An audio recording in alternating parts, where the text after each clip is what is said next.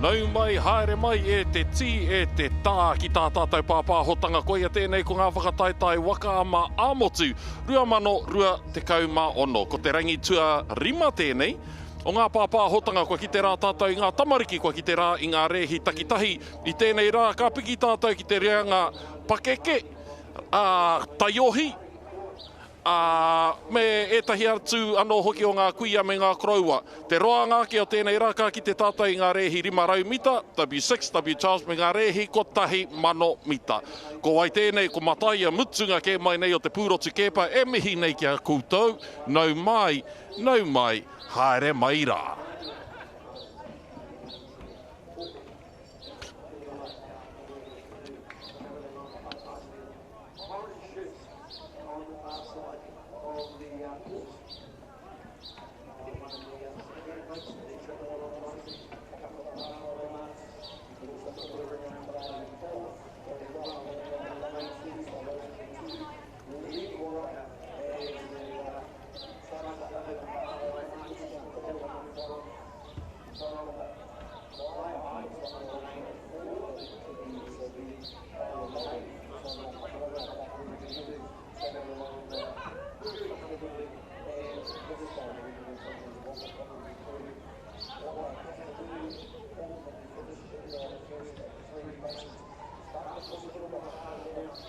Te rehi tuatahi o ngā pāpāhotanga, kei te ara tuatahi ko ngā waka tūhono o pāhauera. Kei te ara tuarua ko tere, hiwa i te rangi ngā hau e wha Outrigger Women, ngā kau ora hine tūrama, taniwha wāhine SM wāhine toa kiripatu, kei wahora kei te reina tua ngahuru ko te Waka ora Senior Master Woman W6 500.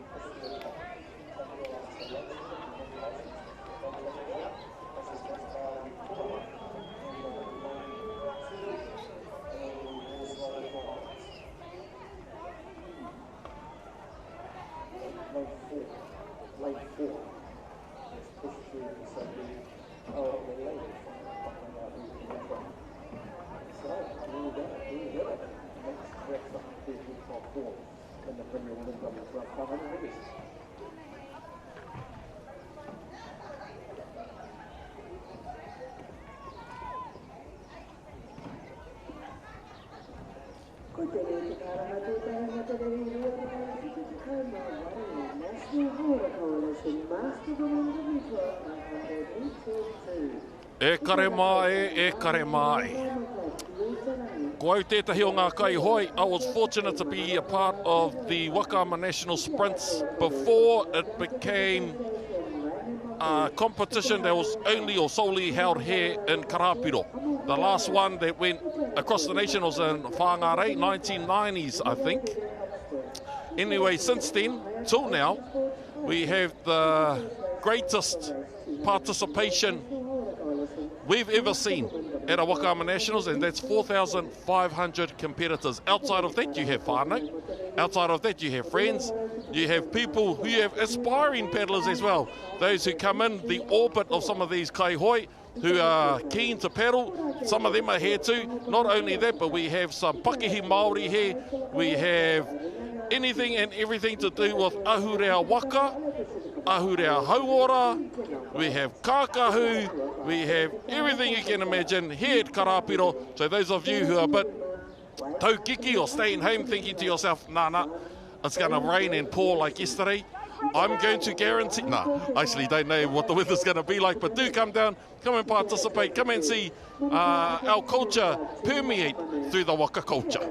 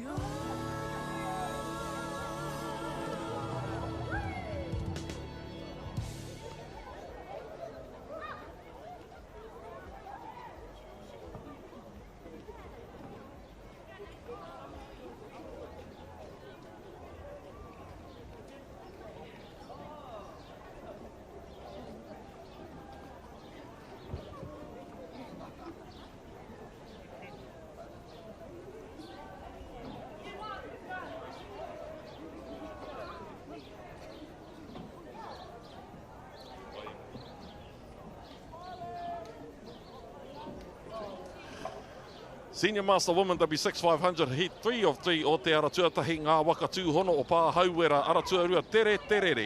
Hiwa i te rangi ngā hau e whā Outrigger Woman ngā kau ora aratua ono hine tūrama.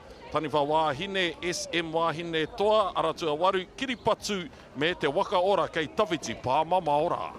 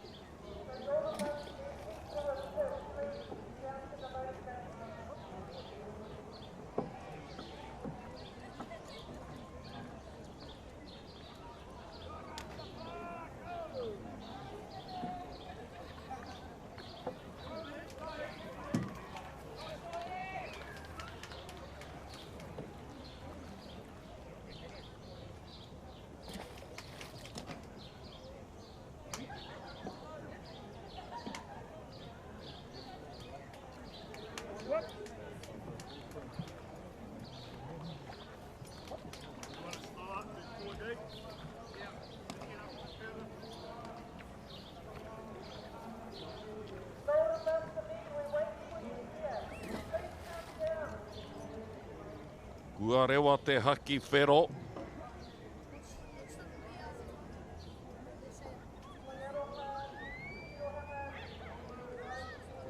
Ara, kua rewa te haki kākāriki. I'd like to start the day off with the cup half full being absolutely happy, and I'm going to say they were within the safe zone. I can't see a DQ happening there. Paira wātu tērā tīmatanga o te ara tahi rua toru whā rima ono whetū. Ara tua whetū taniwha wāhine. Great start there. Taniwha based out of Lake Pupuke over there in Takapuna. Parihaka o te tai tokerau Parihaka, hiwa I te rangi. Lane 4, Horauta, ngā hau e whā, outrigger. Gisborne based. I think I saw Vesna Radonich in there with the splendid performance in the singles yesterday. Anei, e ahuatu ana ki te ruarau rima te kau tuatahi o te rehi rima raumita, ko te tuatoru tēnei o ngā whiringa whānui e toru. Nō reira, kei te ahuatanga o te wā tere, tere tuarua, toru me te whā, ka whanake, will progress through to the semi-finals. Te ahua nei kei kone kei te ara tuarua, tere terere, Whaiata Ocean Sports. These are the senior master women of the MJs who dominate in the Opens or Premier section. Ara tua whitu tonu, taniwha wāhine, tāmaki makaurau. E hara I te mea pīgi traiwa tērā. Engari, he take tonu I haere mai ai. It's the next town northwards of Hamilton. We have some crews here, some clubs as deep south as Christchurch. Now, if you're going to commit to a journey northwards to Karapiro from there, by golly, you are not here to play pinako. O te ara tuatoru, hiwa I te rangi, ara tua whā me te tua whitu, ara tua whā, Horauta, ara tua whitu, taniwha wāhine. We'll make it through to the semis, and then we'll marry that time up against those others from Heat 1 and 2, and that's how our semis will pan out.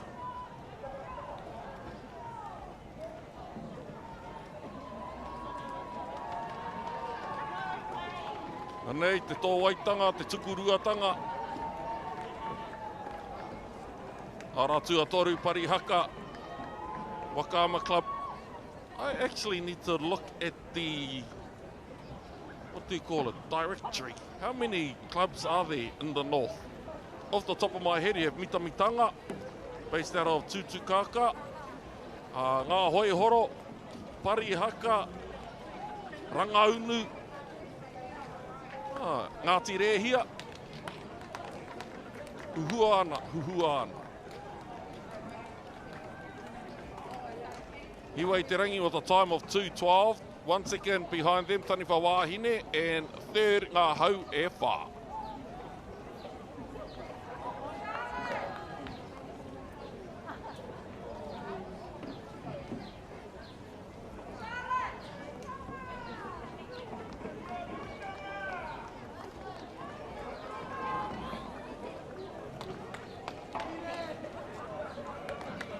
Golden Master Woman, W Men, mo taku he W6500, Waikuta no Rotorua, Suki Papas, Team Manuwai, Tipi Haere, ko Waito Papa. Ko Waito Papa and you're Golden Master Man. Hikama, ko kaumātua tō Papa. Old fellas, Team Maroro, Here Taunga and Whakamanu OGs.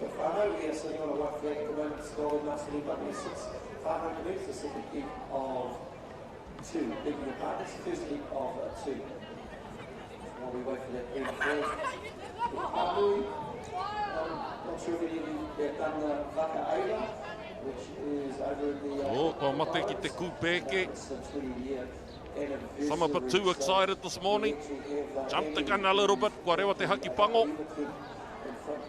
Now the thing is, you do want to contest that start line. You want to have the best start possible. You want to try and have the most authentic 500 metres. Ka kotiti ana e rimarau me te rima mita.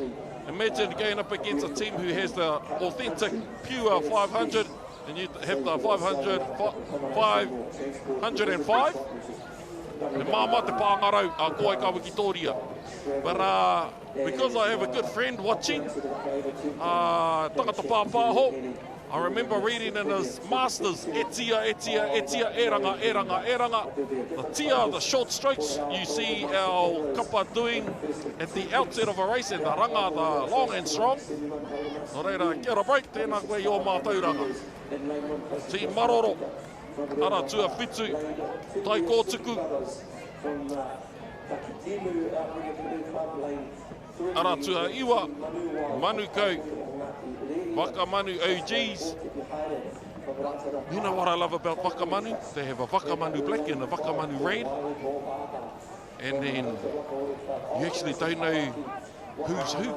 So they capitalise on the grey area for all of us, and then they just choose their team based on the performance of those paddlers.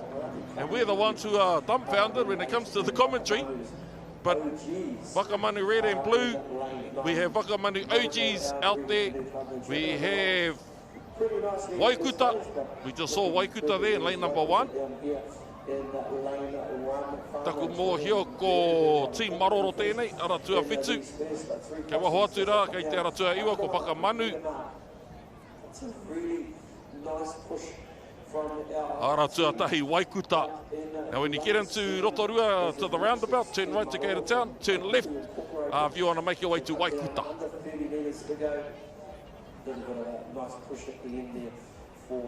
Stephen Hohepa steering them through to the semi-finals out there in lane number 7. They will also progress through. Team Maroro, Ruamata. We also had Waka Manu OGs maybe getting a slice of the pie as well, finishing in 3rd places. How do we look at it from here, but we leave those things to the adjudicators. I think we just jump up to a whānau. While I'm here, there's a camper van parked in gate 3. Anei anō, a Waikuta. It's, from what I can see on this note, it's overhanging the road. So please need to move some Senior Master Man blocking the driveway. So if you have a camper van parked at gate 3, ko atu I te rima te kau. XS5260, Tau te pakehi. XS5260, you've got a camper van, you're just basically overhanging the road at the minute. So it's important that you don't Tūkuru. Waikuta with a time of 2:01, 1 second behind them. Team Maroro Waka Manu OGs, a second behind Team Maroro.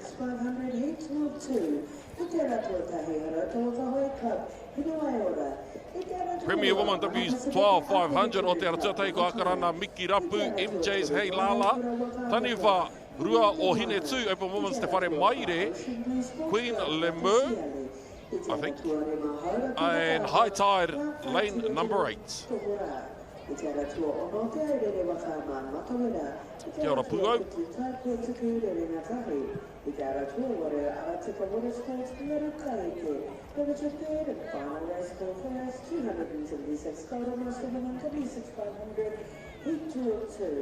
I think my co-commentator, who's absent, is out there in lane number 5, YMP. Kore wa te haki, Kakariki. Great start. Oh, there she is. Rahia Tumi. Seat number 1. Te rua o hine tū.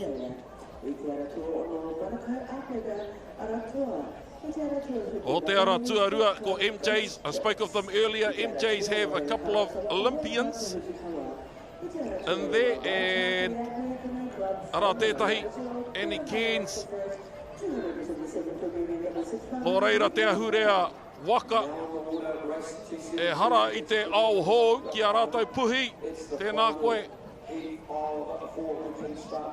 There'll be a team to watch out for, to look out for. High Tide te tai o Aorere. MJ's pumping. And we have Rua o Hine 2, YMP in lane number 5, second to them at the moment. Hara Tuarua, MJ's. YMP.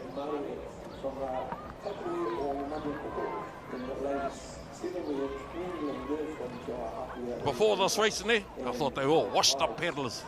Hell yeah, no. Back out there. On the biting at the heels of the MJs.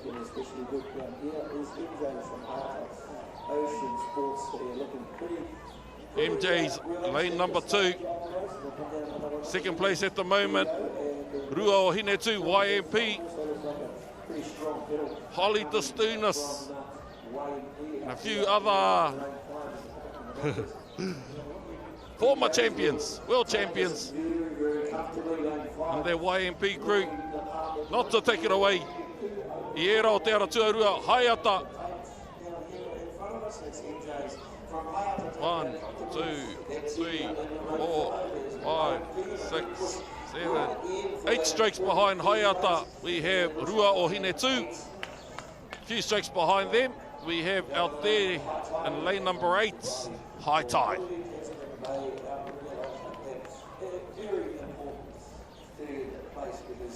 We've got to be part of the next 12 fastest times from the year into the next round, which I believe is a semi-final. Just get back to that partner as well.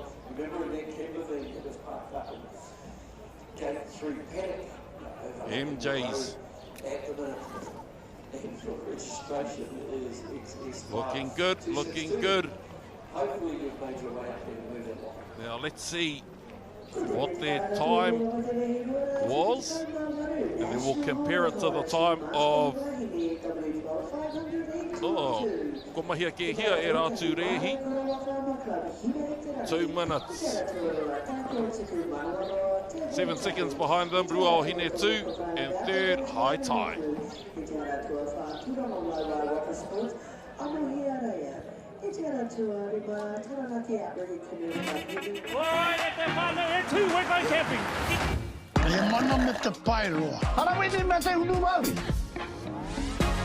Kia ora, what's haps over here with you two hohas? He found in Maori, he found in Whakaata. Hey, tahi whaluki. Triki whala. But it was so good to see you. What is your name? We're having a moment. Break. Mahara me on the pool. It's whakapapa whānau. Show me some attitude.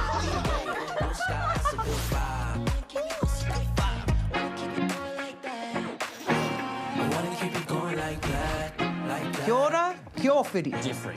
Kia whiri.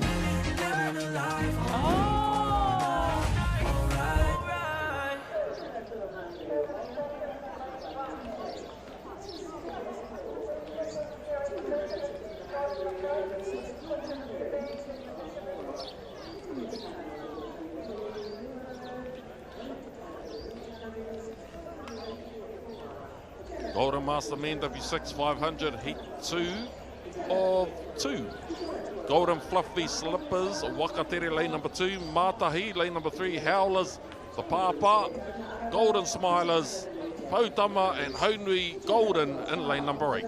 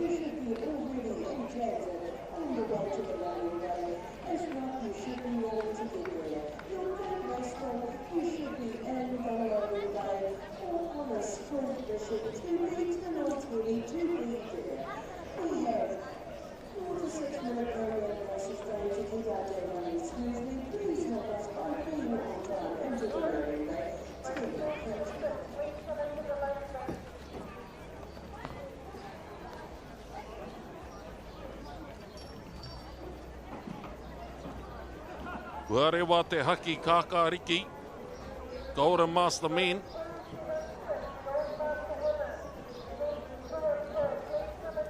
Out there in lane number 7, ngā hoihoro, and I know why. I ki te au, I tētahi ai. Whakahua, look at this. You got Barrable, Brent Whitcomb, and you got the Papa of all the Kings as a steersman. Howlers, Taki Timu, Outrigger Canoe Club in lane number 4.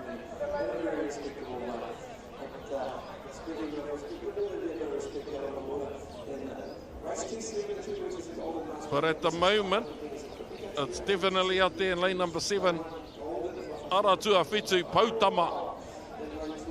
E whai ana rātou e era kei te aratua whā, o ngā Howlers era o Taki Timu. Wa tai ki ngā ranga into the long and strongs.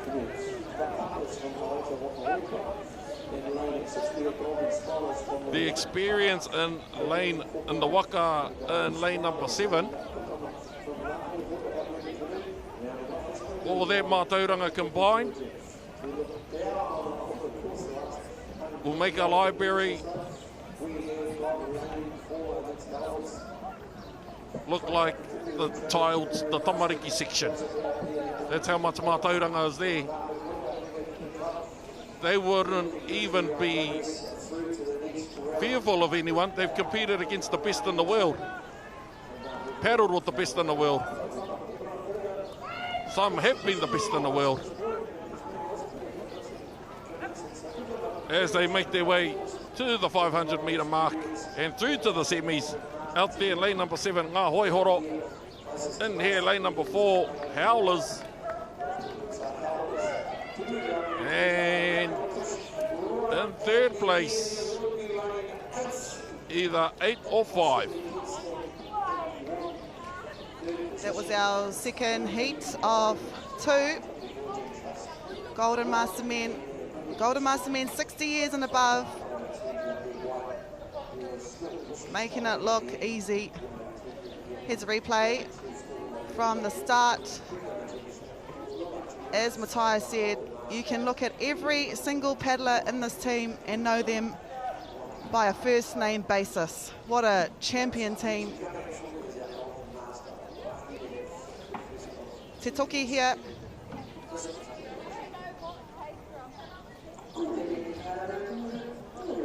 Ngā Hoihoro.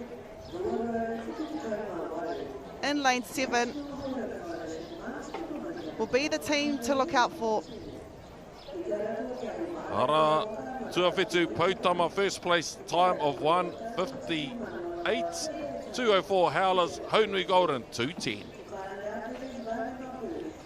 From the Golden Master Men, we now focus to our Golden Master Women. The finals for these will be held on Saturday. We have 8 teams in this first heat of 2.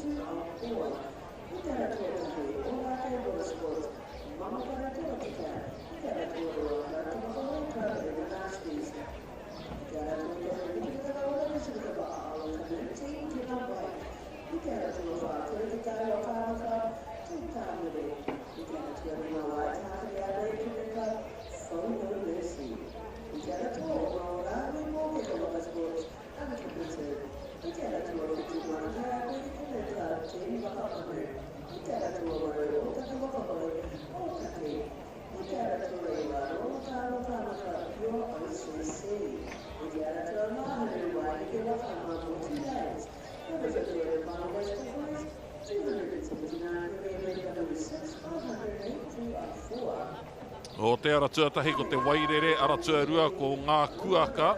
Ara tuatoru, hine waiariki, 6 Shades of Grey, Team Honu, hashtag horo, Golden Girls me, ngā motu whaia.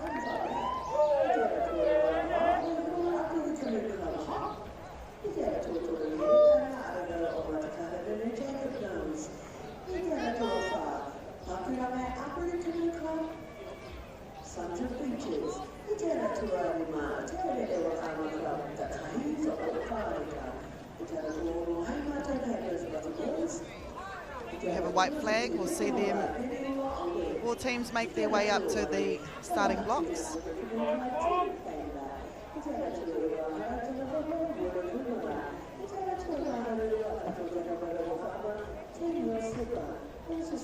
You'll see only 1 or 2 paddlers help get their team to the start line.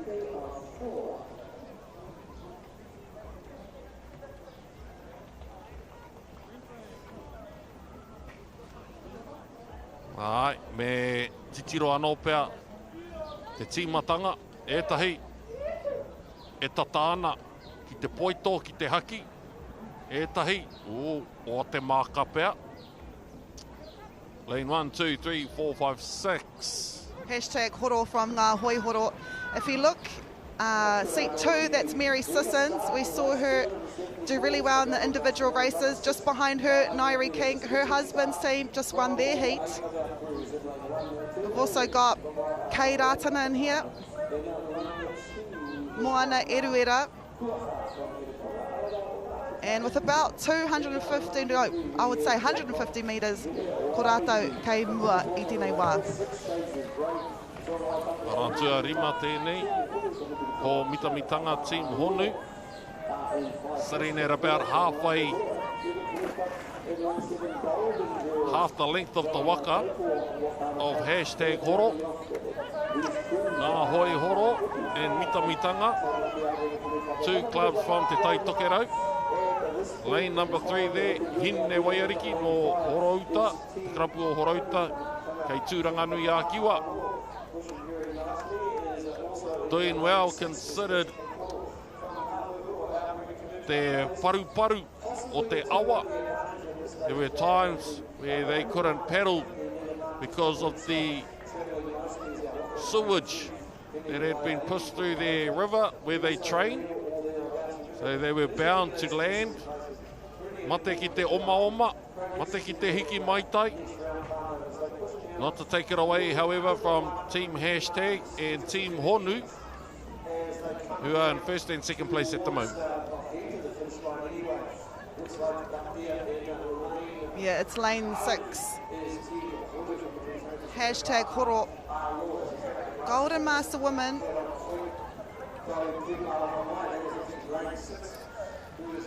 That will cross first in this heat. Just on the inside of them, Team Honu, Miti Mitanga, and it'll be Horouta, Hine Waiariki, with third.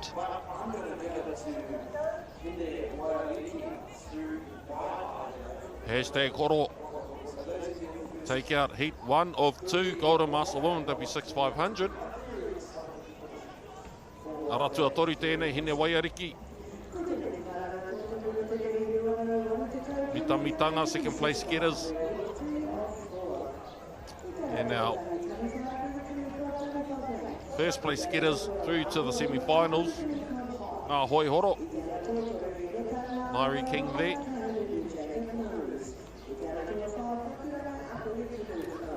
Hashtag horo with a time of 2:17. Toru he konei muri mai ko Team Honu. Wha he konei muri mai a Team Honu ko Hine Waiariki. That was the first heat. And the Golden Masters W6 500 metre straight.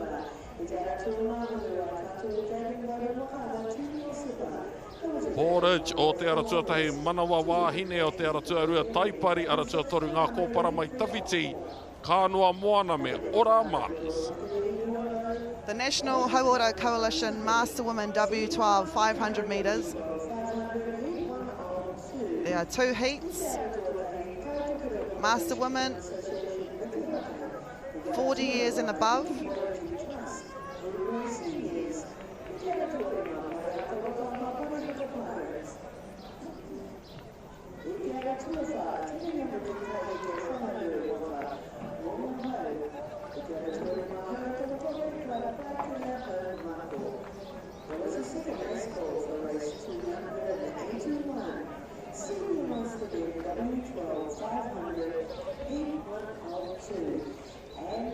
ngā kōpara mai tawhiti.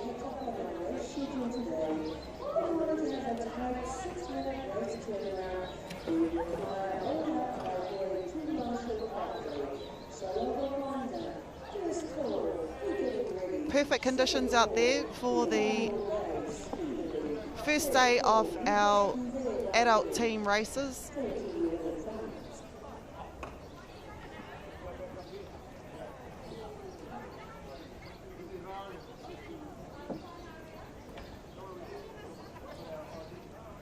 That was the Taniwha Masters team. A few of them have been victorious in this category the last few years. Saw Sugar Te Pā there in the front.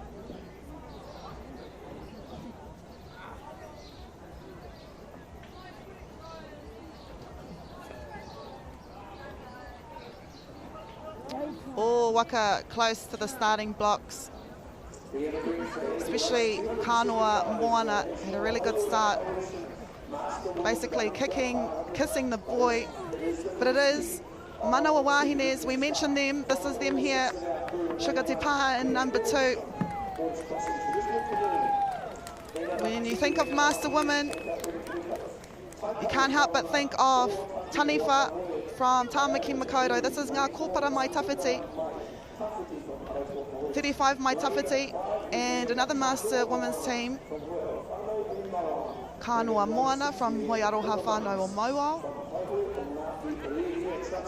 As they near the halfway, it is between Manawa Wahines in lane 2 and ngā kōpara mai tawhiti, lane 4 from Horauta Waka Hoi.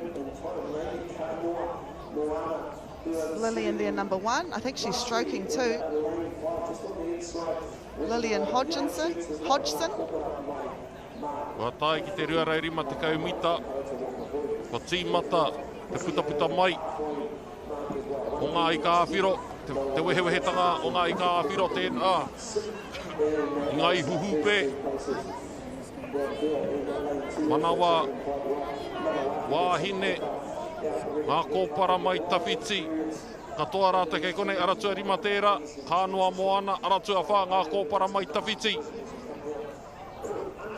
E toa ana i tēnei wā. Engari, kei roto nei kei te aratua rua, lane number 2, Manawa Wahine. Outside of ngā kōpara mai tawhiti as well, we have Kānoa Moana. Master Women Division, Heat 1 of 2. Etama, basically semi. I think it'll be Horauta Waka Hoi, ngā kōpara mai tawhiti that will take first. Close for second between Ora Mums and Manawa Wahine, but it is Horauta Waka Hoi that take that first double hole heat for the Master Women's.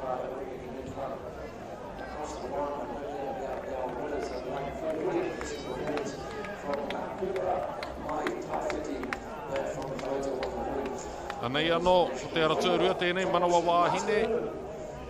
There's Liz Tane in seat 5, Senior Master Women's.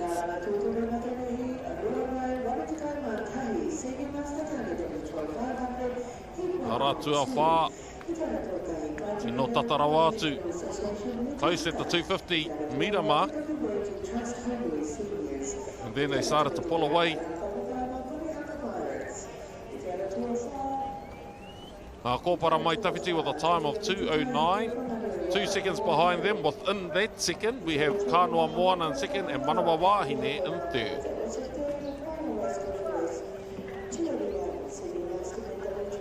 From the Master Women, we now go up 1 grade to the second heat of the Golden Master Woman W6 500 metres. O te aratua tei ko hine waiora aratua rua mana tai, hine o te moana Waka Siale, ngā kai tiro toho rā. Yeah, I like the name. Matawera, rerenga tahi e ngaru kai eke.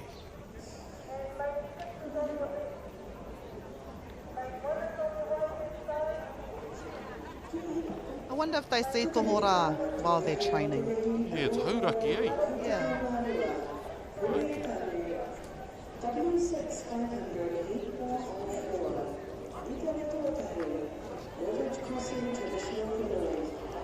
that's the Hauraki team in occult. That's the Rerenga Kōtaku team. Tai Kōtaku, Rerenga Tahi.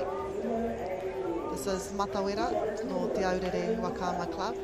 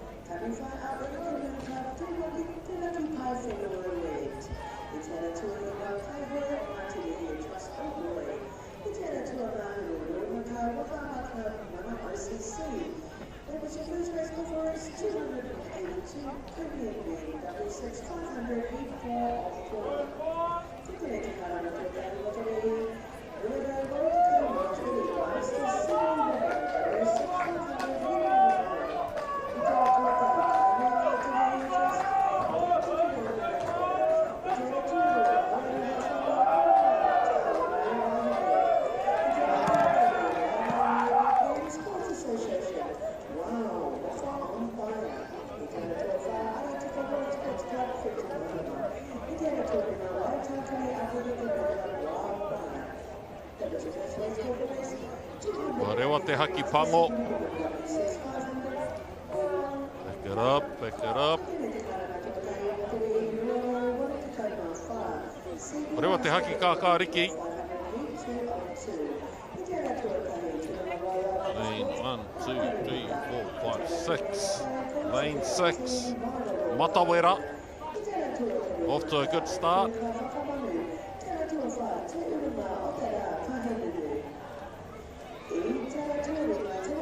Lane number 2, however, Manatai. Very engaged there, I think. Casey, seat number 1. Hine o te moana. Marei kura.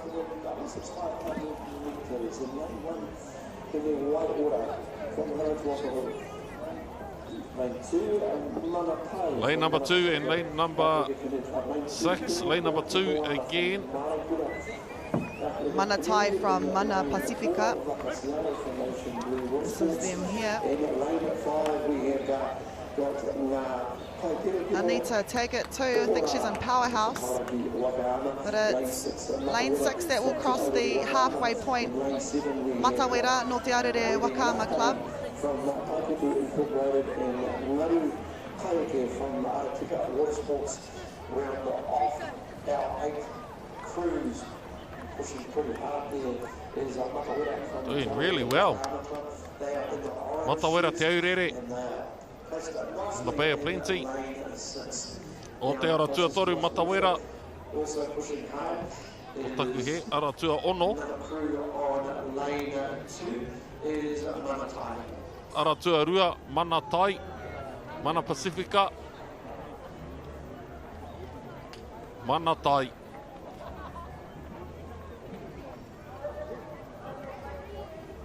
I think that's Wha Louise. Manatai coming to the finish line. Manatai here in lane number 2. Out there we have Matawera in lane number 6. And I think it'll be Hine o te Moana, lane 3 from Maraikura that are 3rd. It will be Manatai, followed closely by Matawera no Te Aurere Whakaama Club. And if we just hold for a little bit longer, this is Hine o te Moana, Maraikura Whakaama Club with 3rd. That was your Golden Master Women W6 500 metre heat 2 of 2.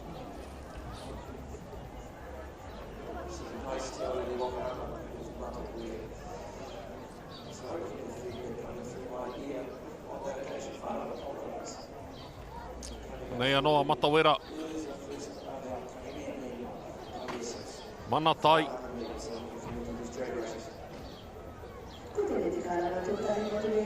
First place getters, 3rd place getters here, Maraikura.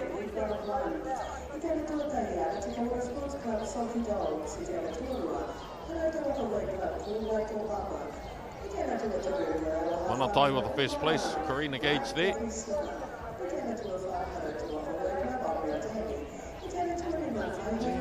Jen Dixon, yeah, that's Jen Dixon there. She was boss. She was. Manatai with the time of 2:20, 2:22. Matawera hine o te moana 2:31.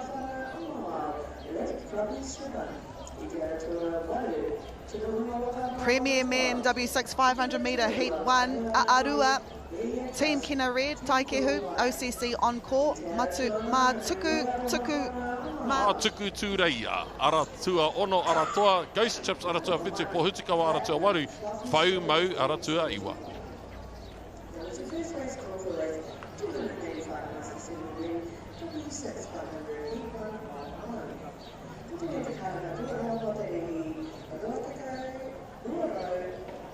We heard a few applause down here as these Premier Men's made their way to the starting blocks. This is Heat 1 of 4 e te whānau.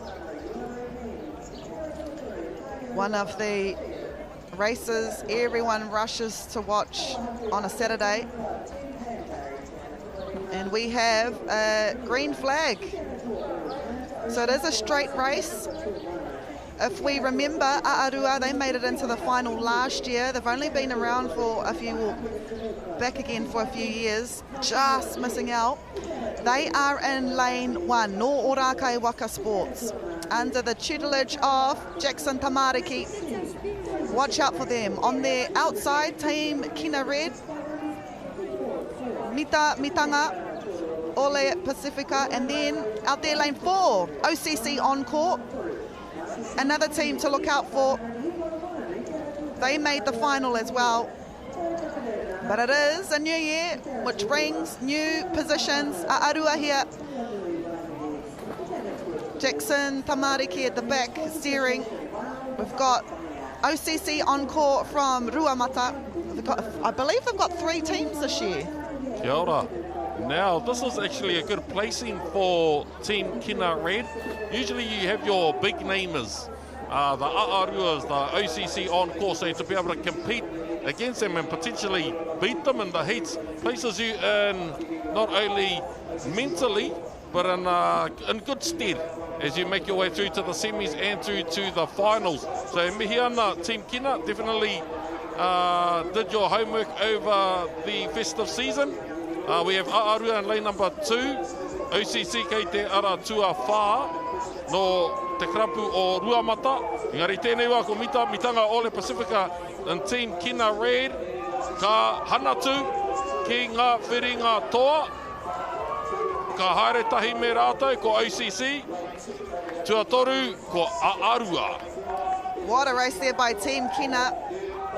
We've got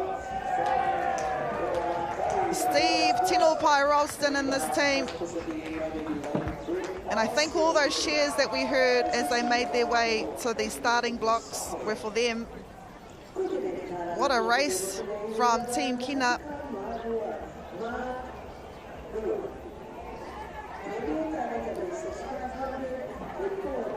Tēnā koe nei kia mātakitaki kia no tātou. Mitanga.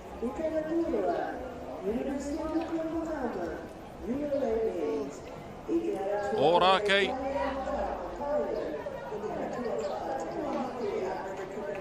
Pure OCC. But it was definitely mitanga by 1/3 pair of a Waka.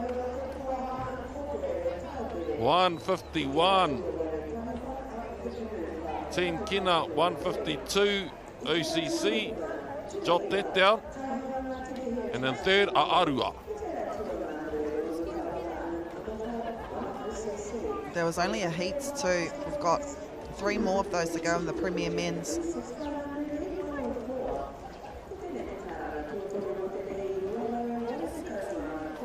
Tēnā koe nei kia mātakitaki ake tātou I te rehi a te kai pāpāho. A rāhia Tumi Premier Woman W12. Lane number 5, there she is. No. Te Waka.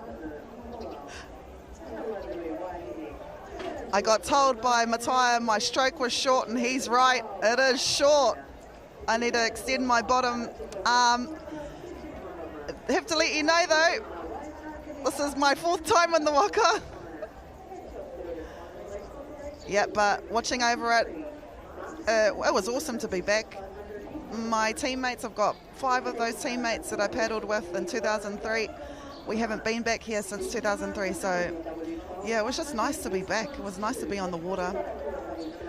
And thank you for those shots. I know what I have to improve on now. Still a good second place. They make it through to the semis. And the beauty of being able to have this broadcast is to review, reflect, and execute in the progression races. Yeah, I needed to rotate and extend. That's called no training, no water training. I mean, I train all the time, but not on the water, te whānau. Water training and training are 2 different things.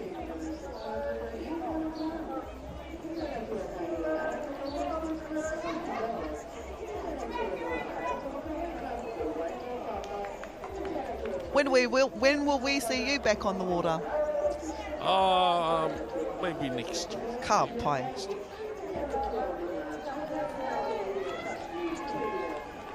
Yeah, a lot of people don't know because we haven't paddled, both Matai and I haven't paddled in over 20 years. We used to paddle here back in the days when it was a 3 to 4 day competition. That's why we know so many people. He rai te mea kua noho noiho ki te taha mātakitaki ai. Oh no, we've been there. I've been in the trenches and back into the trenches for the National Hauora Coalition Master Men W12500. We have Hiwei Te Rangi Manawaroa Te Hoitahi, Vaine Mapu Amohi Areia, Hine Wairere, Hupsters me Pānia.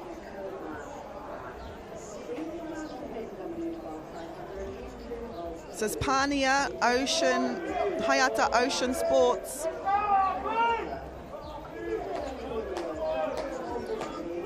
Five here.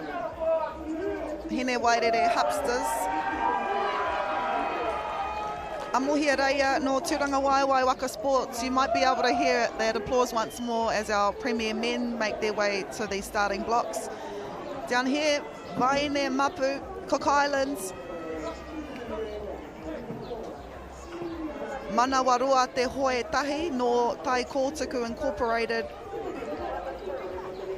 And Hiwei Te Rangi no Māreikura Wakama Club. This is your Master Women W12, your second heat.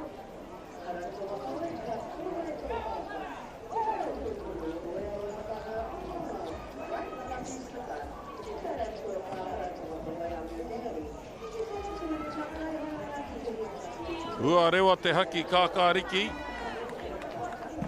Heat 2 of 2.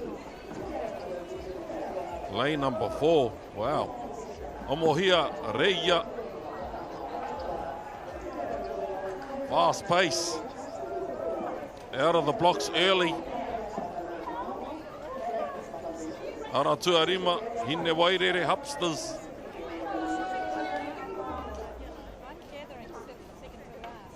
Pānia, tēnei karapu, no roto mai o te matau, a Māui. Yeah, Ronnie Nuku there, steering this Masters team. Her daughter,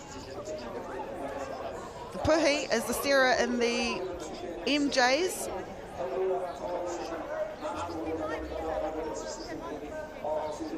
Tūranga Waiwai Club, Amohia Reia, Ampin.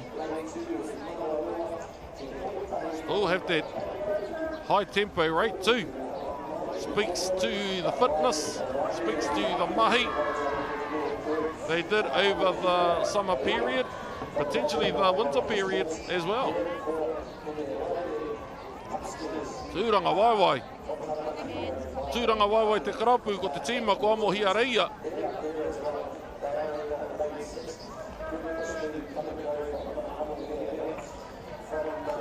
Oh, that was a mean shot of the steerer. I love seeing action shots like this. Get to see. So usually the steerer is the one that's looking around. That's the kind of steerer you want to, calling the shots, calling the kind of strokes. based on demand. If you think you've got it, you don't need any power sets, you don't have to call it, save that energy. But if some of the competitors to your right or your left are actually creeping up a little too closely, you can encourage your team to rev it up a little bit. Koera te pai o te tiro haere.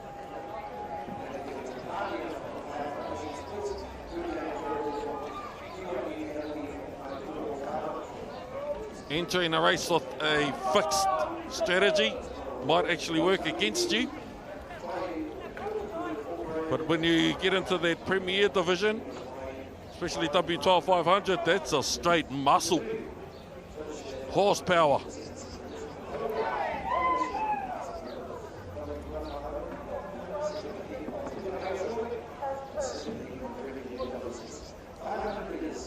Really good race here from Tūranga Waiwai.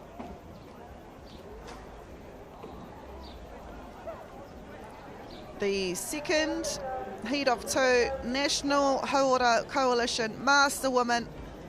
Whātekau tau te pakeke piki ake. Amohia reia no Tūranga Waiwai with 209. Hine Wairere Hupsters 210 and Pānia with 217.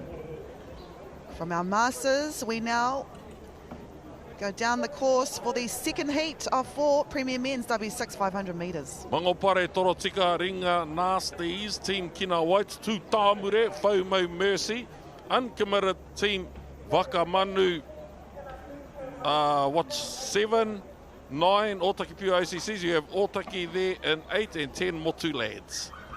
Yep, as Matai noted, watch out for Team Wakamanu. They are the team that won this last year. Also, watch out for Lane 9 as well. They are your second place from last year.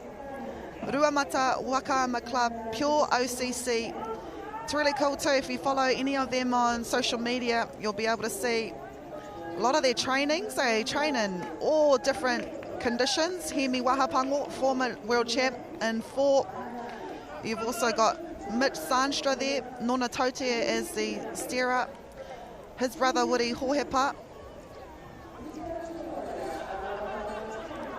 And then in that Wakamanu team, it's a team of W1 champions. Sam Lees, Marlon Toloa, Casey Ngātaki, Jake. On the website, there's only 5 paddlers in that waka. My phone works. My phone works. Touch base if you need someone who's a little bit overweight. Anyway, kua rewa te haki kākāriki. Oh, kua raru. 1, 2, 3, 4, 5, 6, 7, 8. Manuko Waka Manu. What? Wonder what happened out there. May have popped out a lane, or something may have happened with a paddle. Anyway, I truly believe they'd still be able to do well regardless. Here we are not. Okay, good. 1, 2, 3, 4, 5, 6, 7. No, 7 is still Waka Manu, but outside of them, I Pakuraru Otaki. But we have Pure OCC here in lane number 9. So Woody, he's in number 5. Usually he strokes. So they are leading at the moment. Ko rātou I tai tuarua mai I te rātou. On the inside, lane 7, Team Wakamanu, your defending champions. And I would say, Fo No Mercy, Waitakere. The beauty of this Pure OCC team is that they seems to be performance-based selection. Usually you'd have some of the boys in there. Sam Baker's not in this waka today. Yeah, Napoleon, not in this waka today. So what I admire most about Pure OCC, it seems to have been a performance-based selection. And we have to be like that when it comes to races like this, particularly open men's. I understand loyalty, but things should be based on performance, and it's worked. Why? Because they've just beaten Wakamanu, the defending champs. Wow, so you've got in this team Courtney Higgins as well, Tui Hurst. That is your champion team for the second Heat of 4, pure OCC from Ruamata, beating the defending champs. But you can never count out Wakamanu. You can never count it. And these boys will know that too. So here's our start. I think I got that wrong. I think Otaki had a sticky start. Regardless, Tui Hurst and crew pumping through. Lane number 5, Foe No Mercy, Foe No Mercy. Like show no mercy, show no mercy. But no, Foe No Mercy. I think Tō Mairangi, He Taraka was in that team. Now let's compare these times. Oh, 146.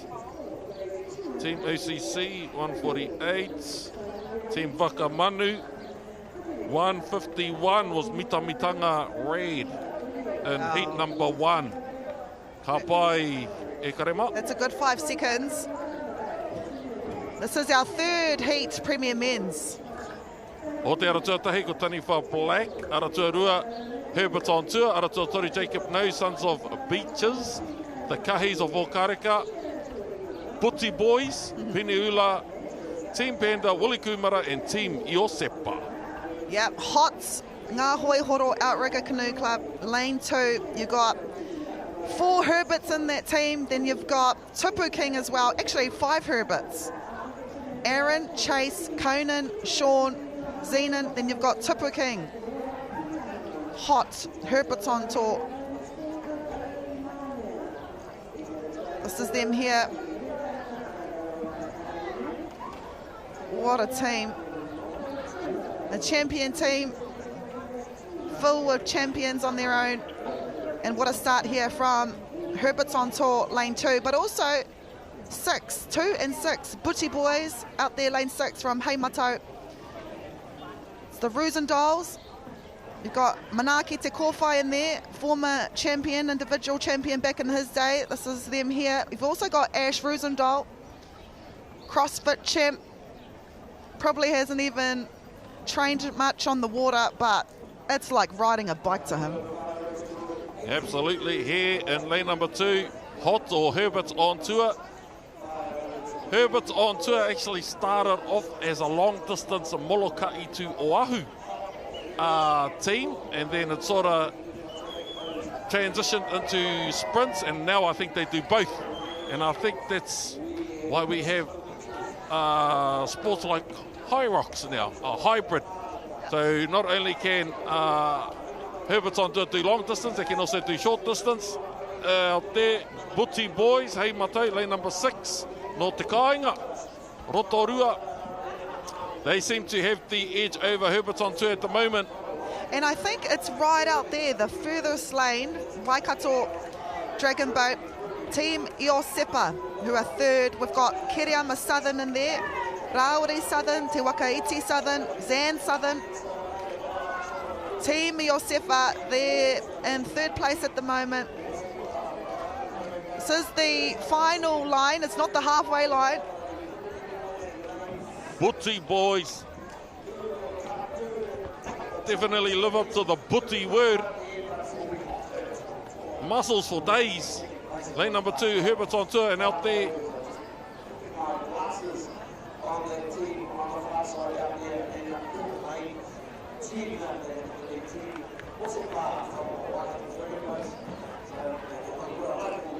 Herbert's on tour there. Sean Herbert, Tupu King, Aaron Herbert, Chase Conan, Herbert whānau. I don't know if I should say this, but I saw Ash at the Māori concert last week.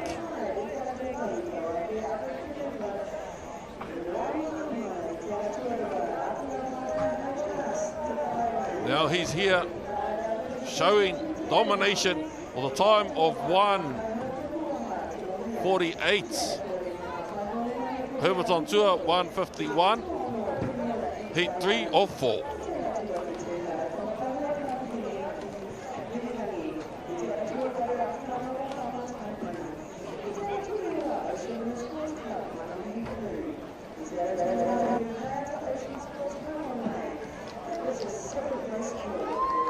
whānau. Look who's in the house. Ai marika, ka whakaatuhia ngā tino kapahaka. You were incredible. You were like a delicate taro leaf. Tēnei raumati. We were very lucky with kapahaka. With our kaiokas, with our parents and our aunties and nannies. We wanted to be able to share that.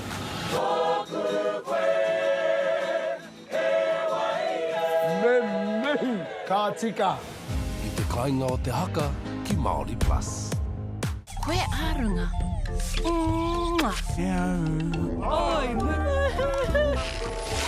He tino ngā wari. Neke kia nuku. Neke kia nuku. Anei ia kiri, rawa kolu. Ko ki te rānei koe I tētahi mea pēnei te atāhua. Kāo, kare kau. Kiri rawa kolu ki Māori Plus. Hoki mai anō e te iwi. Welcome to the first day for our adult races, team races. We've got your double holes, 12 hulls, W12s. You've also got your straight W6 races. We've just had the Premier Men's Heat 3 of 4. Some really good times we've been seeing so far. Just preparing for the Senior Master Men W12 500 metres.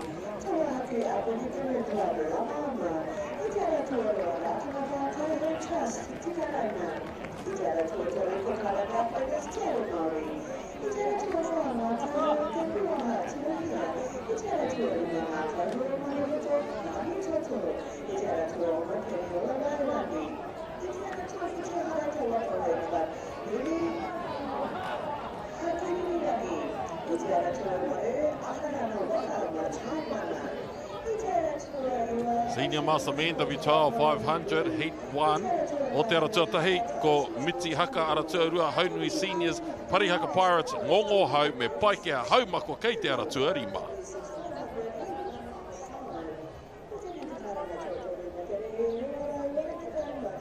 Senior Master Men, 50 years and above. Oh, he got halted in there, seat 2. Also a power lifter.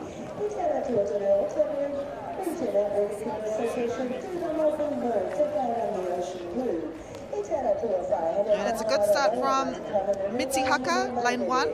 Parihaka Pirates, lane 3, and Paikea Haumako in lane 5. When you think of Parihaka Pirates, they've done well in this category for many years. When you look at the paddlers, you can see the likes of Richard Pearhe, Bevan Roosendahl, Clayton Wikaira.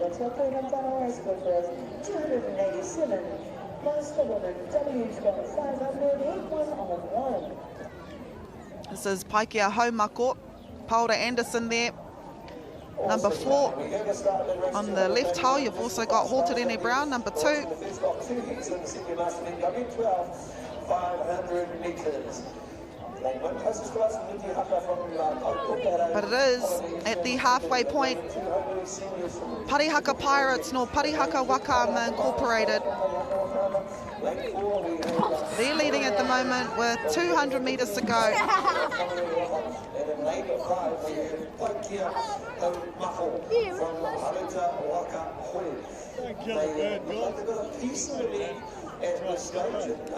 Daniel Wikaira, Clayton Wikaira.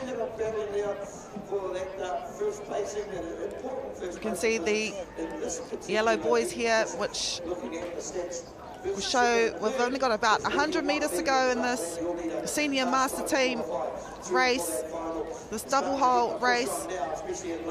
The first heat of 2. Nei, te whakatata mai nei ki te rārangi whakamutunga ara tua toru Parihaka Pirates. Ka whanake ki te whiringa whaiti. Ka haere tahi me rātou ko Paikea me era o te ara tuatahi ki taku mōhio.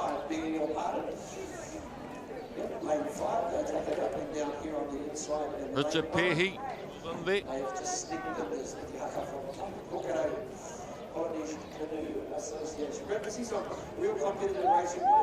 Parihaka Pirates.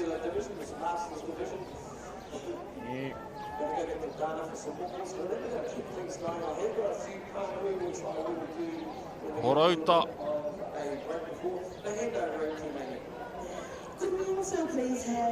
Parihaka Pirates, lane number 3. Rep to admin, club rep to admin, Koda.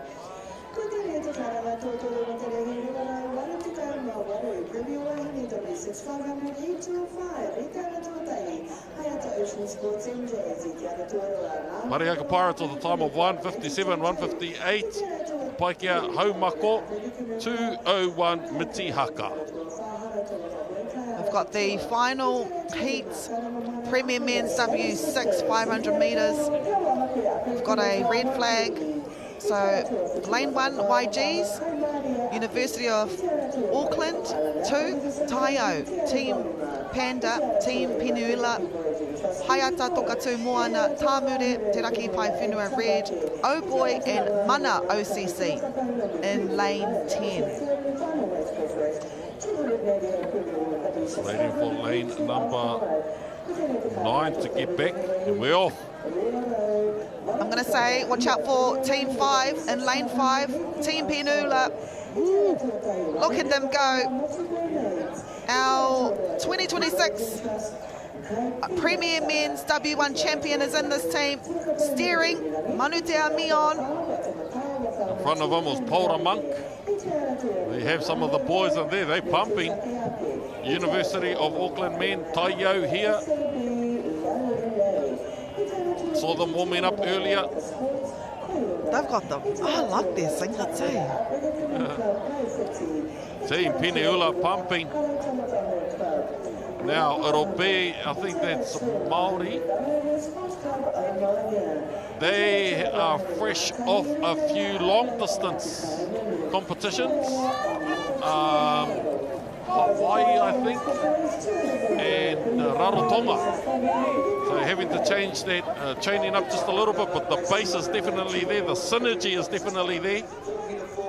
And their closest competitors, or within that upper ilk of Premier Men, will be the pure OCCs, will be the Orakes, will be the Mitamitangas, will be the Wakamanus. And let's compare the times in about 20 seconds time. But let's mention as well, Taio, they are coming second at the moment, Premier Men's. You've got Harawira Kahukura in the steering spot. You've got Shannon Rimene Albert, his brother Tremaine, paddling out of Turanga Nui Akiwa. Not a big club, Etifana. I think they've only got about 3 teams, but they're doing really well in this Premier Men's.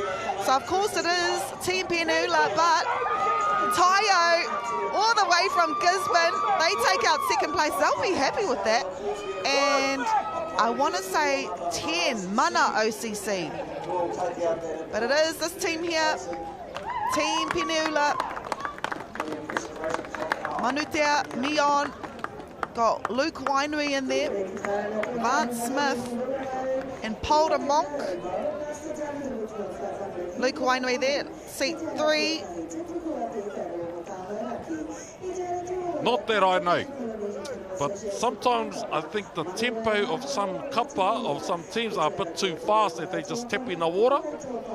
Team Peniula, it seemed like they gripped. Scoop, yeah. They definitely held the water in those first 3 strokes, which propelled their waka, and after that they just used that momentum to push themselves forward with a time of 1:51. Taio with 1:58 and Mana OCC with 2 minutes.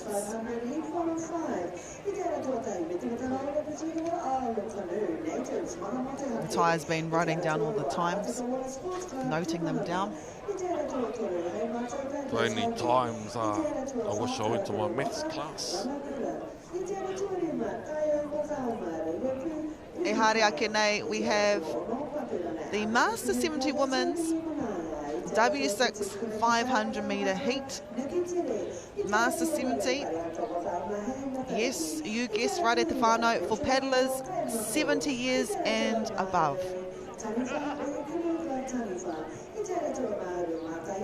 I think that was Liz Webster there in that Waitakere team.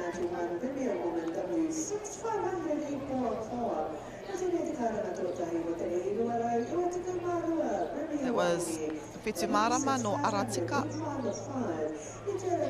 Kei te ara tuatahi, tai toki rau nana kia, or nana kia, because they're nanas, like that. Te awa nui wahine, wow, Waka on fire, Whetu Marama and wildfire.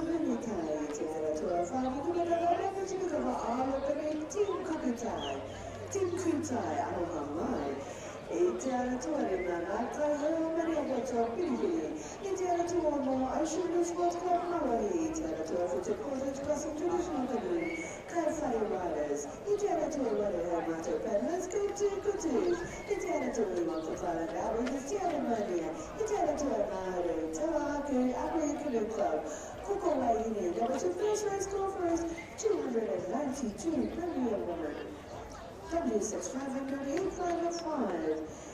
Continue to come to the what the day you are able to go down to the goal master W12 500 855. You tell it to the you take it down the golden girls. You tell it to all the regional Regional Association. Tell me to go out to Garden Road. You tell it to the party that they did a hierarchy. You tell it to a to even now, or not to a call to Mama. Itera tu ni mahara tu ka hoi ka hini wala hini wala ki itera tu mo ka tu kre ba ni Regional Association team me tu ho itera tu o tu o to ma ka tu ka Waka Association na ma ka na ka tu ka ta ma itera tu o re Waka ma Aotearoa New Zealand he can get somewhere as well Tatari GMW. That was your first race call for X 293 quarter months from the W12. We're about 13 minutes late or delayed. Kei te pai tērā. As we see a green flag in the Master 70 Women W6 500 metre heat. Lane 4, Whetu Marama Aratika Water Sports Club. Really good start, and also Tai Tokiro Nana Kia from Kaihoi o Ngāti Trust. So it's Whetu Marama no Aratika, steered by Vicky Flavel. Good everyone, Taxi from ACC. So Warua Vicky Hoi Wakana. Walk down to the dock if you want to warm up, and also we can use it. You can use it as well for a cool down or warm down. Ngāti here, Tai Tokiro Nana Kia. Kura Heke, two steering there. You've also got our champ, Fire Hilda Halkia Harawira, number 3. That's the challenge. Make sure you warm up. That's very important. Kia ora, Tux, and I hope it all goes well. Speaking of going well, I'm going to pick up the last bit of our racing on the water. So Aratika Water Sports. It is Aratika Whetu leading at the moment, halfway through their 500-metre race. Master 70 women. Katoa e nei kaihoi, whetu te kau tau te pakeke piki ake. Hira hira e kui mā. Ara tua tahi, tai toki rau nānā kia. Ara tua whā. Whetu Marama. Kia hau hoki. Ai, kane nei I te nui o mare mare. Tota cheek. Ewa parawa mare mare and our 70-plus-year-olds are out there paddling. Ara tua whā. Whetu Marama. Basically the finals. Heat 1 of 1. So it'll be good to see what they can better for the finals. What aspects of their strategy needs a bit of polishing. Because after this, it's boogie time. Those famous colours from Aratika, they cross over first. Got Waitakere and then Ngātere here, your Master 70 Women's Heat.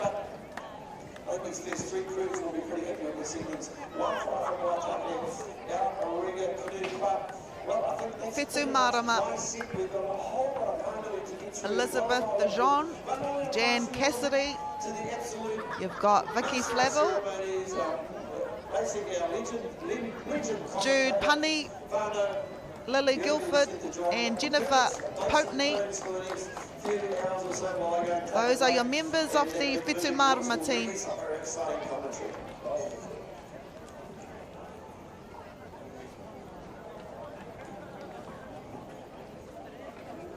Well, there's Kacha.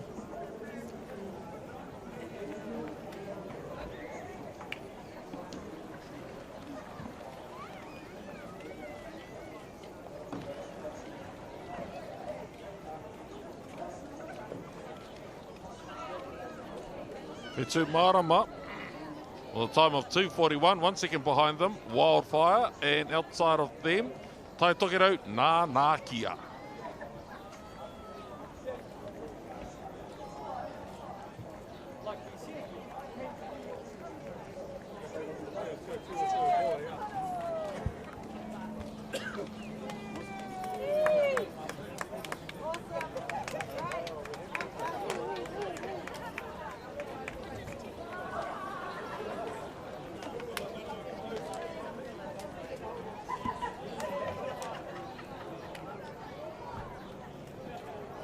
O te aratua tei ko Hākarimata, aratua rua, Team Maroro, Waipuna, aratua Tori Whakamanu, aratua Whakahungunu, aratua Rima, Auraki Dolphins.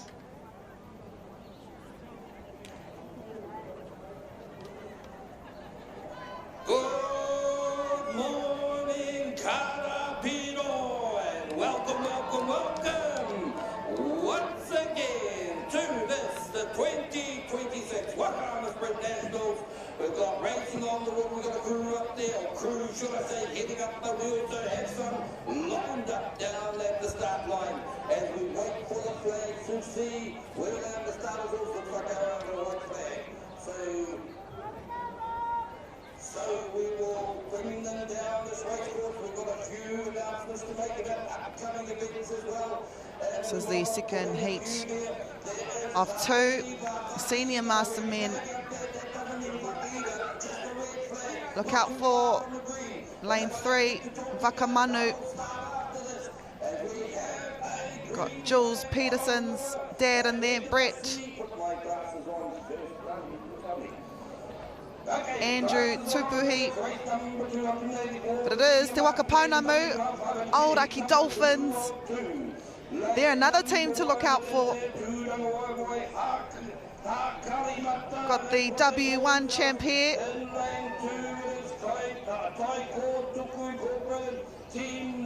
Kahungunu no te uranga o te rā. These master men are mean. Fresh out of Masters.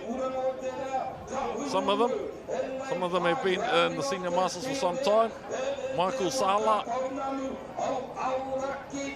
Pumping out there in lane number 5, Te Waka Pounamu. Lane 3, Team Whakamanu. Second to Team Aoraki Dolphins of Te Waka Pounamu. Starting to open their valley between 1 and 2 now. Yep, Aoraki Dolphins here. They have the champ. Here we go. That was him right there. Ross Gilray, our senior Mastermen W1 champ for 2026. He won gold yesterday. He wants his double hold team to win gold. They're on their way to make the final in this senior Mastermen section. I think the closest to them are Wakamanu in lane 3, but there's no doubt about it. Ko te Waka Pounamu tēnā, katoa I tēnei rehi, the second heat of 2 in the senior Mastermen W12 500 metres. I didn't see Te Waka Pounamu in this lineup. And they've got some strong men, Mastermen and also senior Mastermen. This was the start.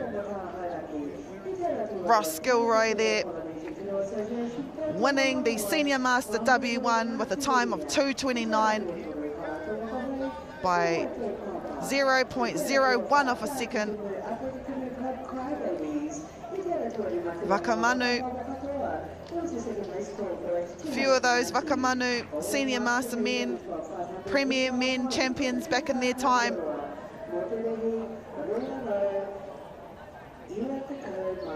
Aye. Te Waka Pounamu Aoraki Dolphins through to the, which will be a finals. Time of 1:54, 1:57 Kahungunu, 1:57 again Wakamanu.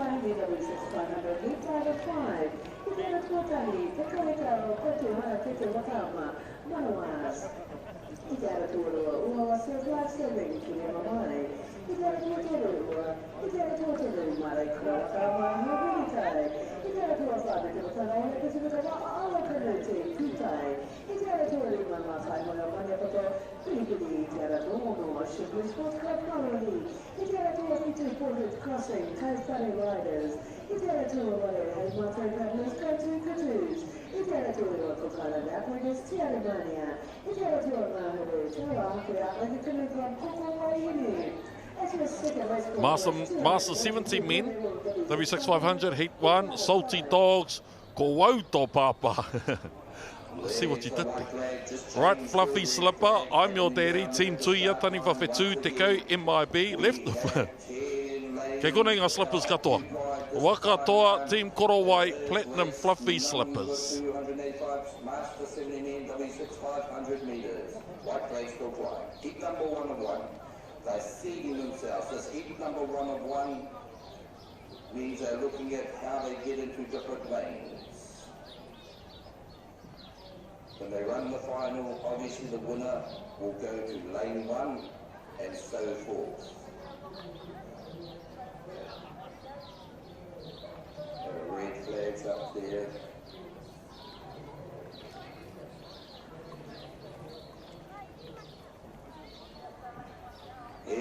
Kua rewa te haki kākāriki. Senior Master men, no, Master 70 men, heat 1 of 1. So basically, we will see all of them again in the finals. But this is just an opportunity to brush off the cobwebs, to see what has worked during the festive season with regards to a strategy for this 500 metres. And what works, what doesn't work. This is your opportunity to trial, test some of those philosophies, because you only have one more hoorah after this. And it's either gold, silver, bronze, or experiences and memories. Experiences and memories are all good too, but not if you've put in the hard mahi like a lot of these teams have.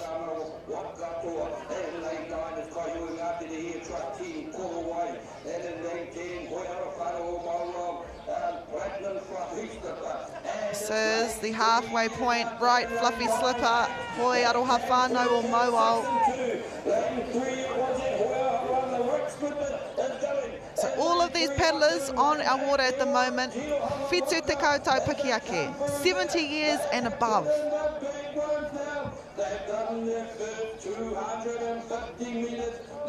And I would say out of the whole competition, they have some of the best names. This team here, this is Right Fluffy Slipper.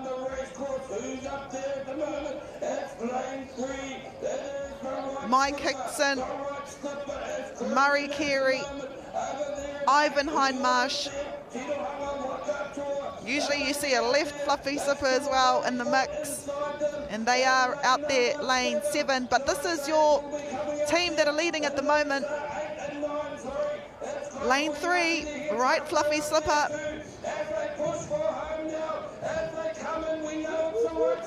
Only meters to go. Look at that stroke, making it look easy. It's a battle between 8 and 9, Wakatoa and Team Korowai. I think it was Wakatoa no Tirohanga Wakama that just got second, and Team Korowai from Kaihoi o Ngātere here Trust. Engari, this is your victorious team. Master 70 men W6 500 metre heat. From the start, they led.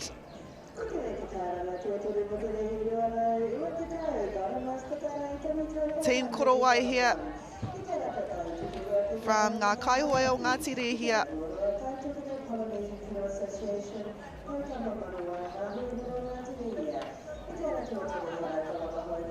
Ko Wauto Papa here. Oh, that's Murray Brightwell, seat 3.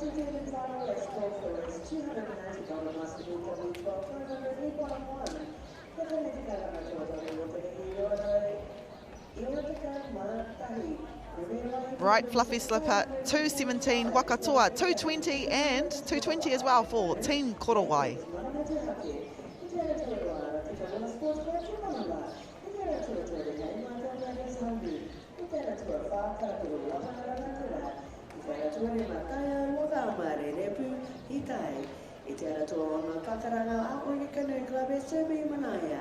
I te aratua whetu kura ki tai waka ma club nuki tere. I te aratua waru pare haka waka ma hei matariki. I te aratua iwa adventure wairo kaimako. I te aratua ngāhuri tariwha Aorika Canoe Club tariwha. I te aratua ngāhuri maka i te tai o Aorere Tasman Bay Outrigger Haurua. I was a turn of water race coffin race 291 Premier World W6 500 heat of 5. Ko tēnei te kāranga tuatori mo te reihi a ruarau I wata kaumarua Premier Wahine W6 500 heat 5 of 5. I te ara tuatahi. Te kauekau pa te hara keke Wakaama Manawaz. I te ara tuarua Uawa Surf Life 7 Kirima mai. I te ara tuatore mai kura Wakaama Huhuritai. I te ara tuawha mitupatanga ole Pacifica a alo Canoe Team Kutai. I te ara tuari mama Kaihoi o Mania Poto Piripiri. I te ara tua no Ocean Blue Sports Club Malohi. I te ara tua Whitu Portage Crossing Traditional Canoeing Kaifare Riders. I te ara tua Waro Heimato Paddlers. Go to Kutus. I te ara tua Iwa Cookisland Outriggers Tiare Mania. I te ara tua Mahuru Te Wahatu Outrigger Canoe Club Koko Waihine. They were dictated by the race conference. 292 Premier Women W6 505. And on the race course, we have a race set there. It's race number 286, the Premier Women W6 500 metre heat number 105. Lane 1, Te Wahaku, and lane number 2, it's Ratana Pa, Kaihui Trust, and lane number 3, Cook Islands. Lane 4, Ngā Kaihui, Te Puaha Incorporated. Lane 5, Ngā Kaihui, o Maniopoto. Lane 6, it is Peniola. And lane 7, Horo, Te Waka, and lane 8, it's Takaran, and lane number 9, Nation Blue Sports. And lane 10, Kia ora Māori tonu tēnei, kia aroha mai ra kua huararu, ngā hangarau, uaua, te rongo, i te hirearea, te mauri, o te rehi nei, nā te mea, kua kāhakina, o māua taringa e te kai pāpāho, e pāpāho ana i te rehi, i te hunga kua taimai, e rereke anō te iarere, o te hunga, o ngā hopu reo, kei te moana, haunga tonu tērā, ko tiro hia tērā e kitea ana, kei roto nei ko tiare Māori, ko te waka mana, ko lama ama. Aua. Yeah, it is. Tiare Māori, Cook Islands. Koha Alofa Vitolio is in this team. He toa omua, Lavette, te tohu as well.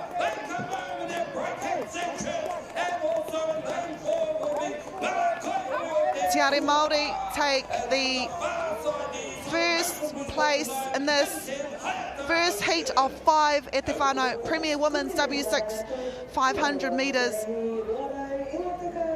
A few of these paddlers in this Tiare Māori team, they have won throughout the age groups. Nā kua hoki mai te inga i te Premier Women's. Tiare Māori tia tai vairani tia rea tirohia tia toru.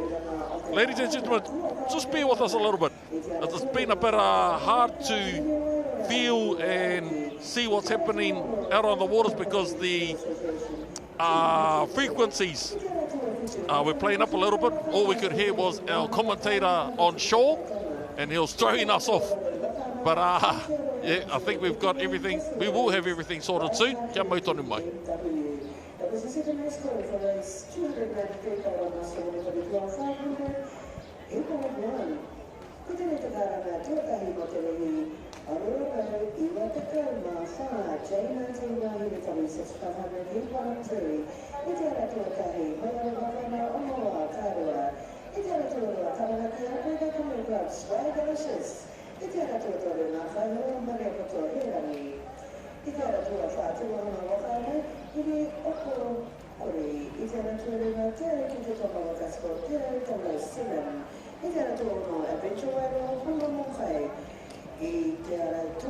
Ocean Blue Sports Club, OB19s.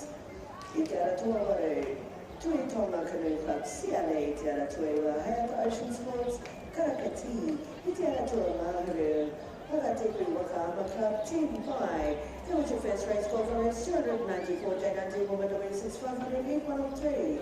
Kutene te karanga tuatahi mo te rehi nuaro, iwa te kaumārima, J19 Mahiri W6 500, heat 203. I te aratua tahi Whakaata Dragonbera Makama Kāmanu, I te aratua roa Cook Island Upbringers Tiare Mania, I te aratua tolu Ngākai Te Ake Waka Maru Pai Whenua, I te aratua Whāwai Tākiri Upbringer, Pau Te Whau, I te aratua ni Maharata Waka Mai Club Mana Wahine, I te aratua ono Hei Aroha Whana Omawa Pau Whenua, I te aratua Whitu Te Waka Mauramu Nā Hiri o Waikaha, I te aratua Nā Kaihara Te Puaha, Tawanui, I te aratua iwa. Te tau o neki mo te karamera luaia aramana. I te aratua ngā huru ne chua iwa. Manuka nui mai tāwhiti. That was your first race call for race 295, J19 Women W6 500, heat 2 of 3. Ko tēnei te karara tuatahi mo te rehi, ruarau, iwa te kaunga ono. The National Holiday Coalition, Master Men W12 500, heat 1 of 1. I te aratua tahi haratua kohe ka hori kumara Masters. I te aratua rua manaka rapega aratua. I te aratua toru te Waitakere Upper Canoe Club Whau Shore. I te aratua whahere tanga arabau ana te kahanunu. Moko tuha araro. I te ara tō rima hei mātou paddlers, Buti Brothers. I te ara tō mo tariwha Rugby Canoe Club, tariwha Coast Ladies. I te ara tō whitu Peniola and Peniola. That was the first race go for race 296, the National Horse Coalition Master Men W12500. Tēnei te karanga tō tahi mo te rehi kua I wata kauma whitu J19 W6500 V3 of 3. I te ara tō tahi te ronga Whakaata Māori I Pipiri. I te ara tō roa Peniola and Hawaiki. I te ara tō te rere kanarara o te kahanu I te ka. I te ara tuawha, Aroha whana o Moa, te Mania. I te ara tō roa te tiki Roji Tasa Irani. I te ara tō roa Tāwera, Whakaata Canoe Club, Tarawera, Waka Princesses. I te ara tō whitu Mare Kura Waka Club, Mare Maitawhiti. I te ara tō roa Wakatipu Waka Club, Team Mako. I te ara tō roa Mahoro Apega Team Tiare. I te ara tō Mahuru Waitaka Kura Wakana, Ngātorea. I te ara tō Mahuru Mātahe, Puanele Apega Canoe Club, Samoa. Puanele Leonas. That was the first race call for race 297. J19 Women W6500 A3 or 3. Ko tēnei te karanga tuatahi mo te rehi Aurora I wata kainoa waru J19 Tāne W6500 E1 on 3. I te ara tuatahi Karapiro Waka Karapiro. I te ara tuara Tipua Tāne Whakapiripiri. I te ara tuatoro Māhoihora Whakaata Canoe Club Topeka Surfers. I te ara tua Whapetoki Voyaging Trust Aso Juniors Blue. I te ara tuara Rima Waiempi Waka Māori Kuporo. I te ara tua Onohoi Arahawhana Onoa Stonefish. I te ara tua whitu Mare Kura Waka Māori Mare Kura Whakarupea. I te ara tua waru Te Paiherema Waka Māori Te Manu Irewa. I te ara tua Iwa Adventure Wairo Tōtara. I te ara tua Māharu Mā Kaihora Te Puaha Pūtātaka. I te ara tua Māharu Mātahi Akarana Waka Mā Tauria Black. I te ara tua Māharu Mārua Rangi Cultural Sports Club Mai Ō. That was the first race call for race 298. J19 Men W6500 813.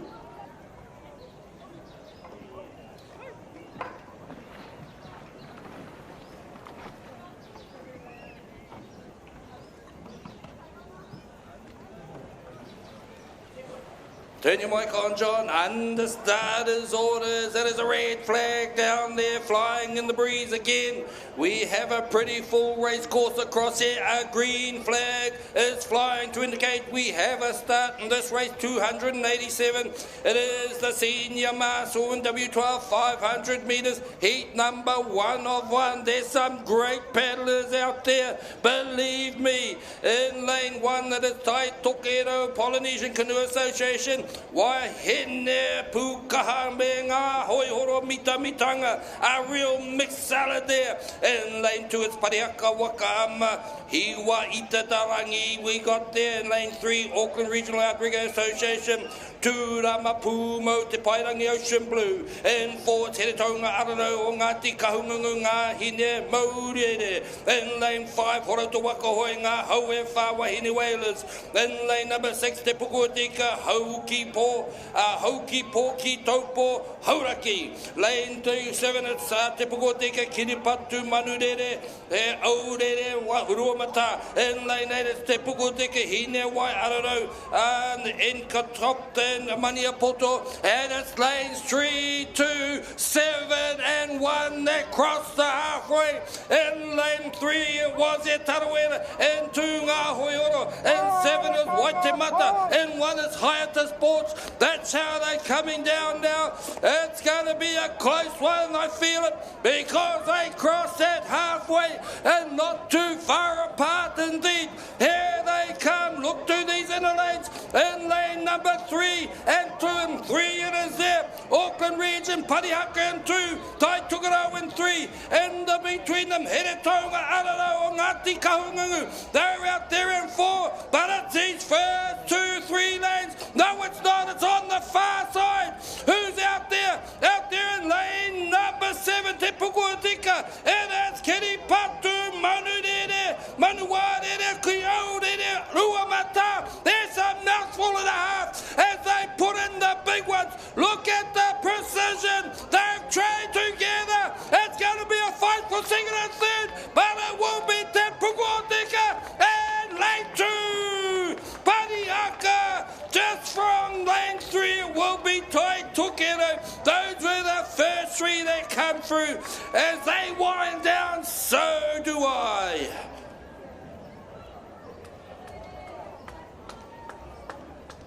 Just the general announcements of upcoming events. If ever there was a bucket list event to go to, it would have to be Whakaiva in Rarotonga. So, that's going to be happening. It is 20 years. Can you believe it, Dana? 20 years. Whakaiva's been going.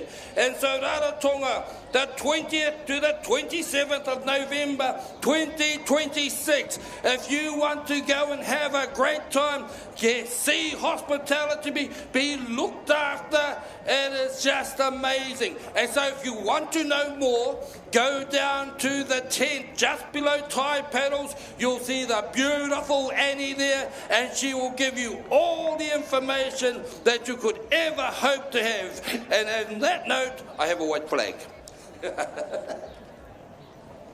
They're under starters orders and certainly got up there pretty quickly on this particular race. Race number 288, it's a Premier Woman, W6 500 metres, heat 2 of 5, it's a red flag. Again, this is going to be a cracker of a race. It's going to be outstanding out there. I can feel it in my bones. It's going to be good as a green flag is raised. Let me tell you who's out there. It is race 288, the Premier Woman, W6 500 metres, heat number 2 of 5. Lane 1, Higher Ocean Sports, MJ, they call themselves in lane number 2, Ngā Hoi Oro Native Toi 2. Lane 3, Tara, where the African Canoe Club, Otai Kura, in lane number 4, Torauta Waka Hoi, Kaiari Hitoa, that's a well-famous name. In lane number 5, Tauranga Moana, it is the Slay Sisters and Sixes, Te Awa Haku, Ngā Kuini, in lane number 7, Waite Mata, it is Kai Māori Ake, in lane 8, Cook Islands, it is Tiare Māori Ma, in lane 9 is Te Toki Voyaging Trust, Hihiko, in lane 10, Peniola, Tāwake, in lane 11 to Wakaponam, Purere, Hua. It's looking like lane 4's got the lead at the moment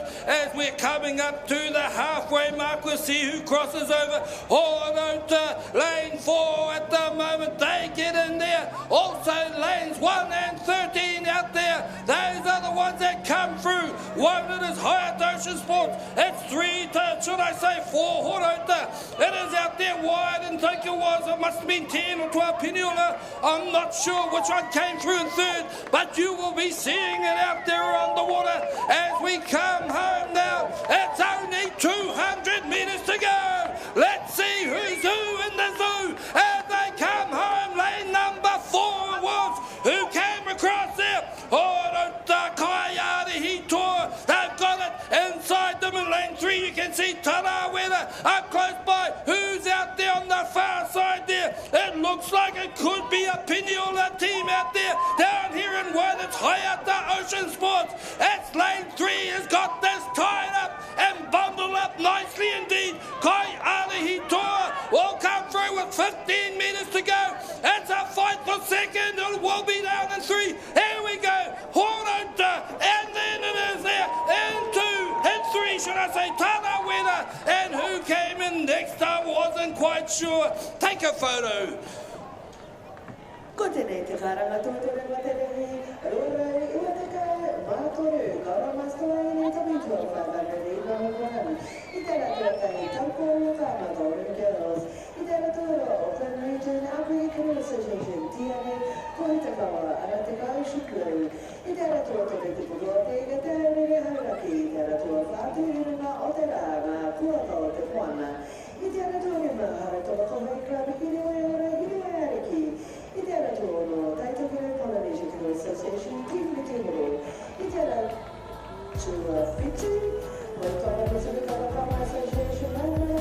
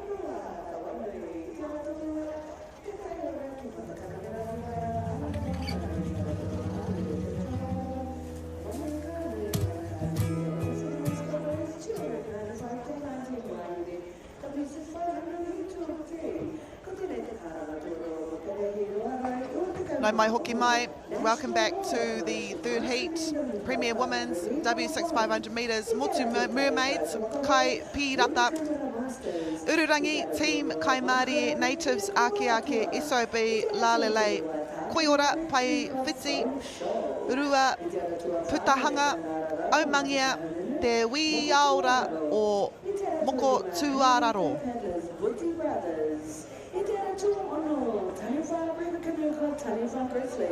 This is the third heat of 5 heats in the Premier Women's W6 500 metres.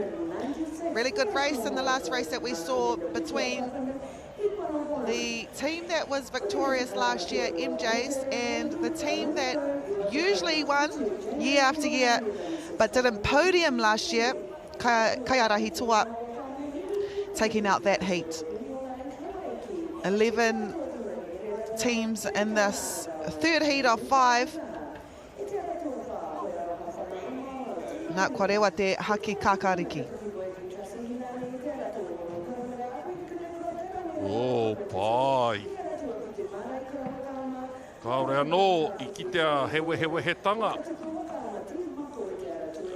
Takiwa o te aratua toru, rima, me te whitu I tēnei wā. He oi anō, kaore tonu I tino kitea he toa. Hoi ora. Ei, kia ora, wai. Oi mirirangi o te tūru namatahi. Ara tua ono tēnei. SOB Lalele. Ara tua rima. Ngā hoi horo Natives Ake Ake. Ara tua whā. Team Kai Māori. No Waitemata. Oh, 1, 2, 3, 4, 5, 6. SOB Lalele no Pakuranga Outrigger Canoe Club. E arahi ana I tēnei wā. This is your leading team in the third heat of 5 Premier Women's W6 500 metre.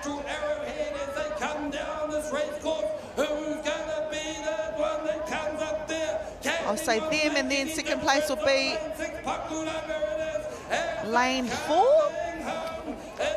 This is Natives Ake Ake no Ngā Hoihoro. Rose King in there, I just saw her. Her partner Rawinia Everett, former Mystics player. And then she tried rugby, was awesome at rugby. Now she's giving Wakama a go. But it's out there. In lane 6, SOB Lalele no Pakuranga Outrigger Canoe Club. Ko rātou katoa I tēnei heat 3 of 5. Tuarua mai, aratua rima, tuatoru, aratua whā. Aratua rima, ngā hoi horo, aratua whā, Team Kai Māori. What's Waitemata? I think one of their ancestors, Pata Kai Māori.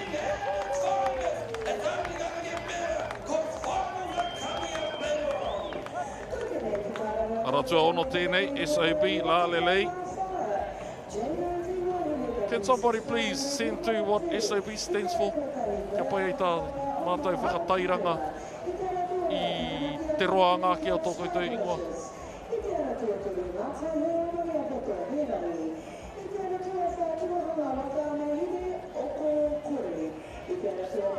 I don't want to say what I thought. And I thought the same.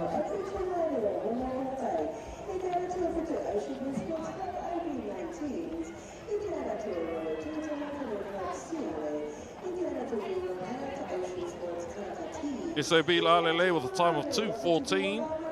Natives Ake Ake, tuarua tuatoru Team Kai Māori. From the sixes, we now have a 12 Golden Master Men heat. E ono ngā kapa kei tēnei rehi.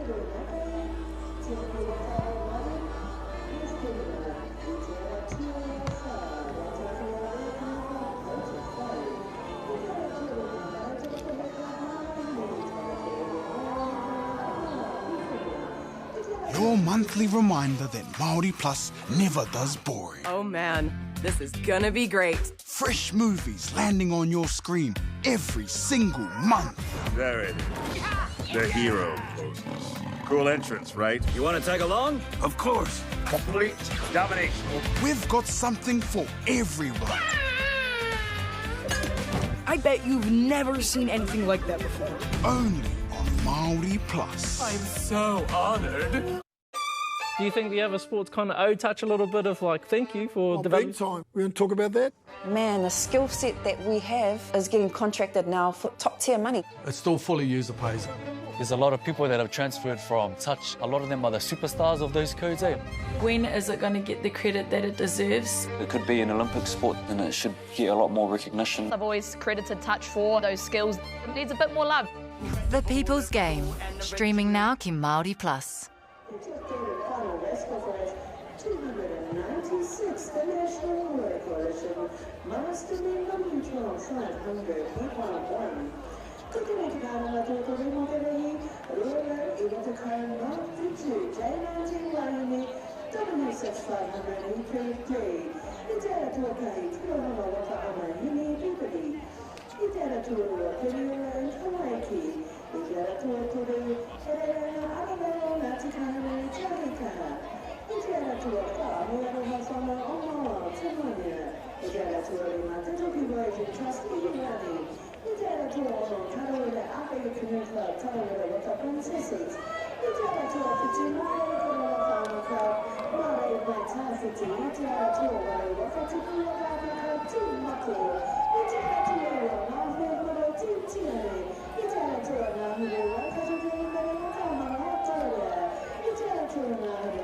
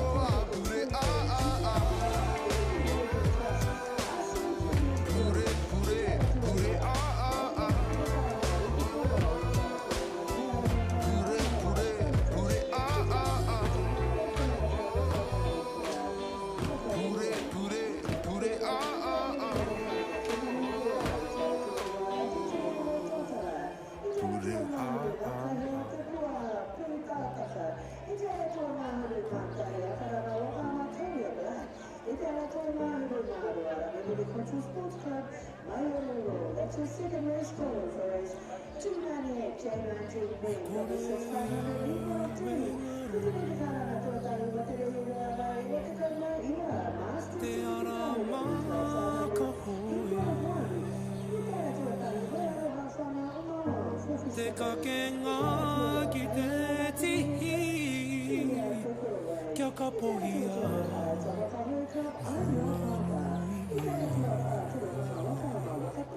Vaiana, toi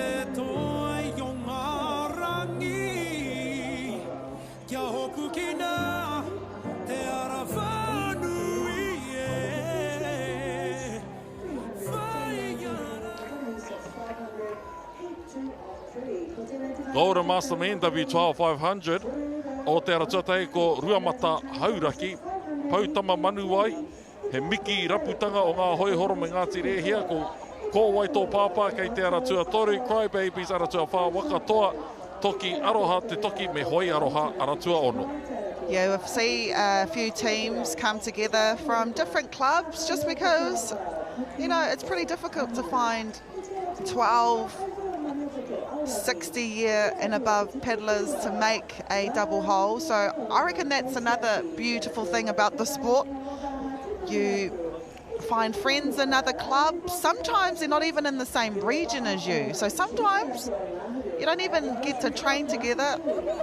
For some teams here, this will be their first time together on a waka. As we see the green flag, this is your Golden Master Men's, so 60 years and above, double hole. This is also a heat, and this is Ruamata and Hauraki, representing the region of Te Puku o Te Ika. Pautama Manuai.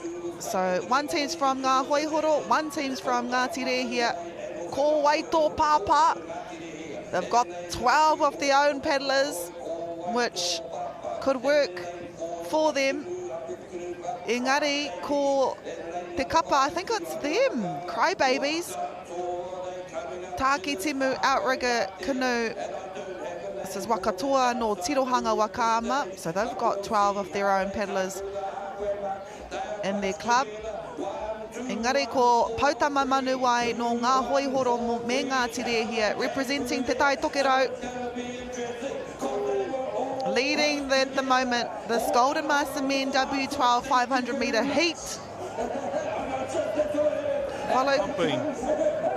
Pumping.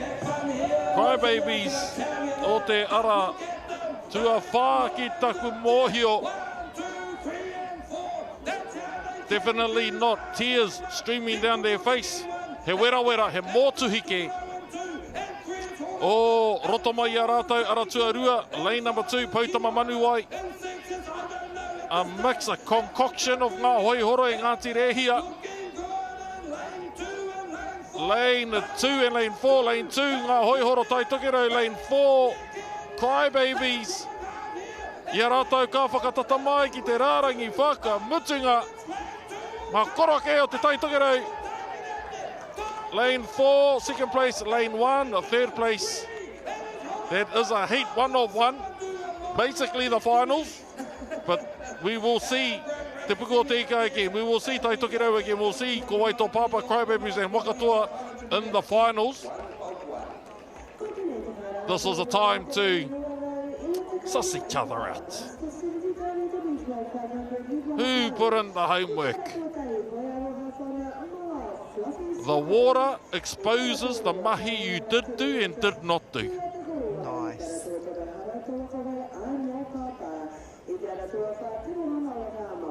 Yep, with these two teams, represents two teams coming together, two sets of strengths blended into one waka with a single purpose. This is Pautama Manuai, Ngā Hoihoro, 203, Crybabies with 204, and Ruamata and Hauraki with 205.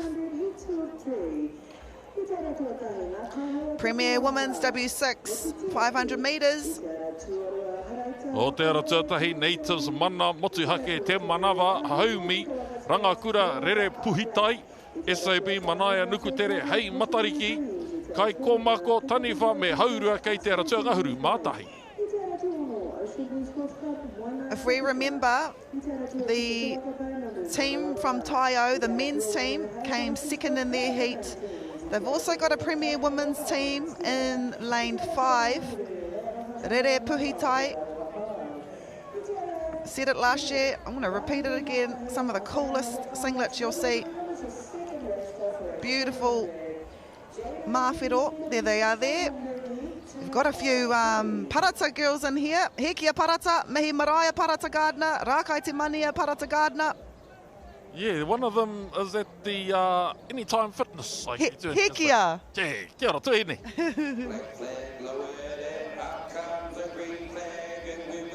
And we've got a start. I would say Homi, lane 3, and Rangakura, lane 4. This is Taniwha.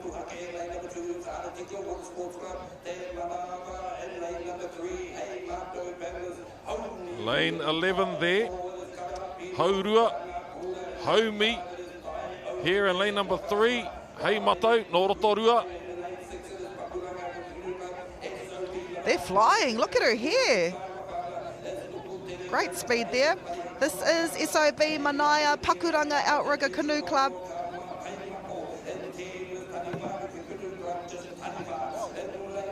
Lane number 3 there, Hei Matau. Now let's see the steersman, steerswoman. As you can see in this waka, she's paddle steering, not much poking of their paddle to the left or the right side of the waka. Imagine that 6 paddlers against 5, because the steersman is actually slowing the waka down by poking that hoi to the sides of the gunnels, of the waka. Amazing job. And outside of paddling as well, you're trying to make it as authentically, purely 500 as possible, as straight as possible. So you have to imagine that 5 paddlers versus 6. Outside of that, 500 versus 505. Yeah, this team, Homi, Hei Matau, they are flying. Look at them go. I don't want to jinx the Kai Urungi, but she hasn't picked that whole whole race. Experience, hey, this is when experience shows. And you're lucky to have a steerer like her. Amazing job. She doesn't listen to the caller. She bases her switchovers on the direction of the waka. Still hasn't poked. Wow. Amazing. Yeah, that's talent. Oh, boy.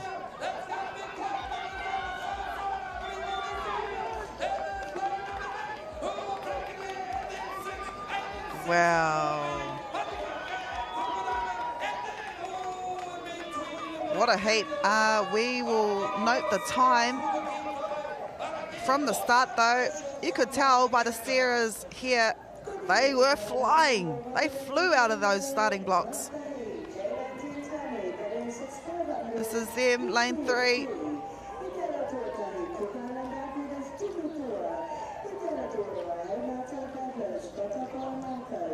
Pakuranga.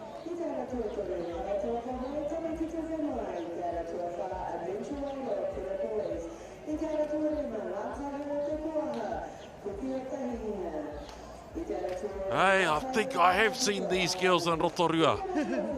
At the 1 or 2 high rocks trainings I've done in a whole year. Yeah, I have seen. I was looking at them. Geez, I'm sure I've seen them before. Homi with a time of 2:17.223. Hei Matariki and SOB Manaia in 3rd. Yeah, they looked fit. Premier Woman W6 500 Heat 5 of 5. Manawa. Kiri Mamai. Huhuritai. Team Kutai. Piripiri Malohi. Kaiwhare Riders. Koutu Kitties. Te Are Manea and Kōkō Waihine.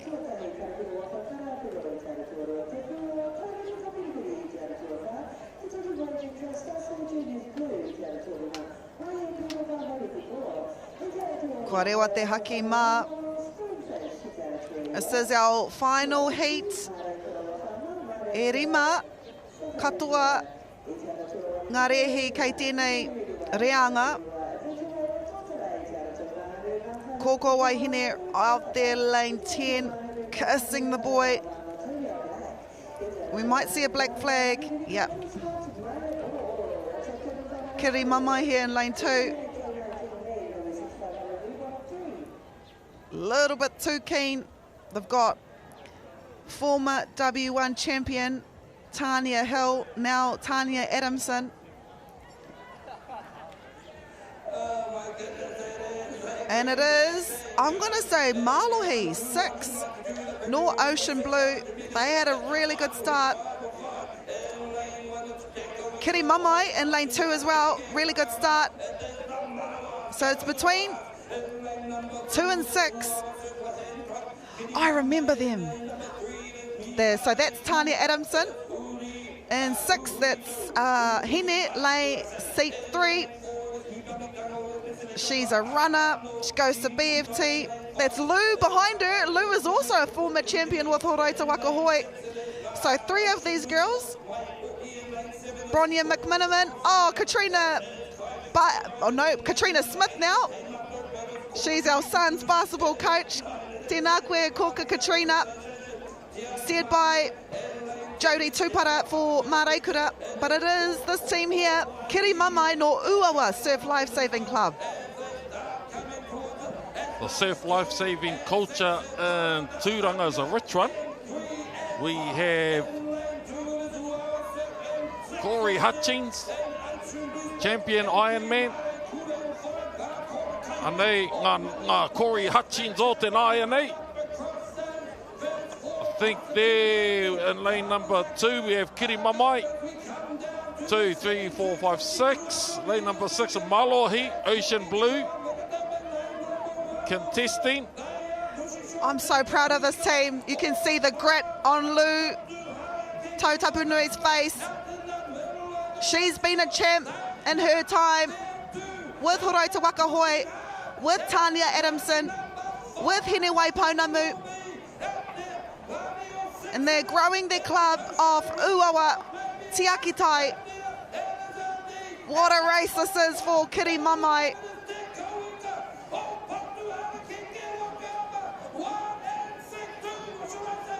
Amazing. What a finish. Wow.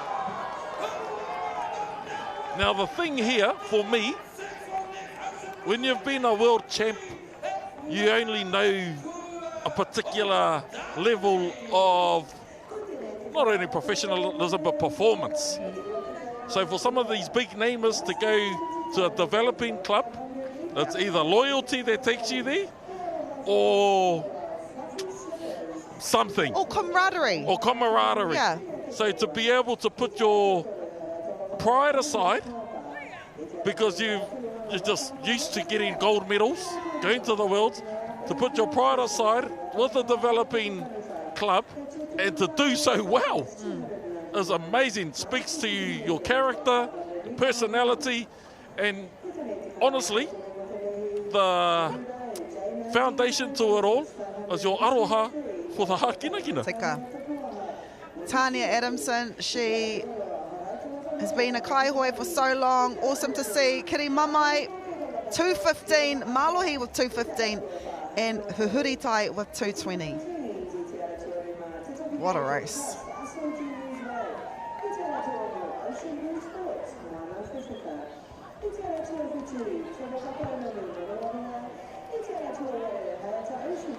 Forward.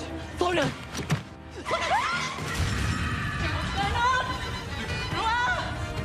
Just wake up, sis. Wake up. It's so funny. Ahi ka roa ki Māori Plus me Whakaata Māori.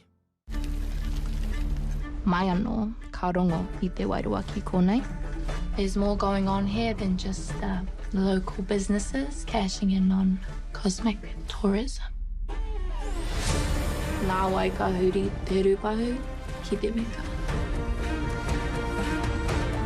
Te tatotu whahehine, ko koe kararu. Kupu X. Streaming now, ki Māori Plus. Do you think the other sports kind of touch a little bit of like thank you for development? Big time. There's a lot of people that have transferred from touch. I've always credited touch for those skills. It needs a bit more love. The People's Game. Streaming now, ki Māori Plus.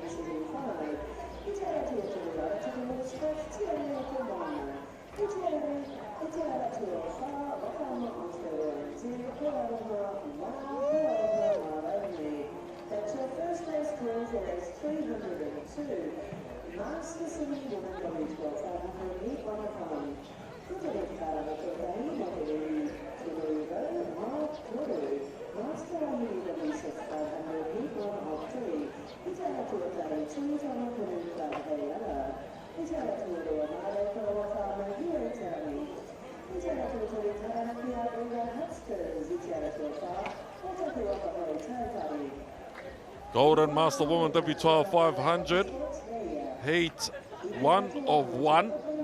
O te aratuatahi Golden Girls no Taupo, Aratuarua. You can see the team names, I'm just going to give the club names. Aratuarua no Tāmaki, Aratua Toru no Te Puku o Te Ika, Aratua Whā Te Uranga o Te Rā, Aratua Rima Tūranga Nui Ākiwa, Aratua Ono no Te Tai Tokerau, Aratua Whetu no Hoitonga Porirua ki taku mōhio, tērā takiwa Waka no Ahitereiria e rā kei te Aratua Waru. Golden Master Women, ono te koutou piki ake.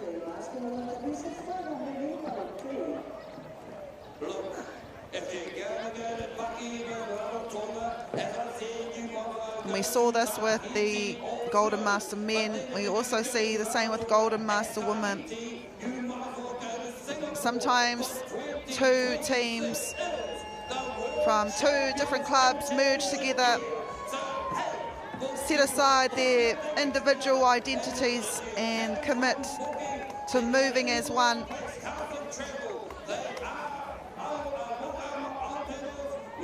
Enemies in the V6 500 metre races, mates in the double hole. I'm going to say Team Miti Horo, lane 6, Tai Tokerau, this team right here.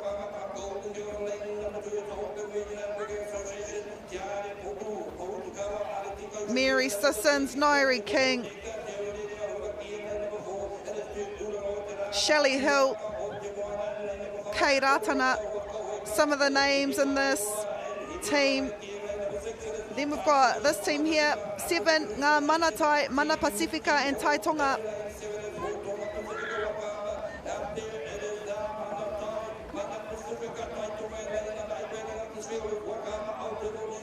But it is lane 6 at the moment.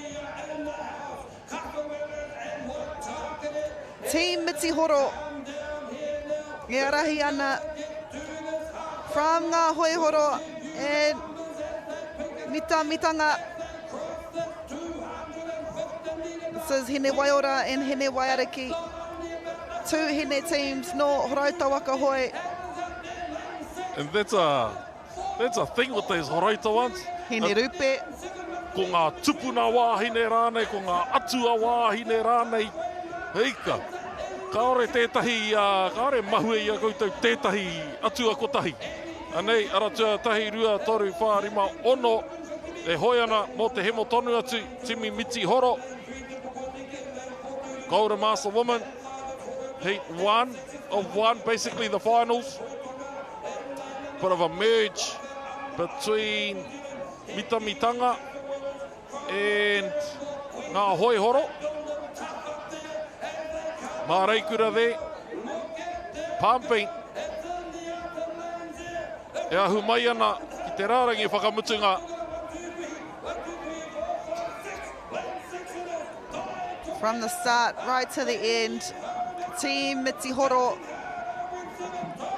have led this Golden Master Women heat. No one to their left or their right. It's a battle for second, and it will be ngā mana tai, mana Pasifika, me tai tonga with second.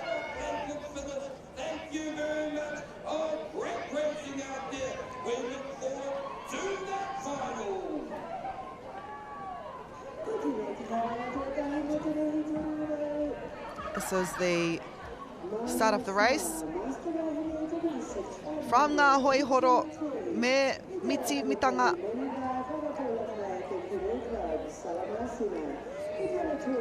Ngā manatai here, and this is ngā kuaka o te moana. E whakakanohi ana i te uranga o te rā.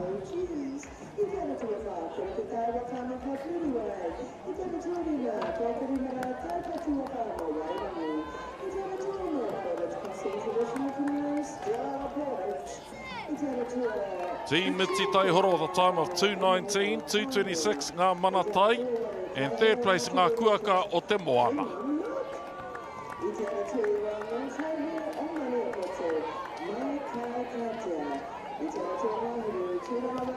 This is our first J19 women's race. Kārewa, Swagalicious, he rangi, hine o kokori, te au 007, Hono Mokai, OB19s, Siale Karakati, and Team Whai.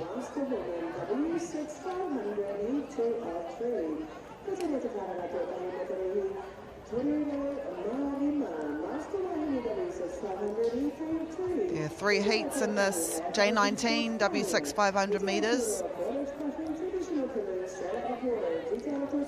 Hono Mokai no Adventure Wairua.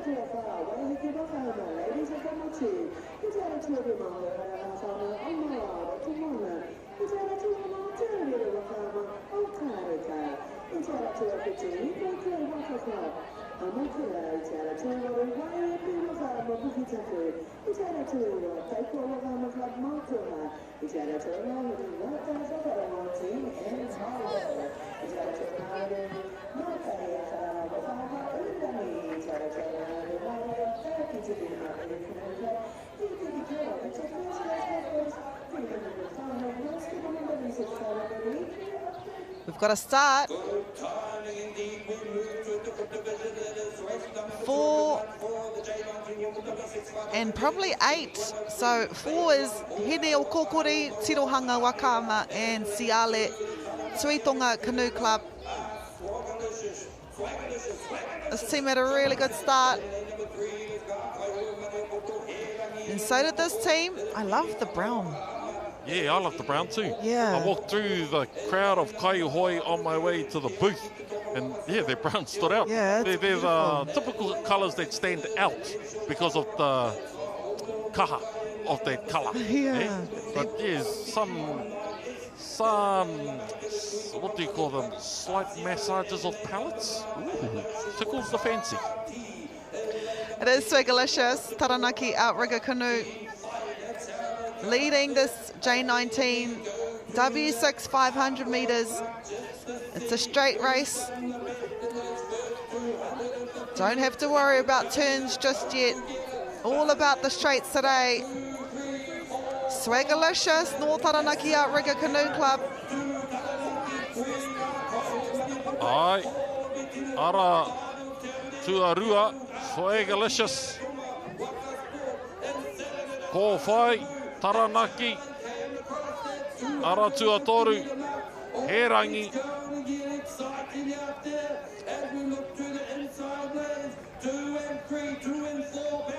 Aoteara tuarua no hoki Swagalicious. I saw a whole heap of these J19 girls out there earlier, and there was a particular kaihoi that walked past all of them, and I don't think they knew who she was.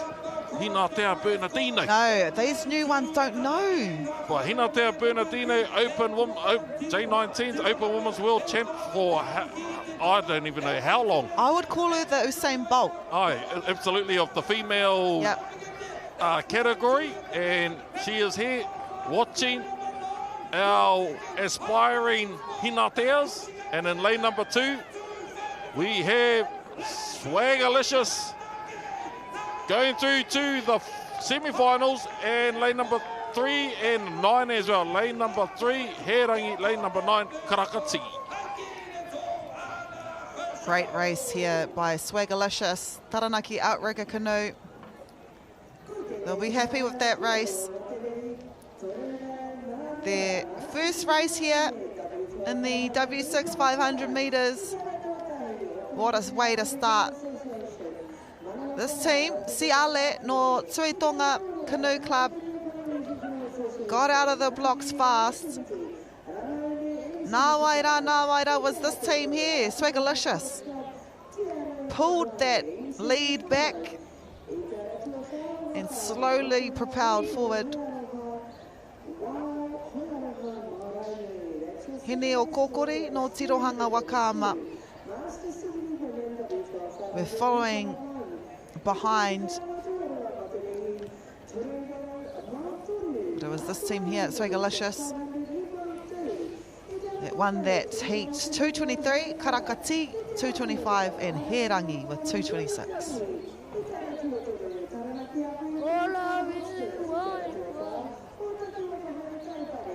Second heat for the J19 women's, Kamanu, Tiare Manea, Ngaru Pai Whenua, Pau Te Whau, Mana Wahine, Pu Whenua, Ngā Hine o Waitaha, Tawa Nui, Ara Moana, and Manu Kanui Mai Tawhiti. Second heat of 3 in the J19 women's W6 500 metres.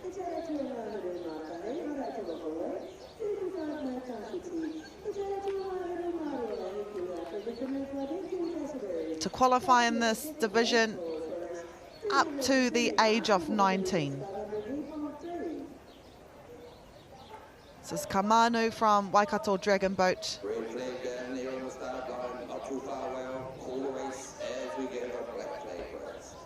But keep an eye out, lane 5 in the middle of the pack.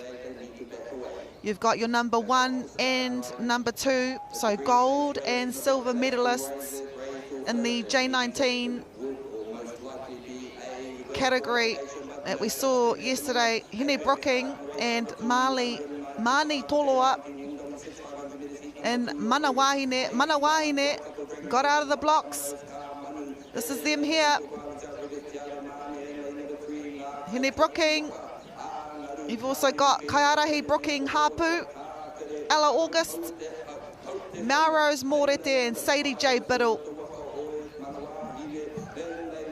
Pu Whenua Hoi Aroha Whānau o Mauao. Tiare Manea from Cook Islands. Ai, anei tātou e kite ake nei te takoto. I te kura mahoratanga o ngā waka ara tua rima, horauta, mana wahine.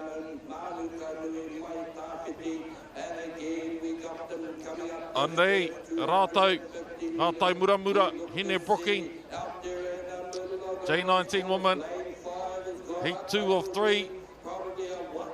Tāhei, rua, tori, whā, rima, hoi, ngā imuri mai a rātau. Ko era kei te ara tua ono, ko Pu Whenua.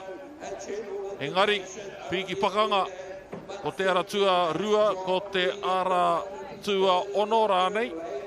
Nā te mea, taia hoaho nei te kitea, ko era o horauta, e hara i te mea ka toa kaunoa, engari, ka hanatu hoki ki ngā whiringa whaiti.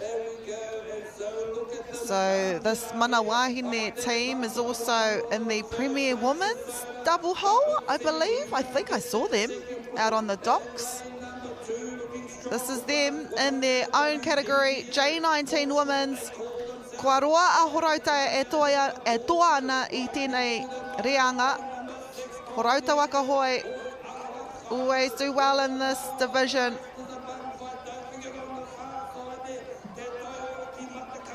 They've got time to look around.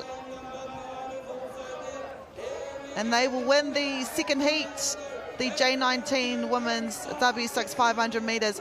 Pū Whenua, lane 6, Hoi Aroha Whānau o Maua with second. And Tiare Manea, Cook Island Outrigger Association. There's Mana Wahine paddling and winning this race in the J19 Women's W6 500 metres.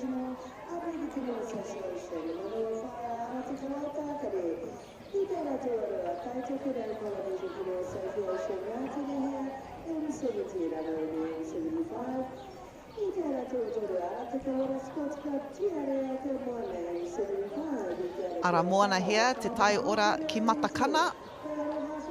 Beautiful place to reside.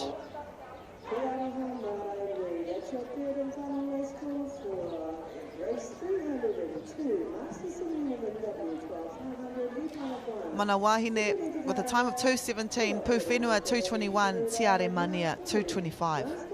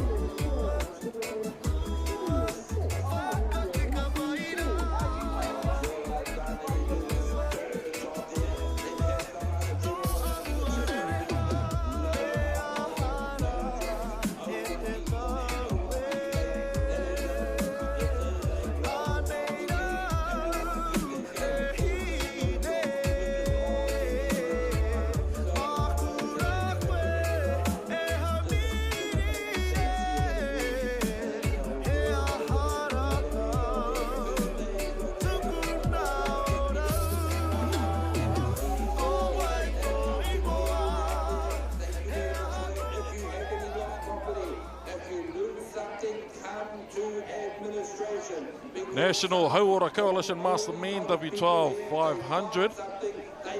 O te ara tua teiko wuli kumara, ara tua rua, ara toa, ara tua toru, faushua, ara tua wha, moko tuararo. Buti Brothers, Taniwha Grizzlies, me Pineula. So stay in the designated swimming zones, and I see it's roped off down there in front of the spectators area. No scooters, no skateboards or bikes allowed within the venue. Again, it is a safety aspect there. Please respect the venue and all those facilities that we have, which are rather beautiful, if I say so myself. Look after each other. That's always good to have a white flag there. Stay hydrated, drink plenty. Ua rewa te haki mā. You don't want to be a lobster. Stay within the mark footing lanes. Check out and support. Ua rewa te haki whero. Kua rewa te haki kākāriki. Ara tua rua rima. Ara tua rua anō ko aratoa. Ara tua rima. Buti Brothers. Aratoa manu kau. Ai te mōhio tātou kei hea tērā.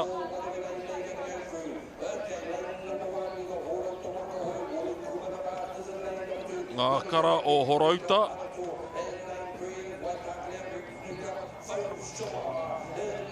Buti. E hara kā ko...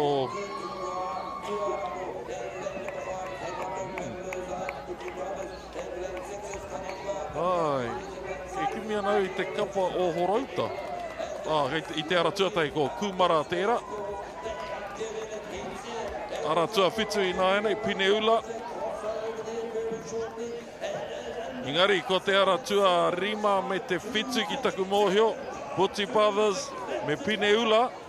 Buti Brothers, lane number 5, hei matau. Tyron Thomas in there. You got Marty Hellier in there too. Some kai hoi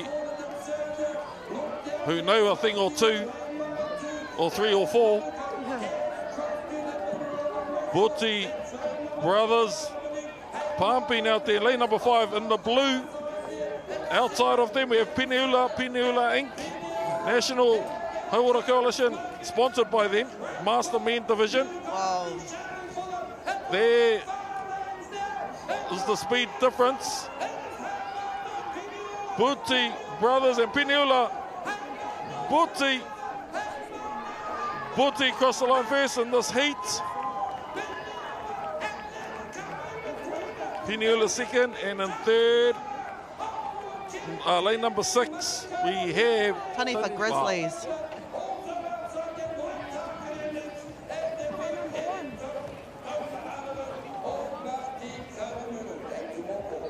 Brother Jordan.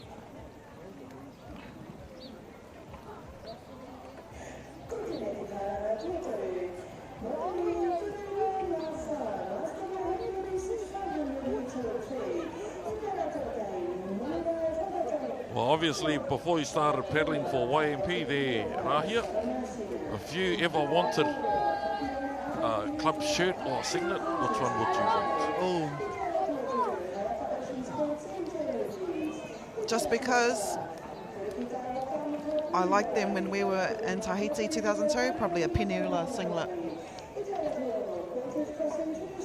The nowadays Pineula or... No, but I'd want a singlet because I've always looked up to them. What about you? Yeah, old school Pineula, white and green. Buti Brothers all the time of 154, 155 Pineula, 25 Grizzlies in third. But honestly, probably a Māori Kura singlet. Oh, yeah. I've had one of those.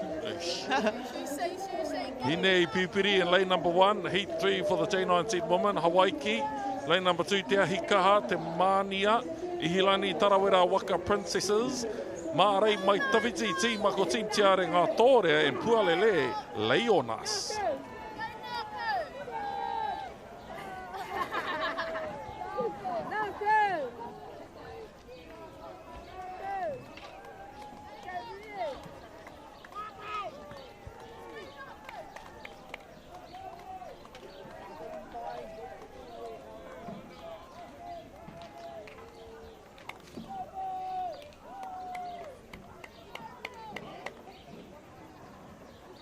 Looking at a few of these names, like Hine Pipiri, like Ihilani, Team Tiare, few gun teams in here. This is the final heat as well in the J19 W6 500 metre. Oh, that was a close start for about 5 of these waka. Lane 3 here, Te Ahi Kaha no Here Taunga Ararau. Good start by them. Also 5, Ihilani no Te Toki Voyaging Trust. And this team here, Team Tiare, they have done well as a team. Waitangi Piripi, I saw her there. I'm pretty sure she won an individual under 16s, under 19s.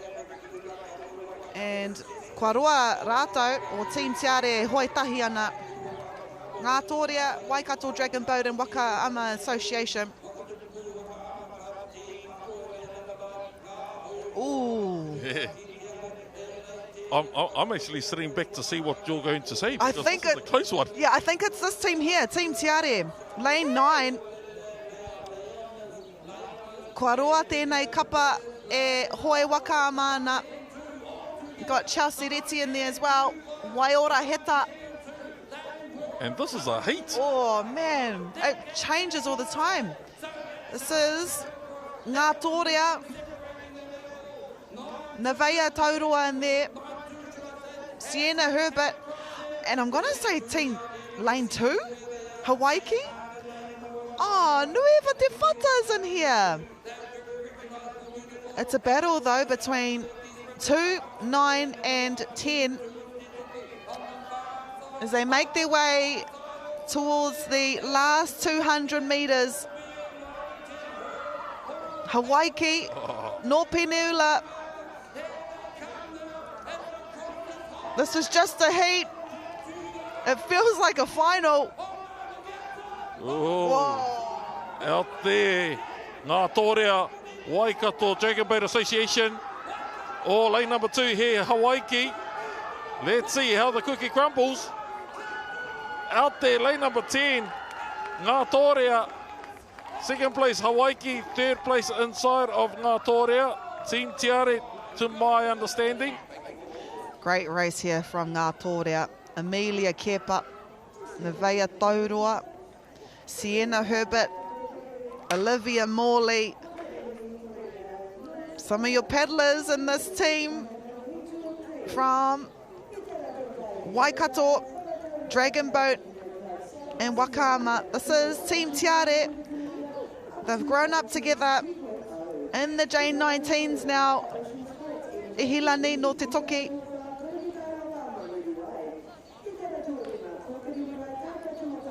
I love it when teams on the outside lanes win. Yep. Especially in a final. Yeah. You ninth fastest qualifying time, but out of nowhere in the final, you reel it in. It just makes for exciting racing. Ngā Tōrea with 2:13, Hawaii with 2:14, Team Tiare with 2:15.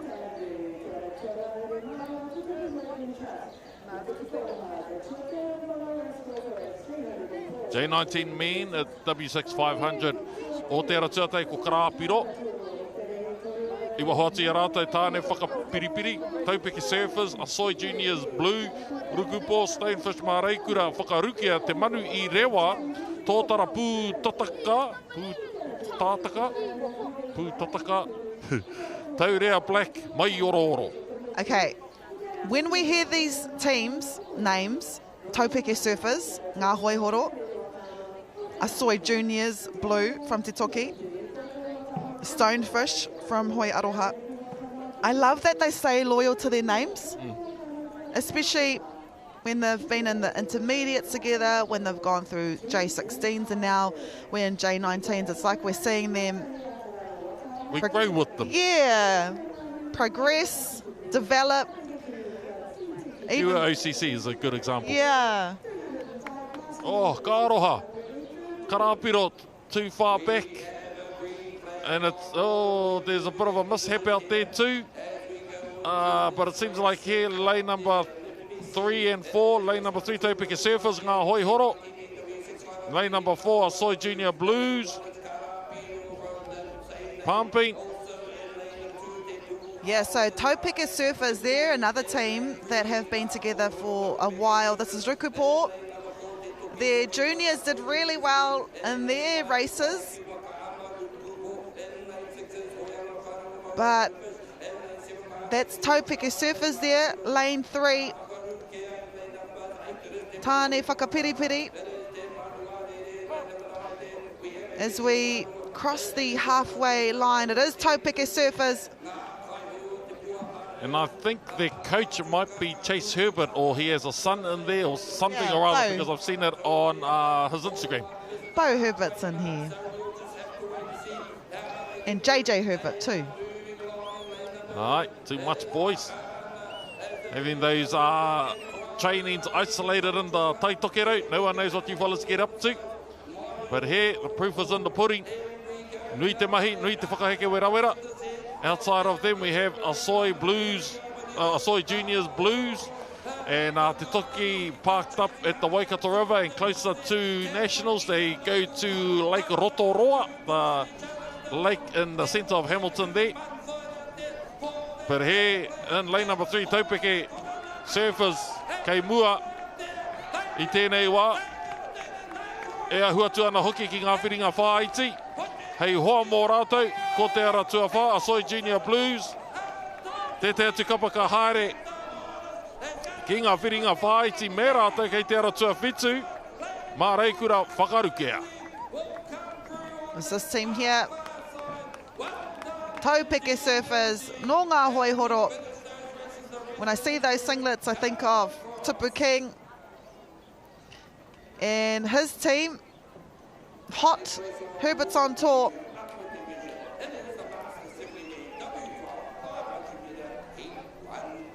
What a race. On the outside was Asoi Juniors Blue from Te Toki.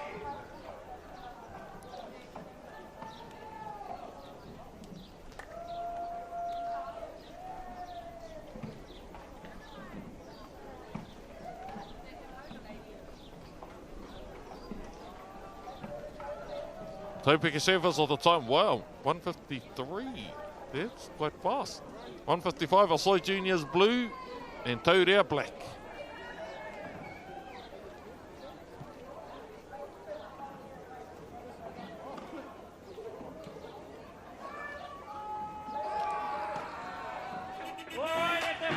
We're going camping.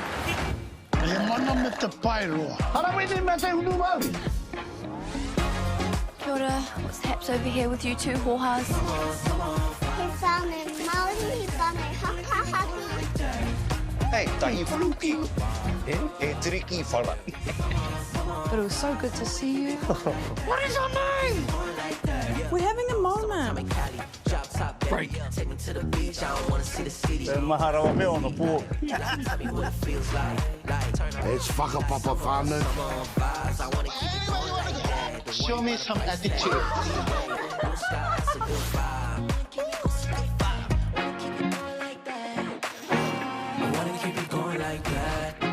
Kia ora, kia whiri. Jeffrey. Kia whiri. Kia whiri.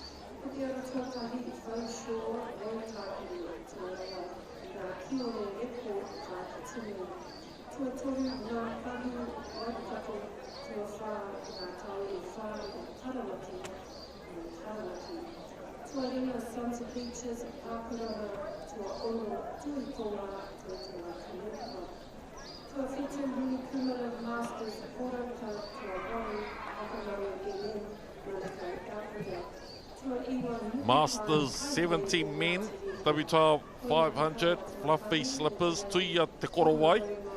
I'm your papa, Waitemata, mixture of Aratika and Taniwha.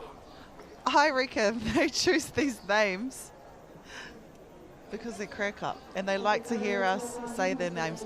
Fluffy slippers, if we remember, there's a left fluffy slipper and a right fluffy slipper team. Ka hono tahi, you get fluffy slippers from Hoiaroha whānau Mauao.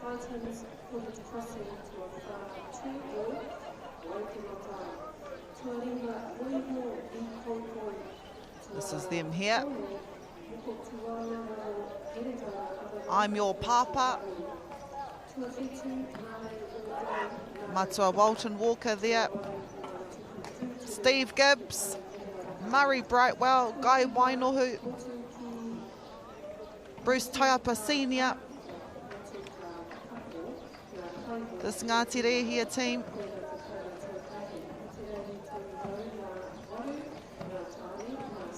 Got Matua Hone Harawira in there. Noel Clark. Koronau.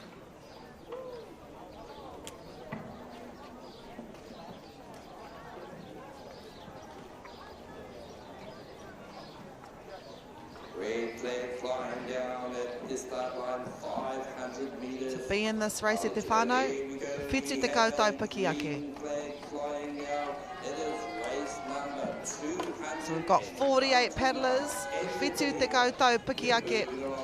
It is tuia te korowai no Ngāti Rehia, e arahi ana I tēnei wā. There's Matua Hone Harawira, just behind him, Koronau, Noro Karaka.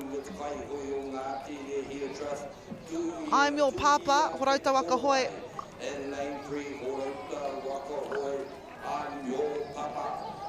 Guy Wainohu in there, Dave Langford. This is a combine of left fluffy slipper, right fluffy slipper. Mike Hickson, Murray Carey. Making their way to the 250. Whoa. Ara tuarua me te tuarima. Ara tuarua no tuia te korowai. Ara tuarima, Waitemata, Aratika and Taniwha. Seems to be here in lane number 5. Waitemata, Aratika and Taniwha. A mixture of paddlers from both those clubs.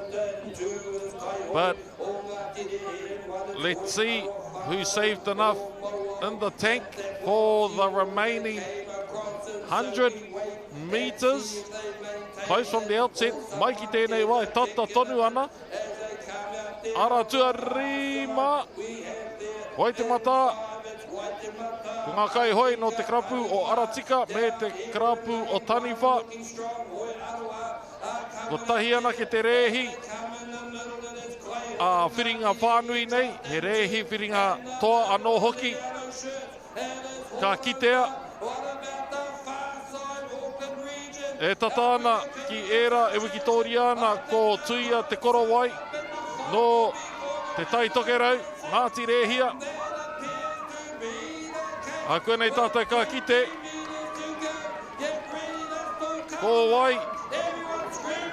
Whakaheke wera i te wao, te raumati, ara tua rima, ara tua rua, anō hoki, kei te haere ki ngā whiringa toa. Combine of Aratika Taniwha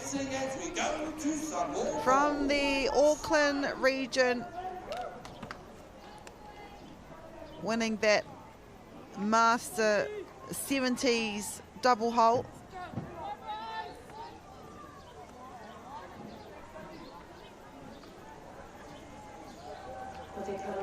Despite them coming from different teams, they aligned their rhythm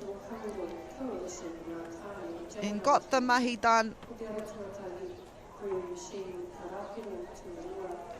It's proof that two teams can come together with the right mindset.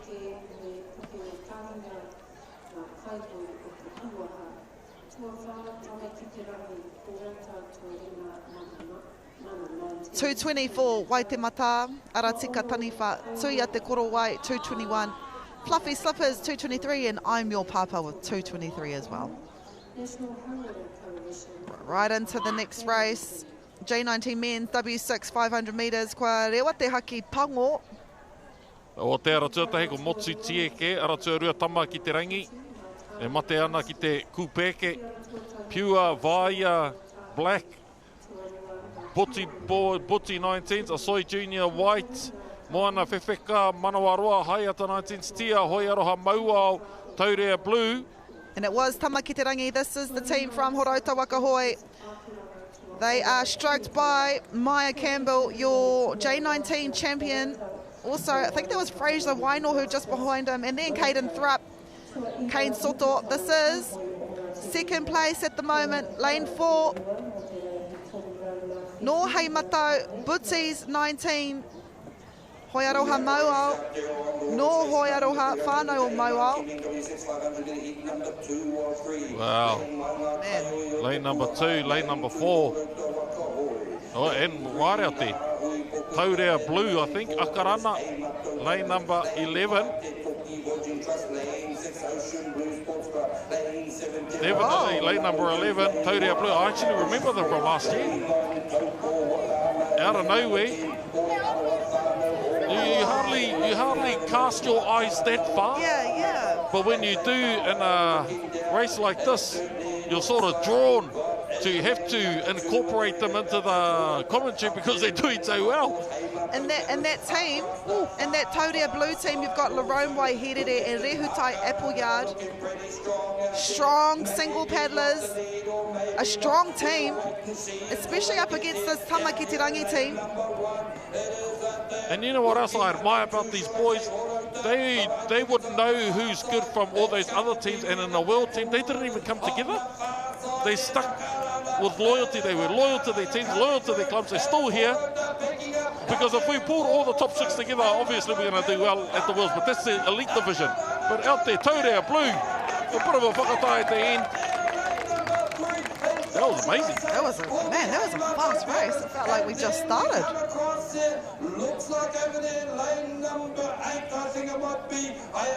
Well managed, well coached team. Parked up, professionalism good. Did the mahi. Not here for the extravaganza. They're from Akarana. Wonder who their coach is. Yeah.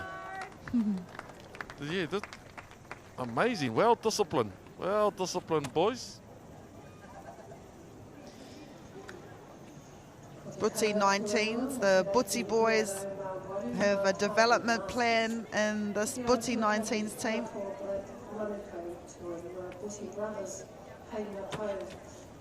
Taurea 253, 254 Tamaki Te Rangi from Gisborne there, and Butty boys from Rotorua. That was your second heat of 3. This is your third. In lane number 1 we have Tumutoa. You can see the names. I'm just going to say lane 1, the Cook Island based club in Tamaki. Lane number 2, Rotorua. Lane number 3, Gisborne. Lane number 4, Wairoa. Lane number 5, Port Waikato. Lane number 6, the King Country. Lane number 7, up north. Lane number 8, Te Pou Herenga Waka. Lane number 9, Huntly. Lane number 10, Hawke's Bay. Lane number 11, Tauranga.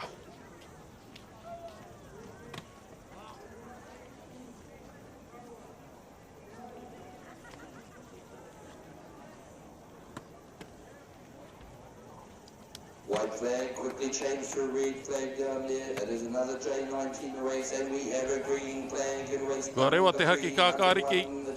We've seen some amazing J19 races. The Taurea Blue, Taupeke Surfers, the Asoi team from Te Toki, Whakapau Ngākau here, lane number 2. Lane number 5, we have Puke o Tahinga, Port Waikato. 7 from the north, Te Puao.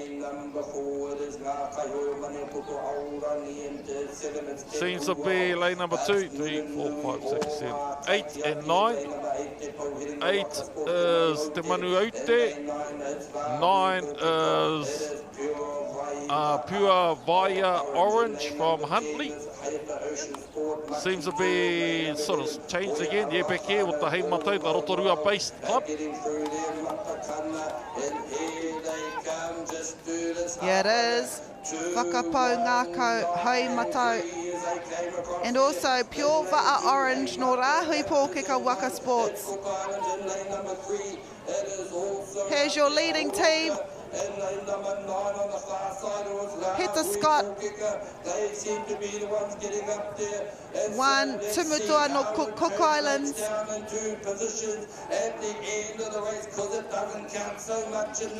Pure Va'a Orange.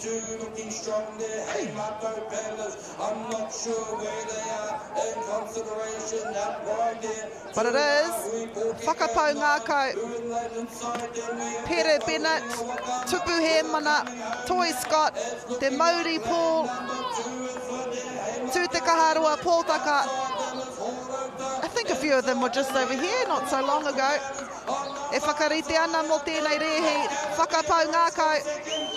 As they make their way to the finish line, ara tuatahi, ara tuarua, Whakapau Ngākau, ara tuarua, ara tu... I think toru, tama ki te rangi, o tama ki te whenua. Definitely Whakapau Ngākau.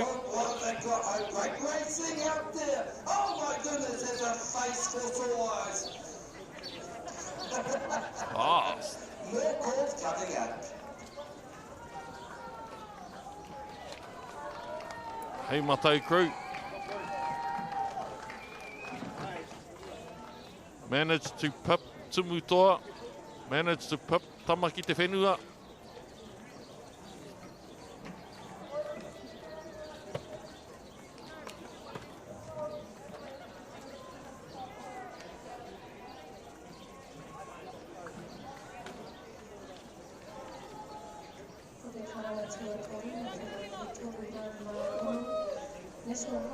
With a time of 2:07, 2:09 Tamaki Te Whenua and 2:10 Tumutoa. That was your final heat in the J19 men's W6 500 metres.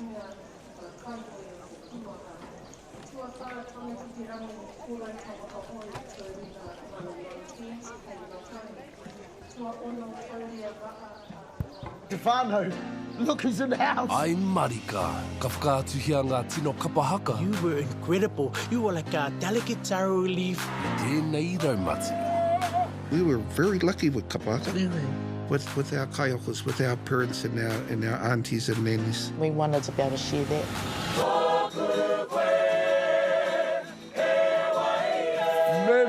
Me, ka tika. I te kāinga o te haka ki Māori Plus. Koe ārunga. Oi, he tino ngā wari. Neke kia nuku. Neke kia nuku. Anei ia kiri, rawa kolu. Ko ki te rānei koe i tētahi mea pēnei te ātāhua. Kao. kare kau. Kiri rawa kolu ki Māori Plus.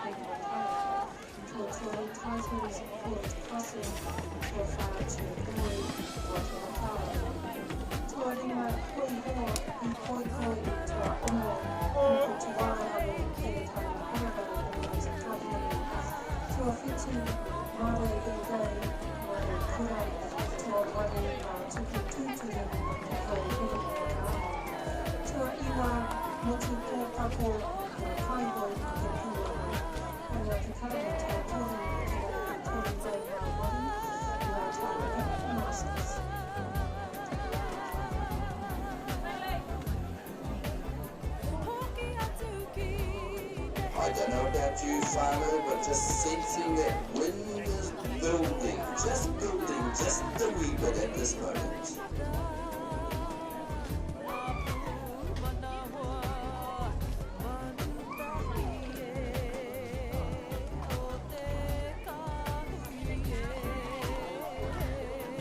So a bit of a pause in racing at this moment as these crews head up to the start line.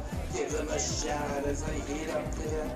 Okay, give them a shout out as they head back down this way, because they certainly come back a lot faster than they're heading up there at the moment.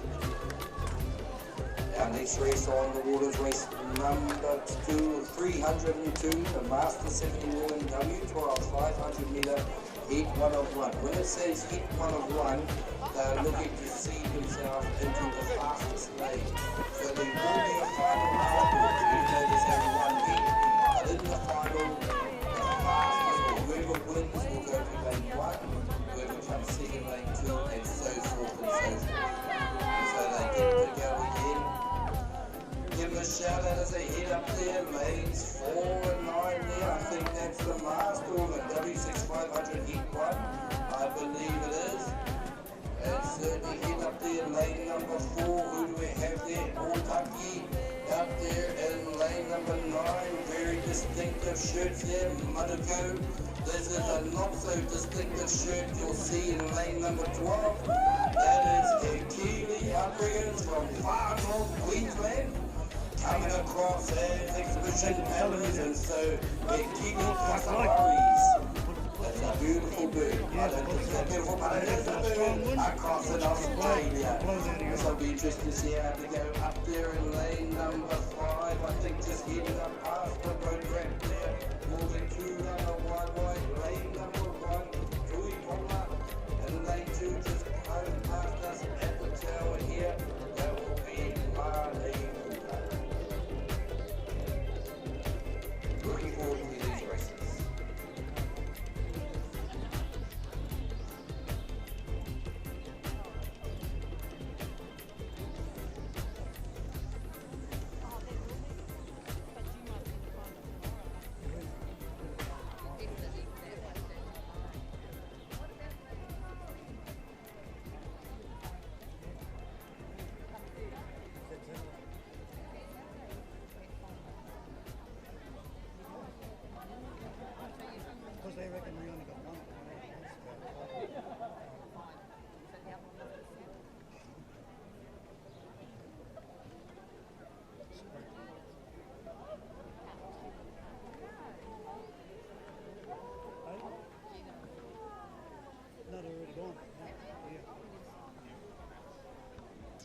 Masters 70 Women W12 500. O te ara tuatahi manawa whaia, ara tika me Waitakere, Miki Raputanga. Ngāti re here M70s me Rangaunu. Te are o te moana me hoi aroha. Whānau, wow, I'm just going to say wow, I don't know what that acronym is.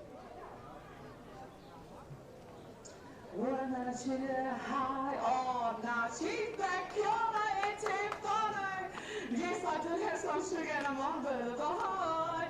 Everyone, I hope you're having a fabulous day. I don't know if my name's the same story, but you know, we're here for the tapahana of getting those steps in if we're not on the water. Talking about the water, titirana ki te wai, ki te waki mātuna, ki te nei tātou. I tēnā he tōrero mā rua. Oh, whero, just like that. Skirting up to the start line, these wahine. A 70 plus GST in Wama. Some of them are extra GST, but hey, they're doing the do's out there, and let's see how they do.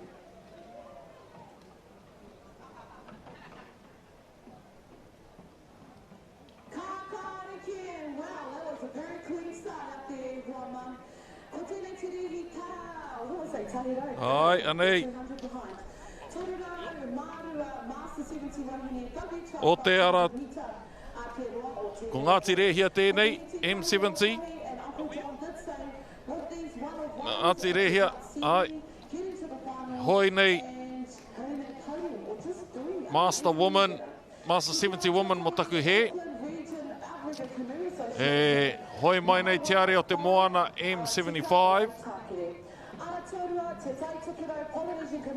Hei wahoti a rātou ko hoi aroha o ua ana te urungi I te waka.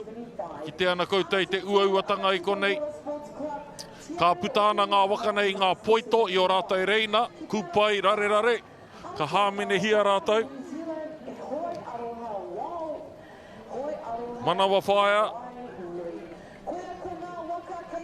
Kua noho ko tēnei te whiringa whānui tuatahi o te mea kotahi. Nō reira te mutunga iho e whiringa toa tēnei.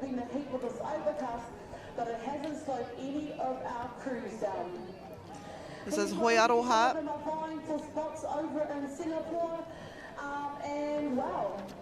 But it is lane 1, Manawa Whaia, Aratika and Waitakere clubs coming together from the Auckland Region Outrigger Canoe Association.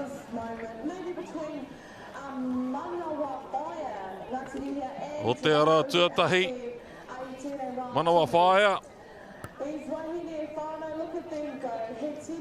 Hira, hira.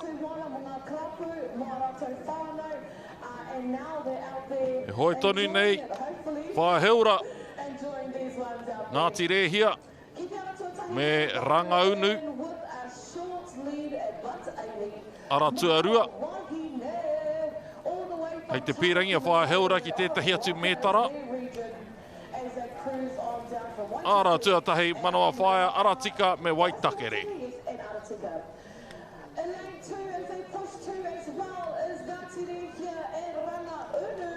Making their way to the final 200 metres. Master 70 Women's W12 500 metre heat 1 off 1. So we'll see a repeat of this. Hei te rāhoroi.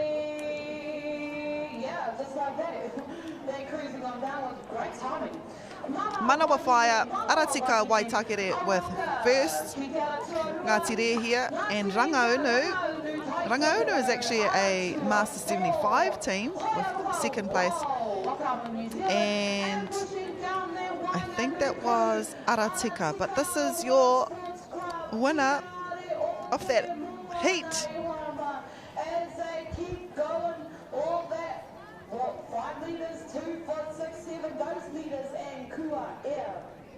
That is race 302, Master 50 Ko Ngātou plus GST, done and done. You will see these wahine in the finals, and of course in the seeding of fastest finishers.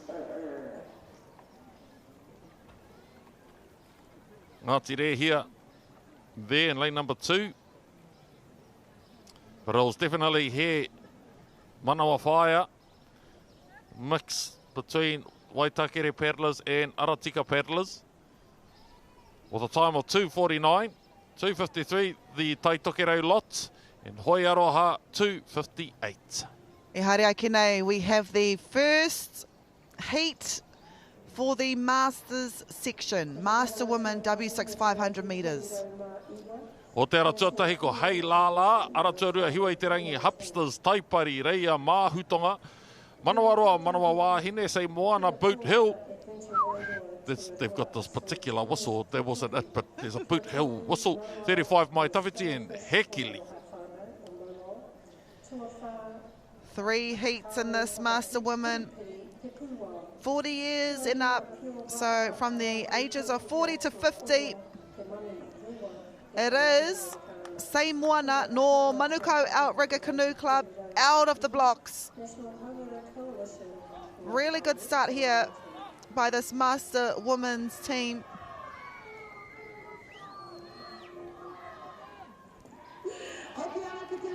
Sei Moana o te aratua iwa, krapu no Manukau. Kia tō waitia noa tia ko tā rāhia i ki ai Masters Woman. Ko atu i te whātakau tau, te pakeke. Tērā etahi kei konei, kātahi anō ka whātakau. Tērā etahi konei kua roa i roto i te reanga Masters. Manawa wāhine te krapu Wakama o Taniwha. Te roto o Pūpuke. Māhutonga. Southern Cross tērā. Ara, tua, iwa, Manukau, Sei Moana. Yep, and followed closely is Horota Wakahoe, 35 Mai Tawhiti. I would say 4 of the 6 women in that Horota Waka team have been together for a few years now. This is Sei Moana. Diana Malaki Williams, this is 35 Mai Tawhiti. You've got Lily in there, Deb in 2, you've got Ange in 4, you've got my cousin Kart in 5. This is Sei Moana. I think that paddler there, number 4 for Sei Moana, her name's Sadell. She used to do bodybuilding. So it's cool to see her in the Waka. A few other bodybuilders here I've seen. Now why not? I'll say. Powerlifters, bodybuilders. Oh, it's out the Melbourne. Speaking of bodybuilders. Hey, that was a mean shot. Aye, out there, Sei Moana, Manukau. Outside of them, we have Horota, 35 Mai Tawhiti, and in here we have in lane number 8, Manawa Wahine. Sei Moana, your champion team. Diana Malaki Williams there. Better half of Mark Malaki Williams with her team.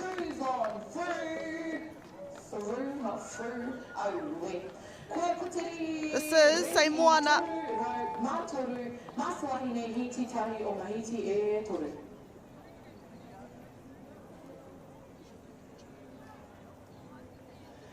Lillian Hodgson there.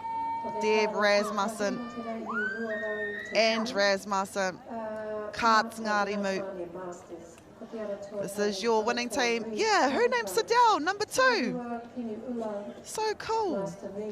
Her team, Sei Moana, wins with a time of 2:17, 35 Mai Tawhiti, 2:20, and Manawa Wahine with 2:23.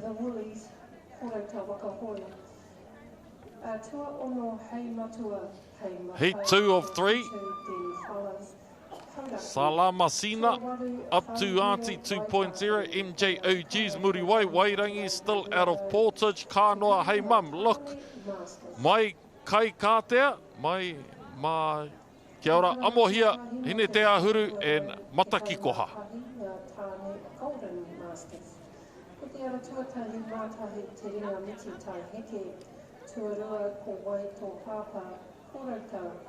Ko toru wakatere te rohanga wakama, tuawha suki bubbles tā ki tinu. Tuarima golden fluffy slippers koi aroha whānau o Murlong, tua ono waikuta roamata. Koi nā te karanga tuatahi mo te reihi tori rau te kaumātahi nā tāne Golden Masters.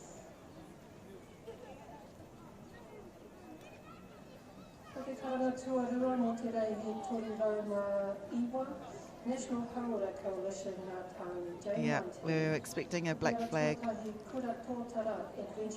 Sometimes it works in your favour to have a rolling start. Sometimes it doesn't.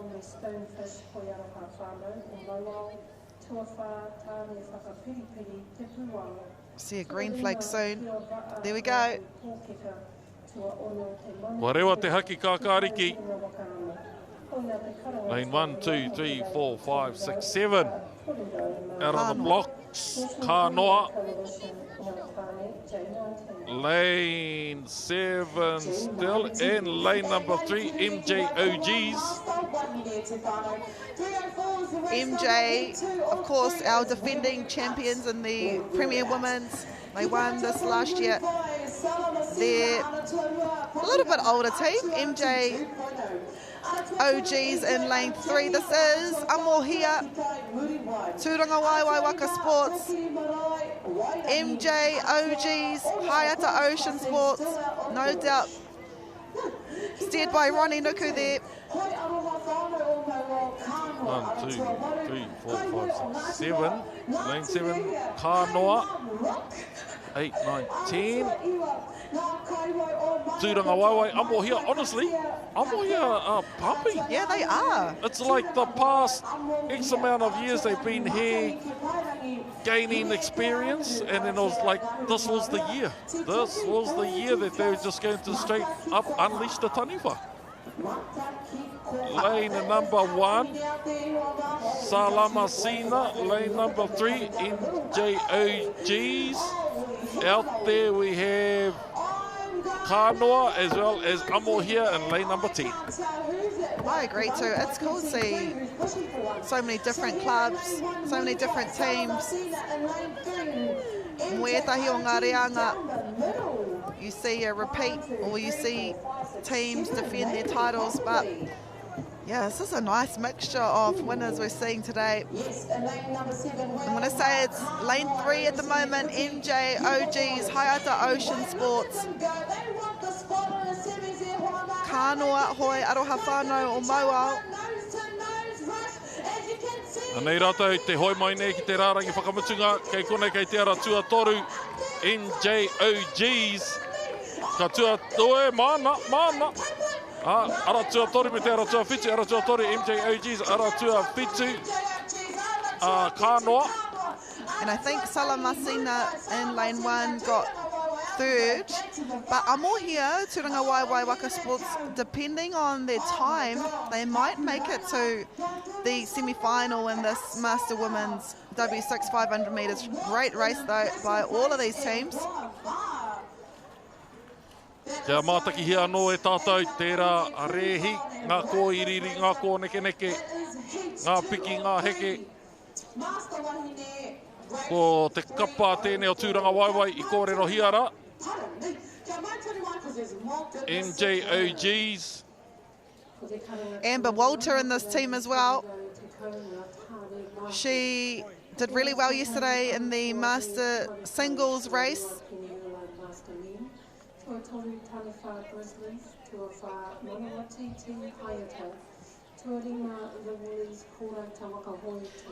Whakaata are doing really well in the women's sections.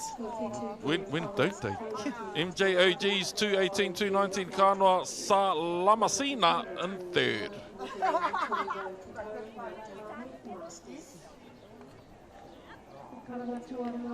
This is your 3rd heat at Te Whānau coming up. 3rd and final heat, Master Women W6 500 metres.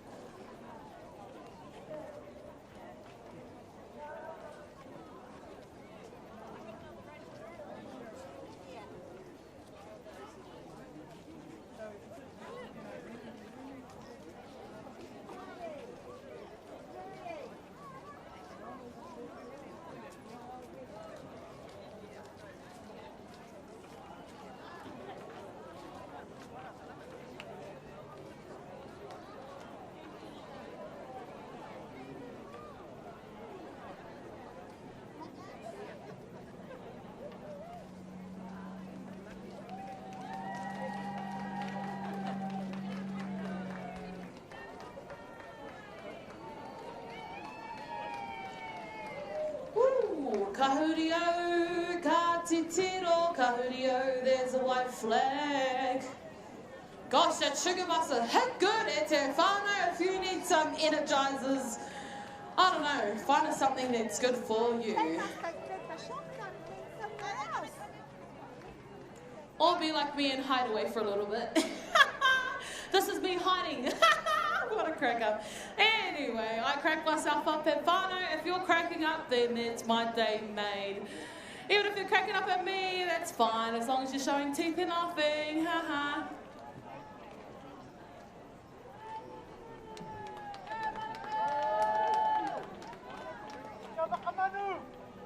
Red flag, red flag.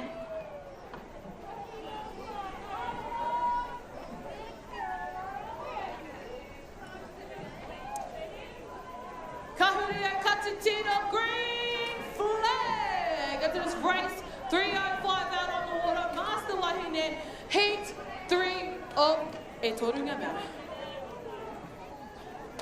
Ki te ara tuatahi, Whaiata Ocean Sports Pānia. Ara tuarua Portage Crossing traditional canoeing, straight out of Portage. Ara tuatoru, Cook Islands Outrigger Association, Vaine Mapu. Ara tuawha, Waiheke Wakaama, Ladies of the Motu. Ara tuarima Hoia pā whānau o Maua o Roto Moana. Ara tua ono te aurere Wakaama o Kāreka. Ara tua whetu, hi Koikoi Waka Club a Mokura. Ara tua waru Waiapi Wakaama, Puke Tapu. Ara tua iwa Taupo Wakaama Club Mākoha. Ara tua ngā huru ngā tai whakarongo Team Empower. Empower?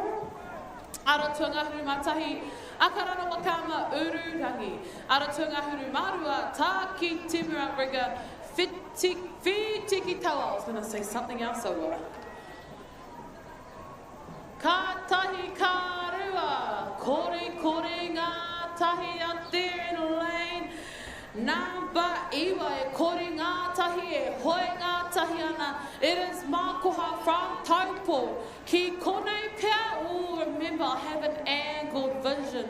I don't have the side-ons like you all have out there. I'm going to go between here lane 2. Portage, straight out of Portage, and down there next to Mākoha, which is YMP, Puke Tapu. But as these wahine start to amp it up in the back end, it is clear we have a clear leader out there with a stunning rhythm, like they're having a Sunday kapu tea at Auntie's house.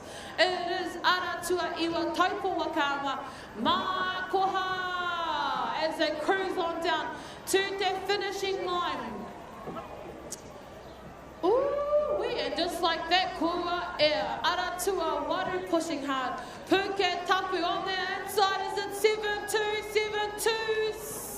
72-167. Aratua Tahi, I can tell you that they're finished over there. Aratua Ono, Tua all the way down in Timbuktu. Whitiki Taua e Hama. Look at these wahine as they push, they're working together all the way ki te hakamutunga, they're finishing that thing. Kātahi ka toru, there is a nama toru e hua mā, Vaine Mapu, Cook Islands. That is heat 3 of our master wahine race, 3:05.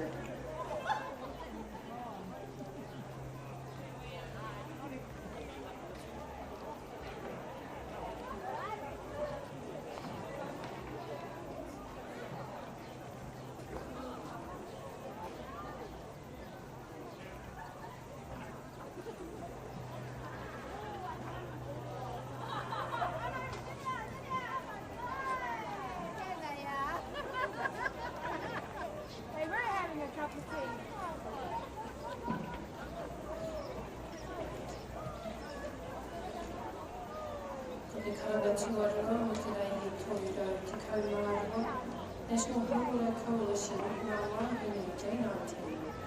Whakaata tuatahi te whakahi, whakatipu, tuarua ngā tōrea, Whakaata Dragon. Whakaata tuatoru, waiko riri koe au whawhānau e mai tua whātiri te ai ngā hoiho. Tua rima hene pipiri te hanga tua ono honga tāwhiti adventure wairo. Koe nā te kaunga tua rua wakarei tōru rau te kaumārua National Hāora Coalition ngā wahine J19. Ka kaunga tua rua wakarei tōru rau te kaumātoru ngā tāne Golden Mastiff. E ara tuatahi the Papa's Horata Tuarua Whakamanu OG's Manukau Alpagua. Tuatoru Tipi Haere Rai Tarapā Tuawha Old Fellows Haraboki. Tuarima Team Mararo Kai Portuku Tua Ono Autama Ngā Oihoro. Wina te kaunga tuarua o te reihi toru rau te kaumātoru ngā tāne Golden Masters. Hoki ana ki te wae, talking about Tāne, it is a National Hāora Coalition J19 Tāne. The race 306 on the Wate Huama. Heat 1 of 2, that's what we're looking at. Ara tuatahi Karapiro Waka Green Machine. Ara tuarua Whakaata Ocean Sports Maki Makis. Ara tuatoru ngā kaihoi o te puaha. Motu tieke and puke o tahinga. Ara tu whahora tu waka hoi, tama ki te rangi, ara tu arima, hei matai paddlers of Men and 19s. Ara tu ono akarana waka ama taurea wha. And they are going fast.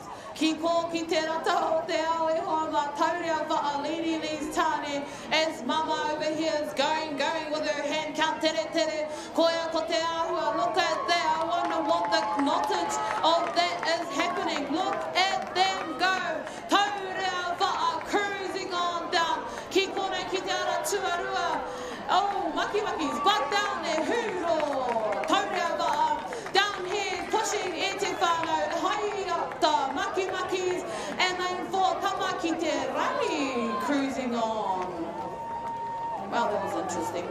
Hey, Mato pushing out there, Mana 19s down here, Te Whānau. Oh, wow. Come on, boys, count ngātahi. One, together, all together. Don't finish together, no jokes. Anywho, ki roto I te rana.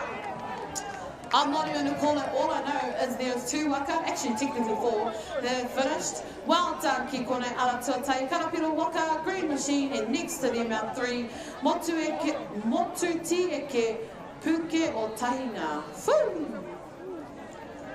That was race 306, BTW. Ko te kaunga tuarua mo te reihi toru rau te kaumawha ngā tāne Golden Master. Ko te ara tuatahi howlers tāki tinu tuarua Team Manuwai kai hui o ngā tirihia. Tua toru haunui Golden te toki. Tua wha Golden Smilers Waitaha. Tua rima Henatauna ararau o ngā te kawanunu. Koina te karanga tuarua mo te reihi toru rau te kaumawha ngā tāne Golden Masters. Te karanga tuatoru mo te reihi toru rau te kaumārua National Hāora Coalition ngā wāhine J19. I ara tuatahi te ikatahi whakatipu tuarua ngā tōria waikato. Tuatoru waikorire koe aroha whānau o Mauao.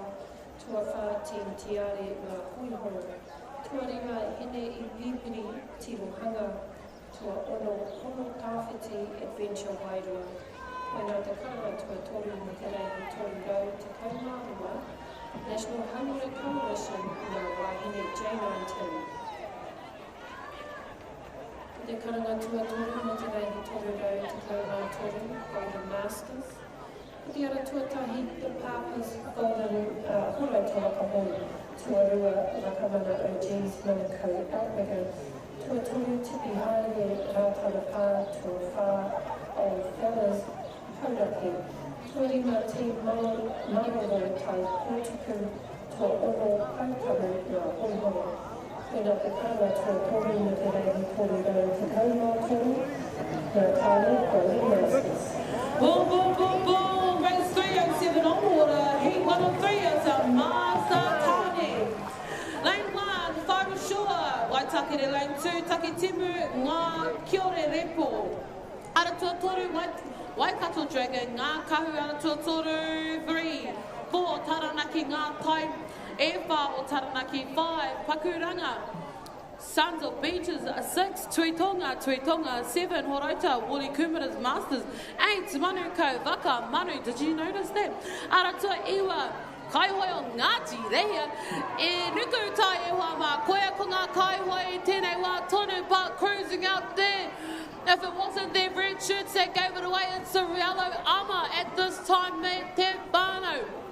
Whakamanu master men as they cruise on down to the finito line. Ki konei ki te aratua whā, Taranaki ngā tai e whā o Taranaki, o 5, 6, 3, 4. I don't know. Nuku tai Ngāti Rehia finishing there. Willie Kumara Masters hitting that finish line. Ki konei pushing to the end. Ngā kia ore repo. From Takitimu, Aratua Tai Fosho. Are you finished? Almost. But now I'm for sure you are. Aratua Tai, koe aka te rehi toru rau mā whetu. 307 Master Tane, he 1 of 3.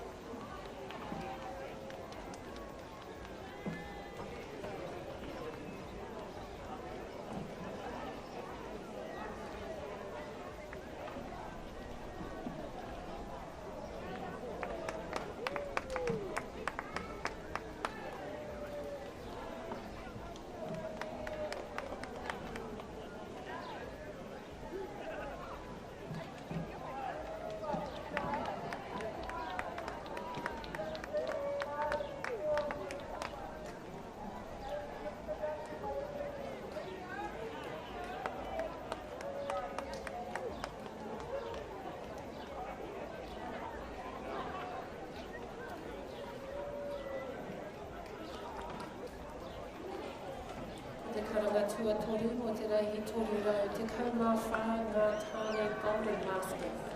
Te ara tuatahi hauas tāki timu, tuarua te manu mai kai hoi o Ngāti Rihia.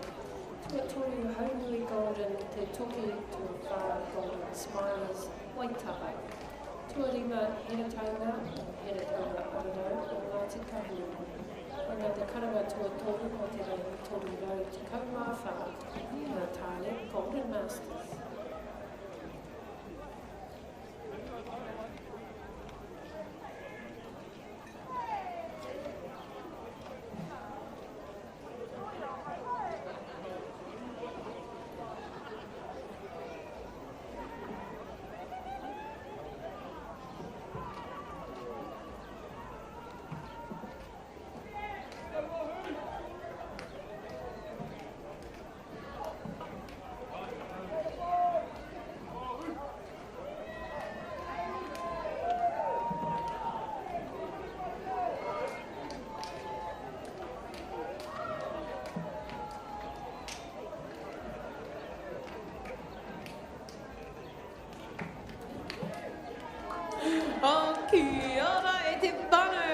have a race.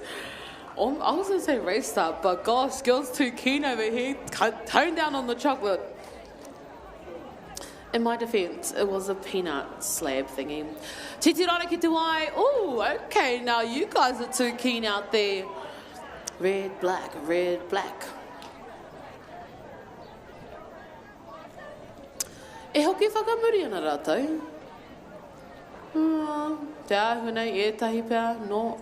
Or that confidence that it's not them marawake. Oh, beautiful. Kakariki is green. It is race 3:08 out on the water. Our master men, heat 2 of e toru ngā mea. Ki te aratua tahi Manuko Outrigger Canoe Club, Aratua Black, Aratua Rua Heimatou Paddlers, Buti Brothers, Aratua Toru Portage Crossing Titans, Aratua Wha Waitemata Wakama, True Doi. True Doi. Aratua Rima Hi Koi Koi Waka Club, Hoiho. Aratua Ono Heretaunga Ararau o Ngāti Kahunganu, Moko Tua Raro.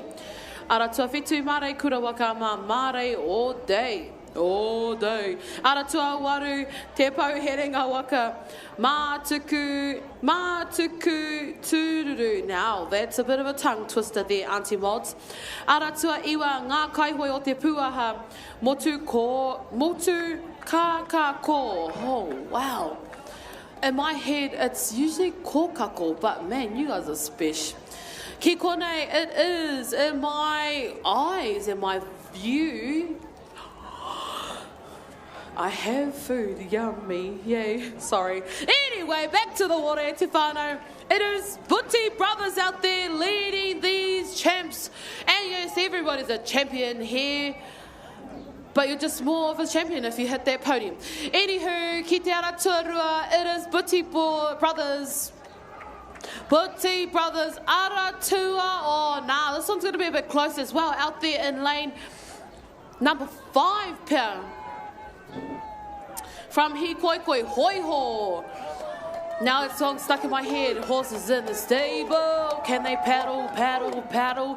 But they are here in lane number 2. Master men cruising down there in their kakahu wear. It is Buti Brothers from Heimatou. Ki te aratua tahi rima, tahi rima, rima tahi tahi rima. I'm just going to say the one that was after them was 8. Ka hoki mai ki te whā, ki tua on the other side. Iwa, ono, whetu, toru. Wow. And remember, over here, coming out of this specific microphone is unofficial, right? So look up the liveresults.co.nz, find those placings, those timings, because it has been so close today. All the days, like milliseconds, or was a hundredth of a second, or whatever you call the ones after the minute, second, and then that part. Yeah, that one. That is race 3:08, Master Men, Heat 2 of Toru. Woo!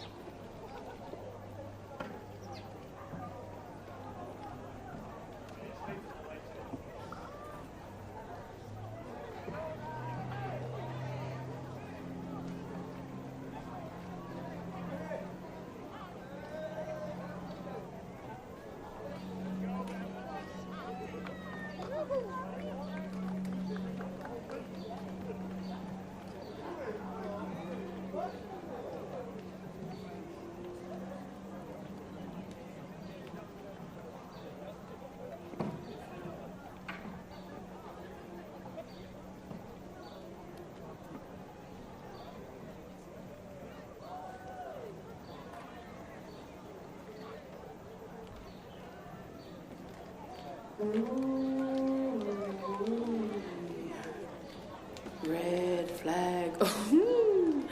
But black flag is up there, Huama, and you know what that means? Do you know what that means? Me hoki whakamuri, because someone has two keen jelly beans. And kakariki is green, and that was a better start than a black flag. Out of 2-0, let me tell you what this race is first. It is race 309 National Hauora Coalition J19 Tāne, heat 2 of 2. And while it's kind of obvious that it's a W12 because of hello, are you even looking at the water? Ara tuatahi adventure wairua kura tōtara ara tuarua te toki voyaging trust Arsway Juniors. Ara tuatoru hoi aroha whānau o Mauo and Stonefish. Te ara tua whā te pūo. Tāne whakapiripiri ara tua rima. Rāhui pōkeka piua waa. Ara. Tua ono te pauherenga waka te manu I rewa. Rewa. Ka rewa. Oh, te tiroara and like as we like see them. Like, what did I just say that for? As they approach the 250, cruising over the 250, this is where everything counts. Everything counts from the beginning to the end, obviously, but then they start to amplify it, like my voice right now. And they start to get faster, or stronger in the water, or what have you. But down here, e se whānau ki te ara tuarua. Te toki voyaging trust, Soy Juniors. With at least a half a waka lead, maybe even a full waka. I can't really see properly because I'm on an angle, but I'm just going to assume all of that. Ki te rataha, ki te ara tuarima, piua wha rāhui pōkeka, ara tua toru, Mauo, Stonefish, ara tua ono, te manu I rewa. And well, ka rewa, they are ka rewa. Oh, and we hear the and push. Did you hear that? I felt that. Ki te ara tuarua no whā. Waho, that gave me hoogity boogities. Ara tuarua, Soy Juniors. Ara tua rima. I'm not even kidding. Piua whā. Ara tua ono te manu I rewa. Ara tua toru. Mauo Stonefish. And as they push, come on brothers, work together. Hit the front together. Let's go. Ara tua whā, pushing out there, ara tua whā, te pūo, tāne whakapiripiri, ara tua tahi, kura tōtara adventure wairua. That is race 309 National Hauora Coalition, J19 Men, heat 2 of 2. And I don't apologise for my really amazing jokes. Who gave her a microphone? Nah, jokes. Hope you're all having a blessed, amazing day out there, te whānau. Oh, if this is your happy place, like me, well, we all together in that.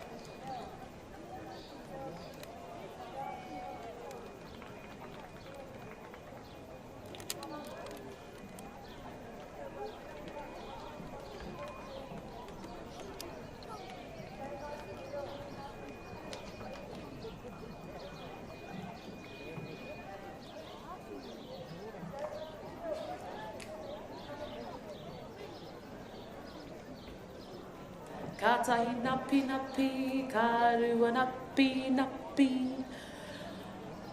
Ka whiro, oh lo. Ko te hake whiro tēnei, ki tēnei tātou I tēnei. Man, these fellas just really want to run it straight, eh? With that black flag in, or, you know, the fastest way to get your start on the line is just don't run it. Maybe they are running it, or maybe it's just the wairua getting to them. You want a back pedal? Kakariki is green e huama. They can front paddle now, forward paddle. It is race 310, Master Tane. Had to check for a moment there for was women or men.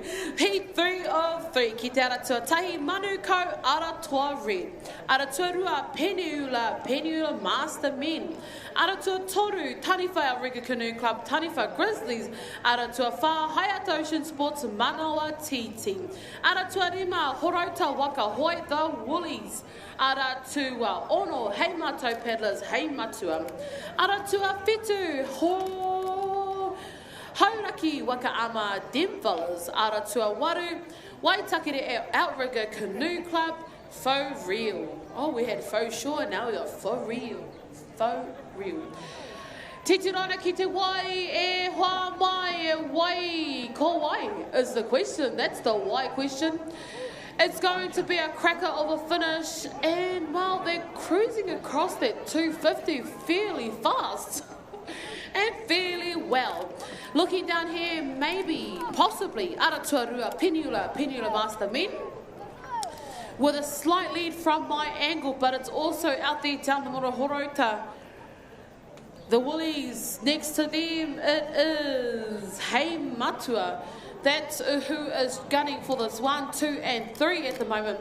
But here in front of us, at the Taua Kotearatuarua, the lane 2, Peniula Master Men cruising down with at least a half a waka. But as you can see, Horota start to really power down that top end. It is down here because Peniula is also doing the same thing and pushing to that finish. They just like had a turbo nos boost. Ki te ara tua rua Peniula Master Men, ara tua rima Horota, the Woolies, ara tua ono. Hei Matua, pushing, ki tawhiti rahi faux real. Wai takere, 4, 3, 1, 5, 70, 100. Oh, and unofficially, of course, Whaiata Manawa Titi, Taniwha Grizzlies out there as well. Oh, where? Aratua Red, Peniula Master Men, Taniwha Grizzlies, Manawa Titi, the Woolies, Hei Matua, them fellas, and Faux Real are those tani who have just finished that race.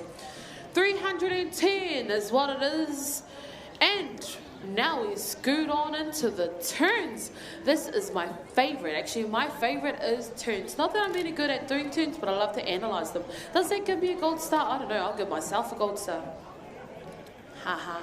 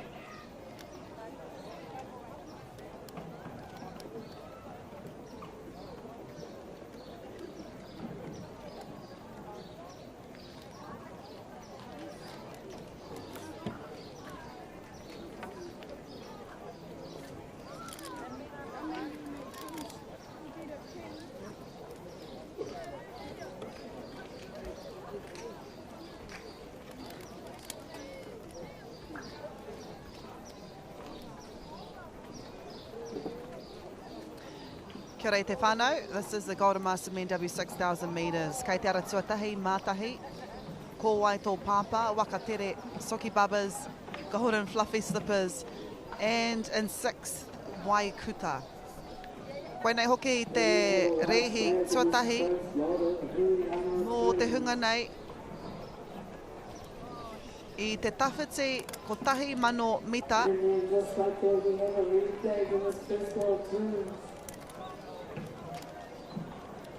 E toru ngā huringa.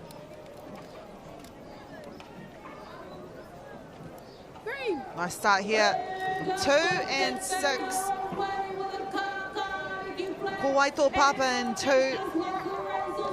Whakaata in 6 from Ruamata. And I love it when our teams start on this side because we get a really good shot of just how close Waka are to the starting line.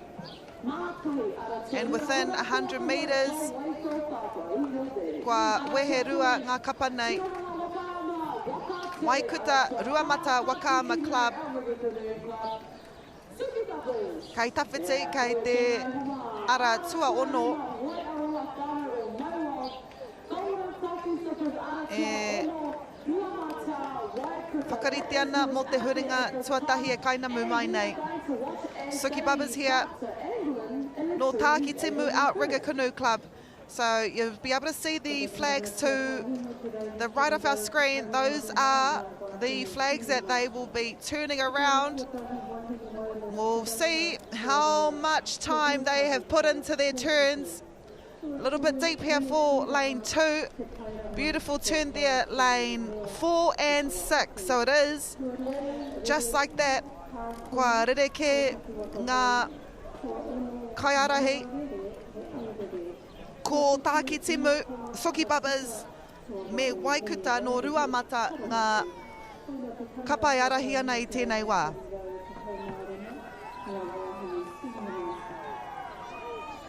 This is Ruamata.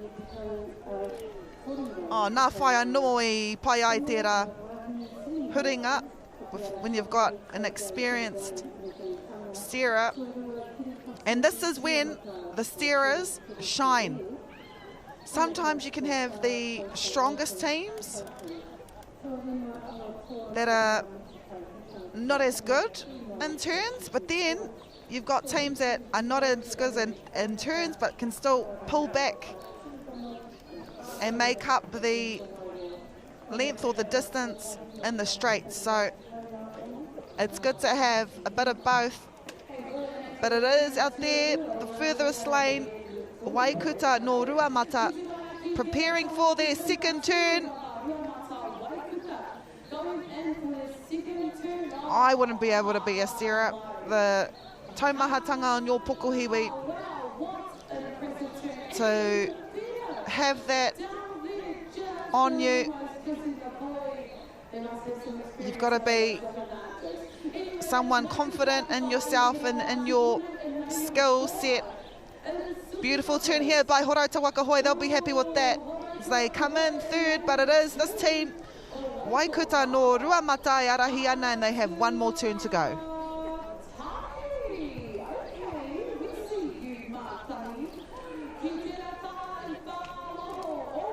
Ai, anei rātou e ahuatu ana ki te hurihanga whakamutunga.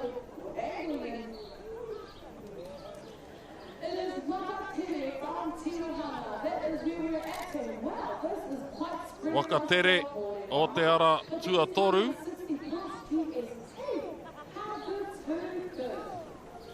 Ai, kua tai tātou ki ngā rehi, ko tahi mano mita. E toru rawa hurihanga.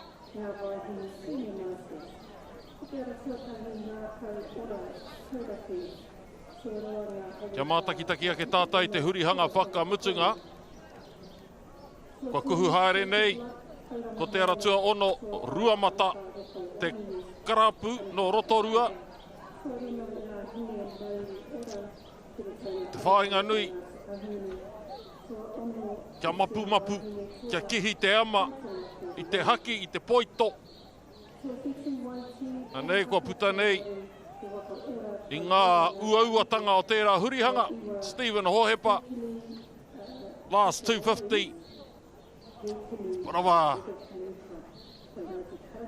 But far that turn. Now, quantitatively, yes, quantitatively, these are 1,000 metres. So if you're going to go beyond, if you're going to go far in some of those turns, you're adding on metres to that 1,000. Now you measure that up against another waka who's close to the flag. Firstly, Tuarua, ko te kai urungi kei te mōhio ki te hoerungi. Pai kia koe te rakupu. Hoerungi. That's paddle steer. E harai te mea, wero hia ana te hoi ki ngā tahataha o te waka mā reira hoki e pōturi I hoai. Mā reira hoki e tokori mai ngā kai hoi o te waka. Tēnā I etahi atu Kua ono ke ngā kai hoi.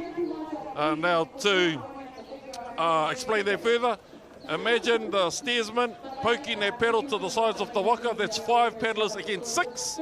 These are all mathematical edges. Me whakaro e te tangata I roto I ene momorehi. And I agree. There's a reason why Ruamata were your clear winners here. The skill of all paddlers, especially your steerer, Stephen Hohepa. Kua roa ia e noho ana hei kaiuringi. Kua roa ia e noho ana ki te tūranga tua ono I tana waka. And from the first turn, he wasn't aggressive with it. Took his time.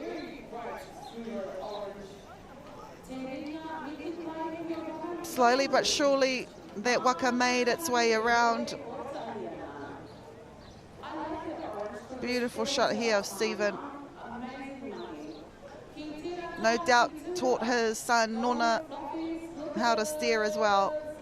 This is the second turn and this is the end.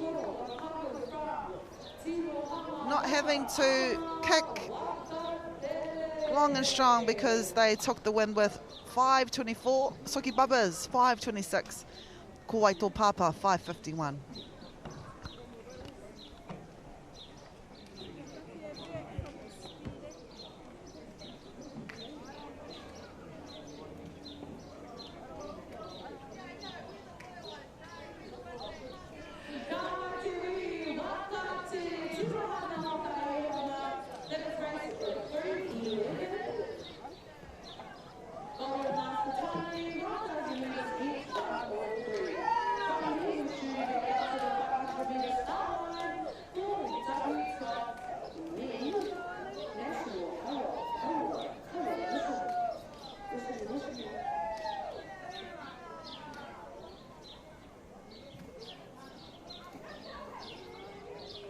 Coalition Hauora, J19, Women,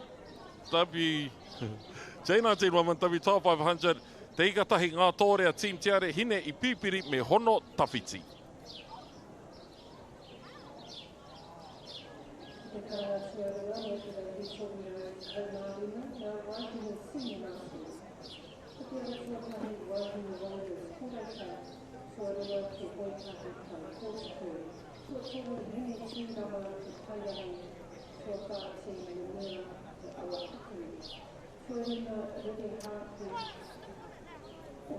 Ka marewa kei runga ko te haki ka riki.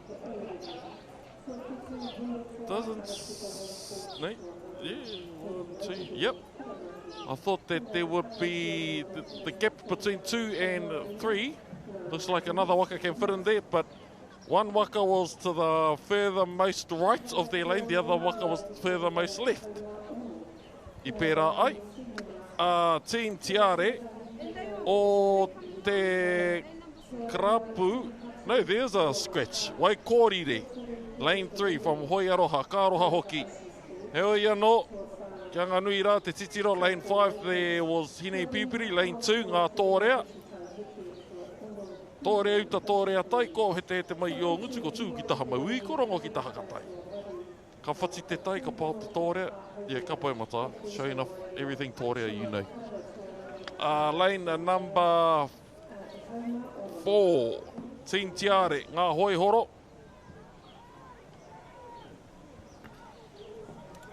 This is your double hull. So we've got a few races today. Kua āhua rereke, tēnei ngā tau ko taha ake nei. Ko ngā waka haurua, ko ngā waka taki ono 500 mita, ko ngā waka taki ono 1,000 mita, te tawhiti. But it is the National Hauora Coalition, J19 Women's W12.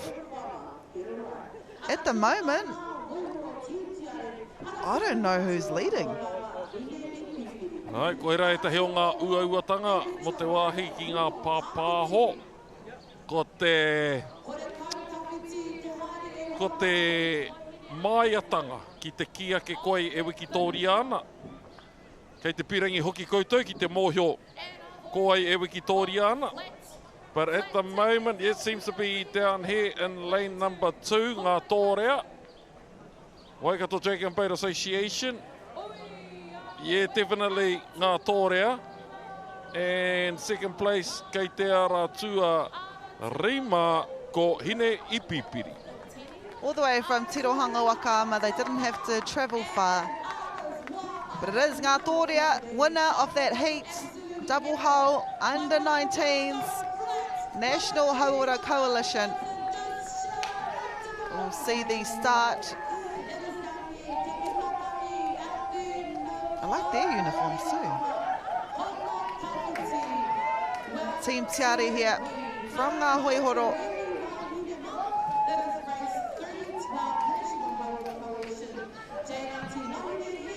Two Ngā Tōrea Waka Dragon Boat.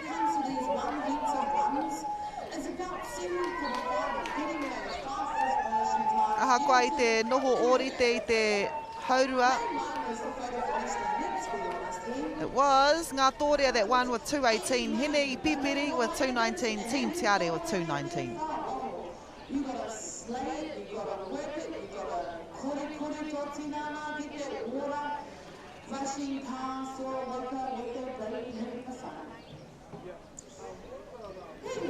Moving on to our second heat of 3 and 1,000 golden master men. This is our lane 1 in our next race, which is the Golden Master Men W6000 metres, 3 turns. O te ara tuatahi ko ngā pāpā, the pāpā, ara tuarua whakamanu OGs, tipi haere, old fellas, Ti Maroro me Pautama.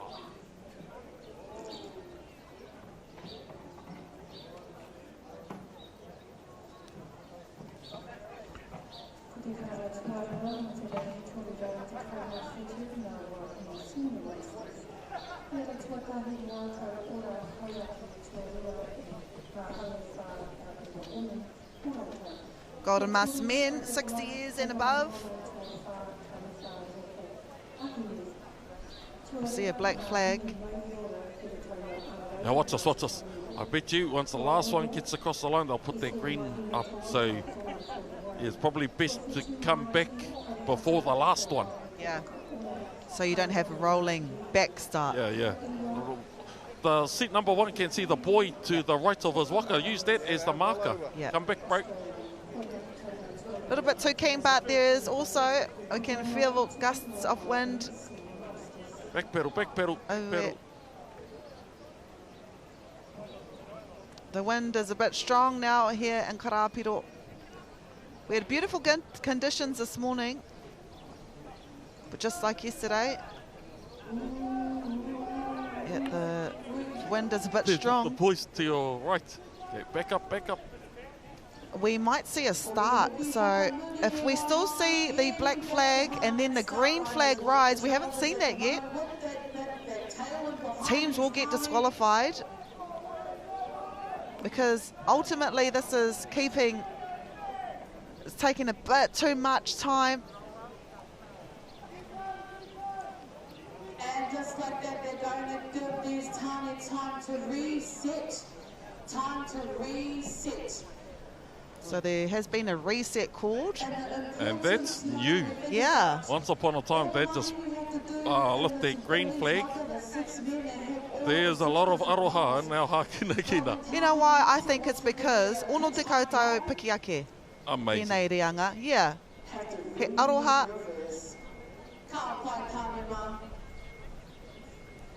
And they'll be feeling a little bit anxious, a little bit nervous. But Matthias is right. Usually we see a green flag rise with the black flag. They were ruthless once upon a time. Absolutely ruthless. But I get it. It's to stay within the same time. You don't want to go over time. Dōna tikanga, this race was supposed to be at 12:39, so only 10 minutes behind schedule, which is all good. Mēnei haura, mēnei kotahi haura, maybe then.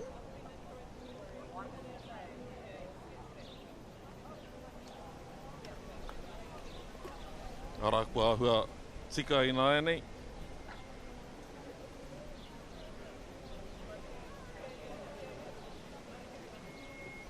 Quartermaster Men 1000.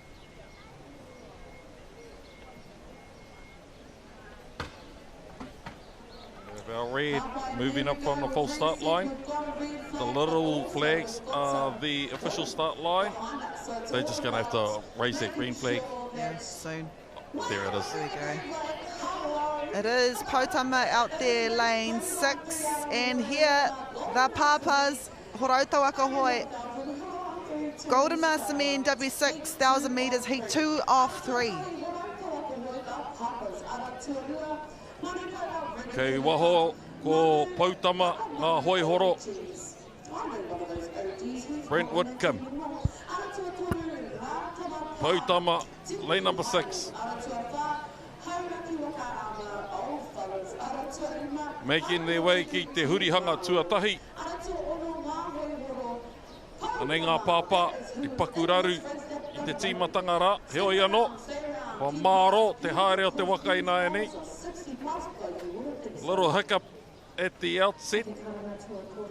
But things seem to be in order now. Now, let's see how these turns go. Steersman will start to jab his hoi into the left side of the K. Seat 1 and 2 will act as an urungi from the front. And we have going in first was Potama, coming out first Potama. Closely behind them, kei te ara tuarima ko Tai Kōtuku, Team Maroro. Me te ara tuarua Waka Manu no Manukau Puta Tua Toru Mai. The wind is strong out there, so the steerers, they have an even harder job to direct their waka, not only with the speed and the momentum of their waka with their paddlers, but also the momentum that the wind is pushing them at. So if we can see the top left corner there, shows you just how hard the wind is, and you can't really see it on your screen, but I'm telling you now, you can feel it.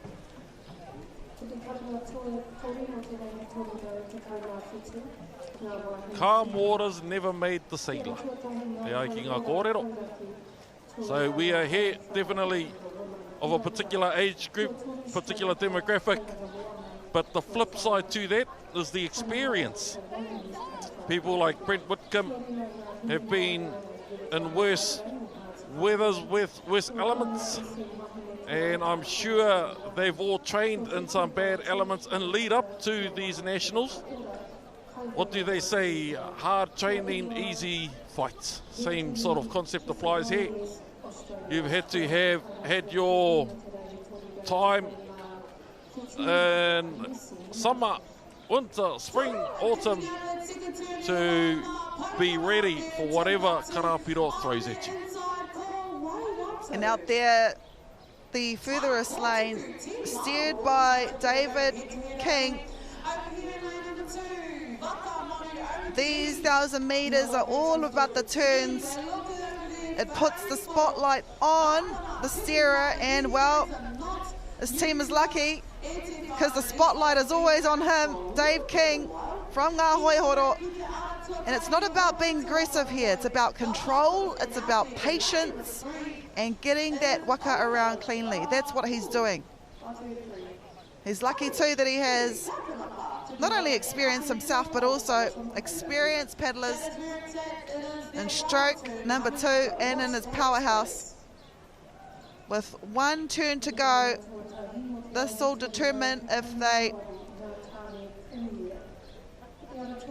are away home or, yeah, great, another great turn.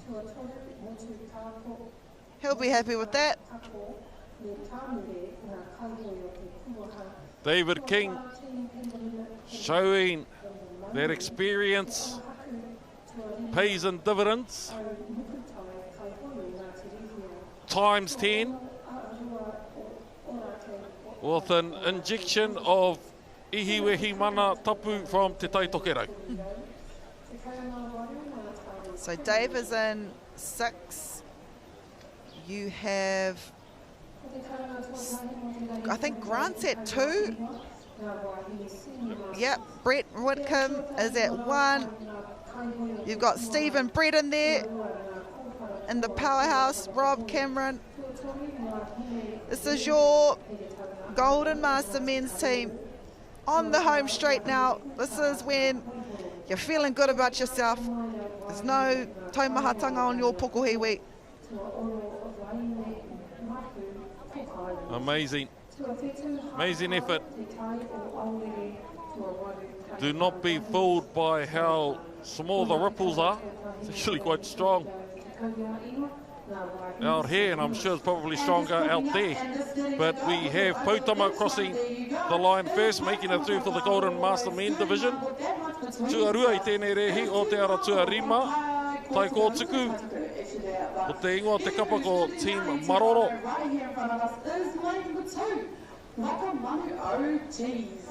There's Pautama here, Golden Master Men, second heat winners, W6000 metres. So this is their start, really good start here. Also Horauta Wakahoi, the Papas had a good start as well. But 1,000 metres is all about the turns, all about the steerers. And it shows just how much time was put into turns. Love seeing the different styles of turn as well. Some teams, they don't even bother with putting their paddle, or especially the stroker, into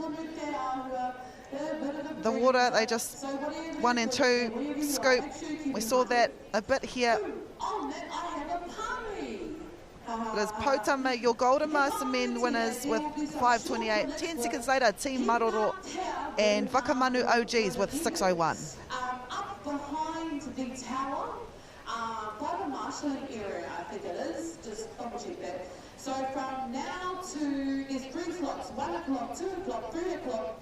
12 people max. It is free, so come and sign up. Golden Master Men W6 1000 heat 3 of 3. Kei te ara tuatahi. Ko ngā howlers no te Mataua Māori. Team Manuai are from up north. Haunui Golden are from Hamilton. Golden Smilers, I'm guessing Waitaha is down south. And Here Taunga are in the Kahungunu region. Another Golden Master Men, 60 years and above.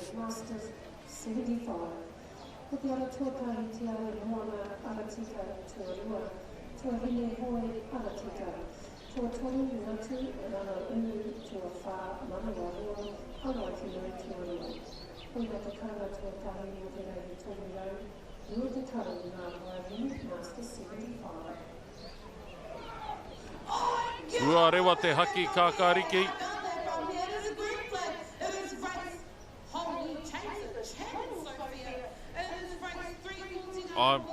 Well, but hard to think maybe Team Manuai. Hakai hoi o Ngāti Rehia. Yep, they ahead by a whisker. Just ahead of this team from Takitimu Howlers. As we near the 250 mark, so it's every 250 the teams will turn. This is Haunui Golden from Te Toki. We can see those flags to our right hand side. Those are the flags that these teams will be turning around. If you look closely to the steerers of every team, because it is quite even, you'll be able to see them just angle their waka in. Here we go. Howlers go in first. Took it way too deep though. Team Manuai, a closer turn. Now we haven't seen it yet, but rules do allow for if you get too close to that boy, seat number 2 with his paddle or her paddle can jab that boy outside of the ama, because once the kiato of the waka sunny bills or tackles that flag and the flag touches the water, that is the end for you and your team. You'll be disqualified, and unfortunately you're going to have to wait another year to come back. So you're in a predicament there. You're between a rock and a hard place. Do you overcompensate so that doesn't happen? You've put too much time into it. Do you contest because you want to be able to make it into the semis and the finals? Those are all discussions, deep wānanga you and your team have to do before you make it out there. And with the luxury of having heats, semis and finals, you have the opportunity in a real life situation out there live to finesse, to polish that strategy. Speaking of finesse, this team, Howlers, lane 1, quite a deep, I would say that they would say as well it was a deep turn. But look at them. They made up that time. They made up that distance. They're still leading. So as long as they get around the boy and are in front, that's all that matters. Beautiful turn here. Second turn here for the Howlers from Takitimu. Oh, look at that turn though. T Manuai, lane 2, but oh man, the Howlers, Takitimu, lane 1. No need to force the turn here. The steerer stayed composed and let the Waka do the work and let his team do the work. And that's another important component. He āhuatanga tēnei, e wehe ai te toa i te ihuhupe. Te kore mā harahara. Aha kua pēhea nei te kino etahi hurihanga, pēhea nei te kino o tēnei o tērā. Me ita tonu te aro mautoa, te discipline. Kia kaua e nui rawa te mā harahara, te mā nuka, nā te mea ki te ākina rawatia, etahi whakaaro, hei reira rawa, hei reira tino he rawa atu ai, ngā raha. Howlers leading in lane 1. Some teams, had they gone deep in one turn, they would be behind in the pack, but it's the opposite for them. Leaving their best turn for last.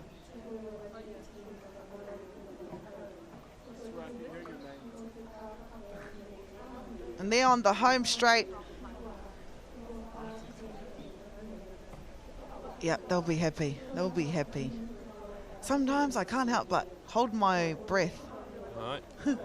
Because you just want the steerers to do a good job. And we've said it time and time again, if it's a great turn, that's because everyone contributed. If it's a bad turn, everyone usually blames the steers. But the straights for the Howlers have been their saving grace. It's time now to look at who might be some of their competitors from Heat 1 and 2. Kātahi koe ka ata noho ai ki te wete, ki te tapahi, hi ngā wāhanga āhua ngoikore, e noho mai ai ko taikāka ko unga. As they make their way through to the finish line, Golden Master men, toa i te kōwhiringa whānui tuatoru o ngā mea e toru ko ngā Howlers from Hawke's Bay, Takitimu. Anei, ko whakakuku mai ki uta. Mark Nicol, Louis Papuni, Ian Hosford, David, Chris, Alan, those are your members of this Howlers team. Winning the third heat. Team Manua here, Kaihoi o Ngātire here, Trust was second, and Honui Golden from Te Toki Voyaging Trust was third.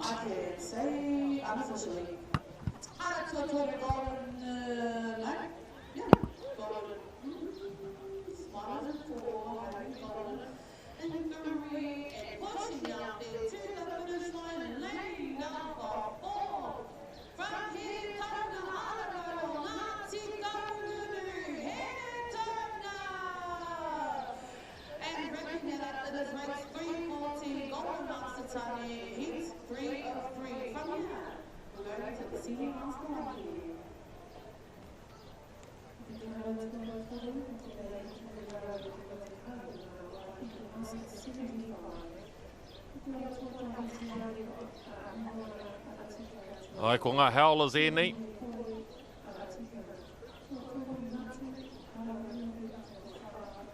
Howlers of the time of 5:40.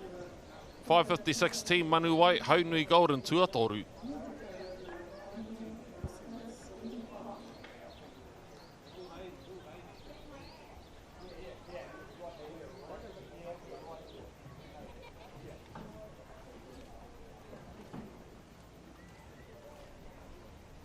Senior Master Woman W6, he ko tahi mano mita, he ko tahi kilomita. Te roa o tēnei, ko te kōwhiringa whiringa whānui tuatahi o ngā mea e whā. Wāhine Whalers, they're from Horauta, lane number 2, Tai Kōtuku, lane number 3, Te Pairangi Club.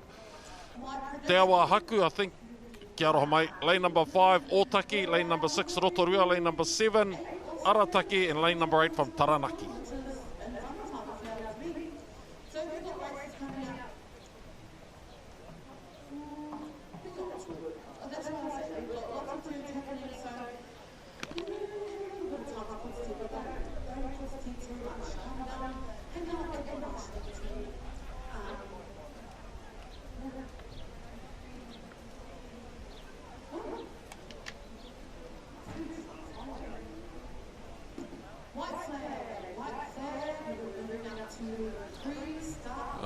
Ki te rārangi hori to the false start line, ko te rārangi tērā me ngā haki nui.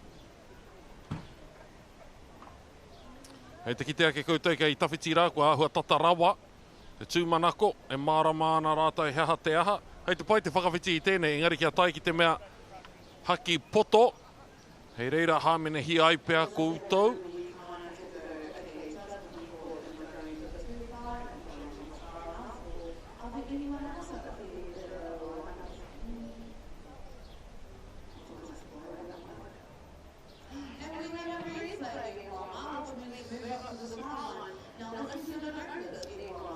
Ai, ko rewa te haki whero kia pātata atu ki te rārangi motuhenga, ōkawa.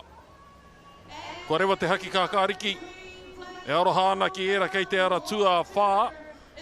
I roto I te tūpato rawa.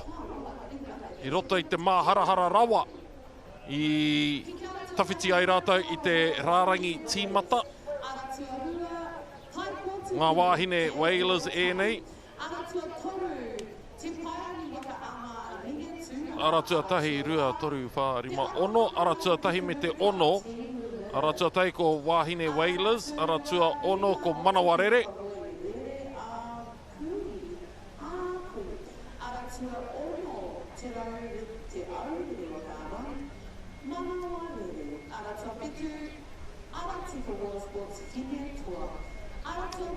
Manawarere. E tuatahi mai ana I tēnei wā. Kei waho rawa atu, ko hine wairere no Taranaki. E tuarua ana pea. Anei rātou te tirikohu atu nei ki roto ki te hurihanga. Ai. Ko Manawarere, I kuhu tuatahi atu. Kua hua tawhiti a Horauta. No roto I te tawhiti tanga. Kua puta tua rua mai. Ko era o Taranaki kei tawhiti rā. Now the degrees and limitations of caution is playing against some of these kaihoi. Being overly cautious prevents you from having a better turn or a better start. And these are all components to consider. I a koe ka whakararangi, he aha te kahao te hau, e pupuhi mai ana I hea. I a tātou ka ruku atu ki roto I te o ngā hurihanga, kei hea te āwhinatanga mai o tēnei hurihanga e te hau, kei hea te whawhaitanga mai o tēnei hurihanga e te hau. Tika.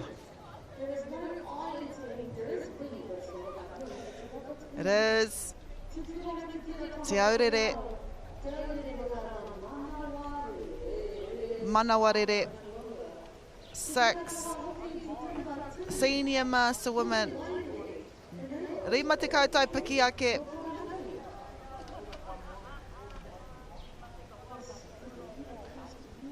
Going into their second turn now.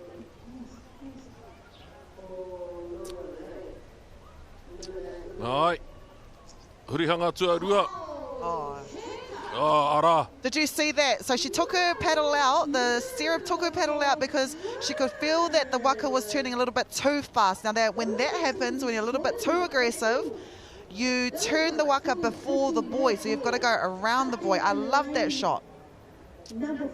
Ai. Their ama didn't just touch that haki, it pashed it. Hei te iwa marama whānau mai ai he tamaiti ko ama haki tana ingoa. Now we have lane number 1. They're out of the chaos. Oh, taiwa. Now, what's this? Here is a lesson to be learnt more o tātou viewers. As you make your way around, you might make the first buoy within that lane, but there's one more buoy to bring you back into the lane. If you go outside of that one there, that's also a DQ. So not only do you have to make the buoy, but you have to make it back into your lane. These are all part and parcel of the matrix of what Whakaata is. Yep. It's... And then what do? You think about it, né? Hopefully you have plan B, C and D. Do go back, do paddle back. If you're in first, it might pay to paddle back. And then come back through at third, you might still make it through the progressions. If you're in third, do you just chuck the toys? These are things that you have to consider throughout your training. So we have one waka out there at the moment still stuck in the second to last turn. This is when the mahitahi, the work of every single paddler comes into play. Sometimes the powerhouse is a little bit too strong. Getting that waka around without getting it all around. Sometimes 1 and 2 struggle just to bring it around. And I'm telling you now, it's windy out there. It is windy. The conditions are, I mean, they look perfect on the screen, but it'll be hard to turn out there. This team, though, they're making it look really easy. And there have been some teams throughout the years who have contested some of these rules. So, because of Kiwi Campbell, every kai urungi, their backside, both cheeks, have to stay on the seats. Now we have Kiwi who has pushed the limitations with regards to that. We have Team Pineula, once upon a time in the 2000s, they knew they were going to hit the flag, so they did an ama lift. And they told the organisers, no, we just ama lift around it. They say people have tried, as you do, and they say Richie McCaw was a good rugby player because he knew the rules more and better than the refs. This team, though, Manawarere, Te Ao Rere Whakaama Club. Your winners, Senior Master Women's Heat 1 of 4. 10 seconds after, Hine Wairere no Taranaki Outrigger Canoe Club with second. And we're still waiting for our third, but this is our winning team. Senior Master Women W6000 metres, winner of Heat 1. This is their start.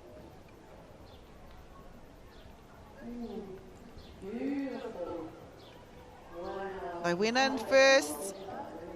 They came out first. Close to the buoy. Got Liz Savage in there. Lucy Southern, Yvonne Rogers.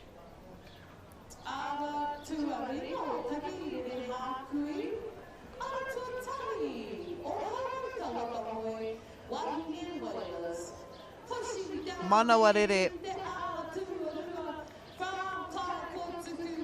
Really good race, and what a standard to set in the Senior Master Women category.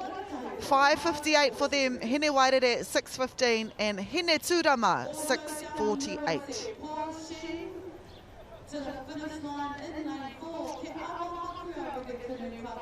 We've got the second heat in the same section, Senior Master Women's. Rima te koutou piki ake. KB all day, Kiripatu. Tere, Terere. Lane 4 from Taupo. Lane 5 from Whanganui. Lane 6, Ocean Blue. Lane 7 from Parihaka, Wakama, not the Parihaka of the West, Parihaka of the North. And in lane number 8, a team full of Senior Master women from Wairoa.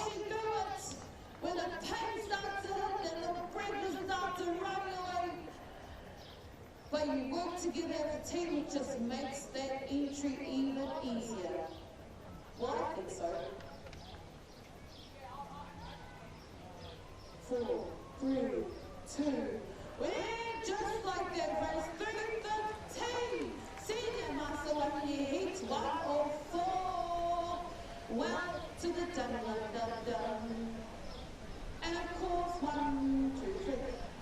3:15, if you can count, the next race is 3:16. I can't, that's why there's a paper in front of me.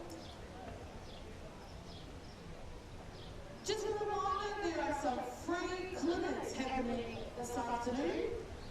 1 o'clock, 2 o'clock, 3 o'clock. There are 12 spaces in each of those time slots. And do I say that it's free? Hore kahe utu, nada. But you turning up, being amazing, taking in all the information that Inatea has to offer. Just go far, go sign up, do it, do it, do it.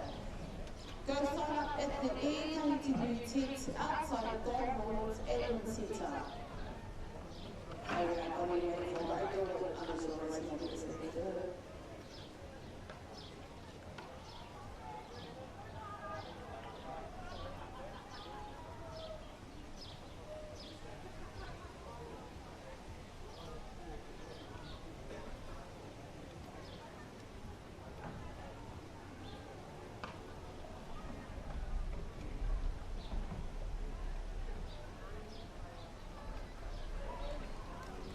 Ua rewa te haki kākāriki, KB all day.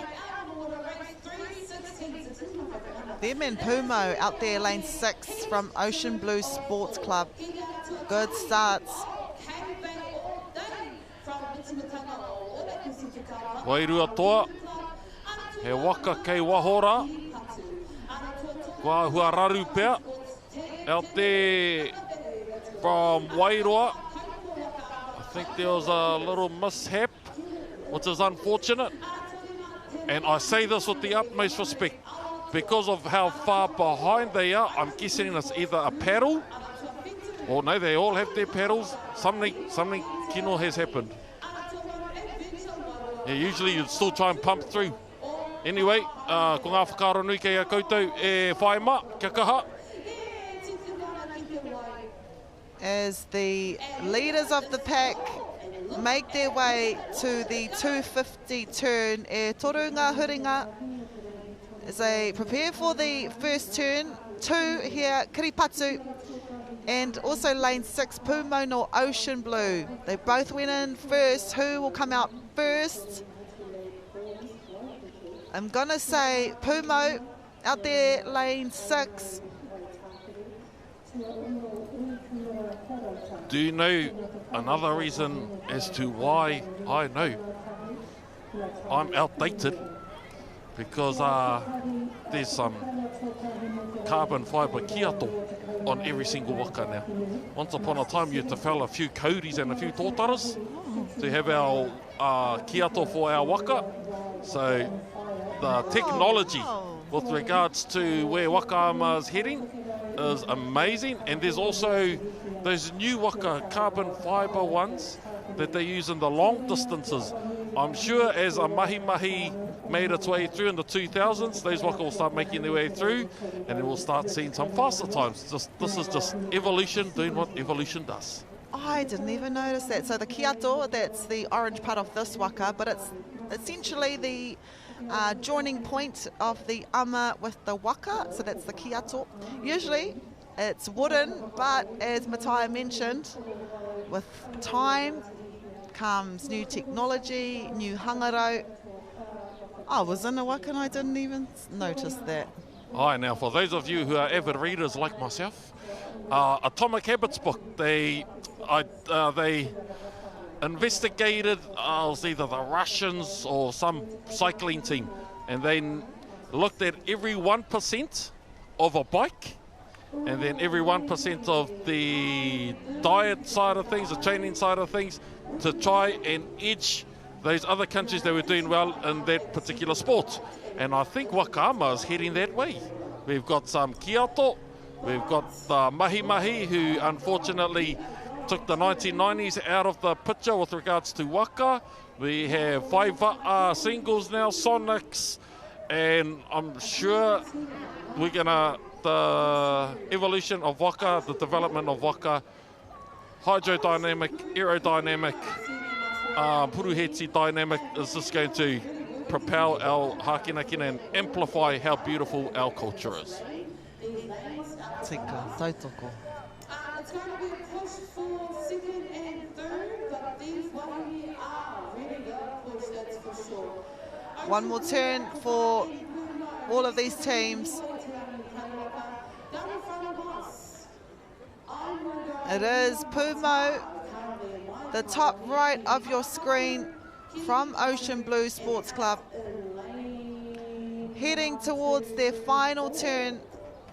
Let's see what happens.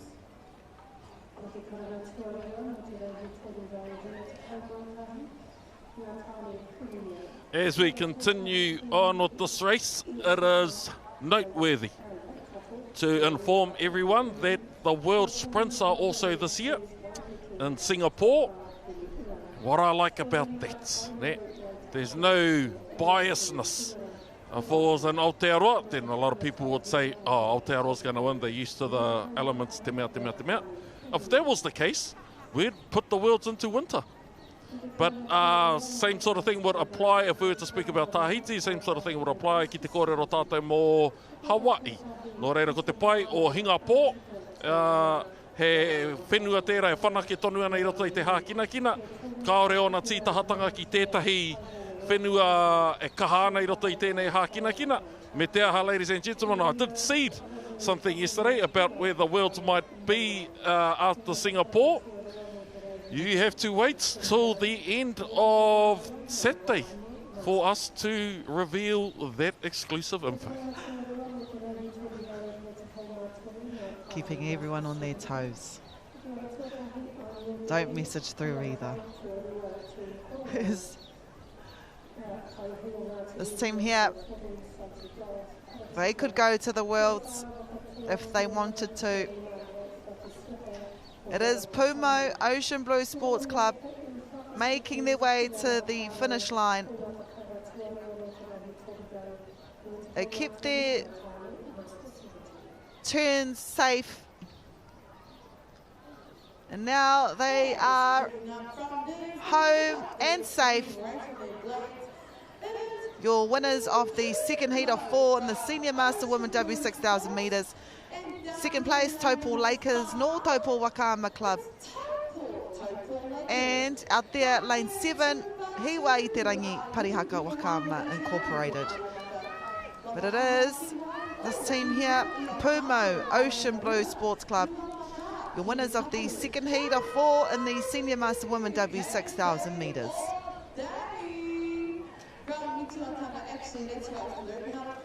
And they are no tērā rehi.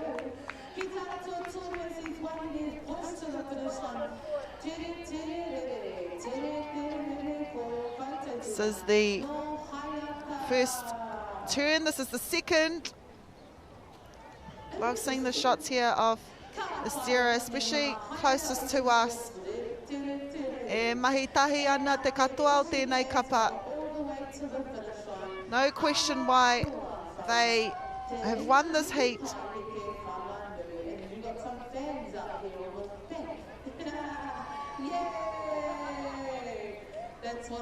Winning with a time of 6:05, Taupo Lakers 6:11 and Hiwa I te rangi with 6:21.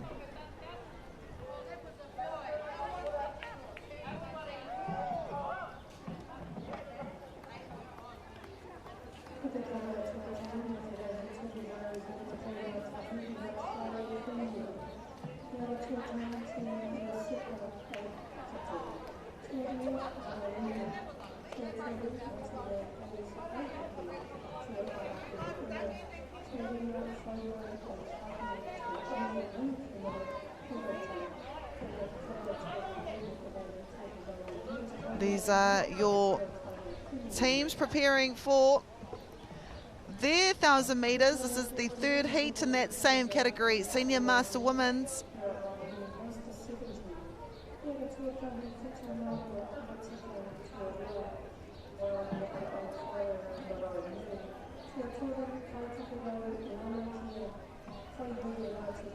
Coming up after this is a premier race. O te ara tuatahi ko ngā kau ora ara tuarua ngā hau e whā. Ara tua toru from Tauranga Moana. Ara tua whā from Auckland, Takapuna area. Ara tua Rima, Hawke's Bay. Ara tua ono we have Taitonga. Ara tua Whitu from the north. Ara tua Waru also from the north. Ara tua Iwa exhibition visitors from Australia.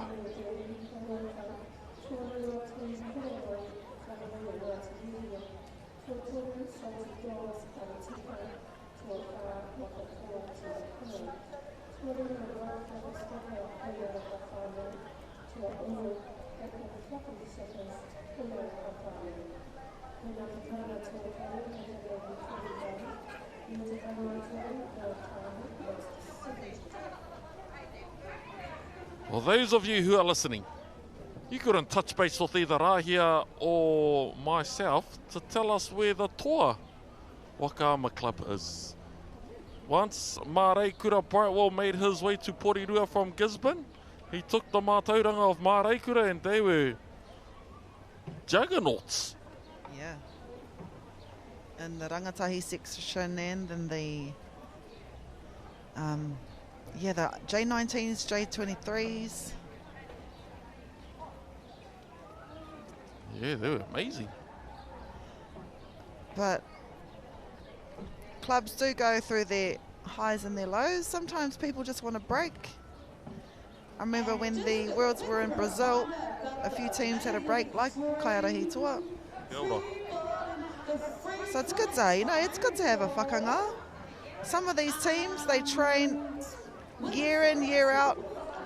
1 year it's the World Wakaama Sprints, the following year it's the long distance World. So yeah, he pai te whakanga, and then you're able to appreciate the sport more. I'm speaking from experience too.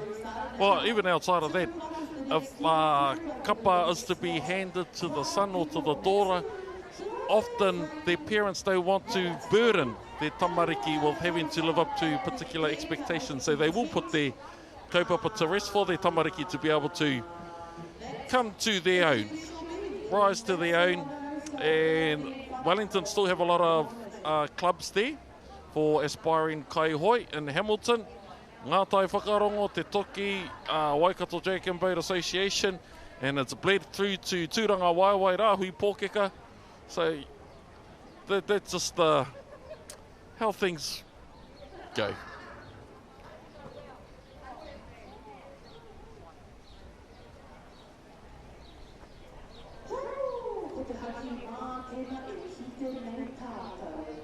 So we have a white flag. Teams will position themselves at the first set of boys.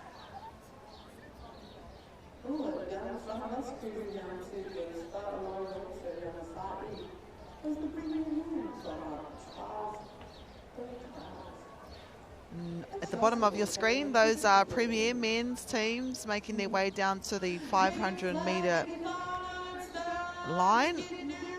Because after this race is the Premier Men's W12 500-metre heat 1 of 4. Korewa te haki kākāriki. I am going to say, ko te kapa kei waho atu. Oh no, it is. It's lane 2. Ngā hau e whā. Yeah, this team here. Oh, straight by Atereta Kemp. Vesna Radinic in 2. Ngā hau e whā. Really good start here from this team. No horauta waka hoi.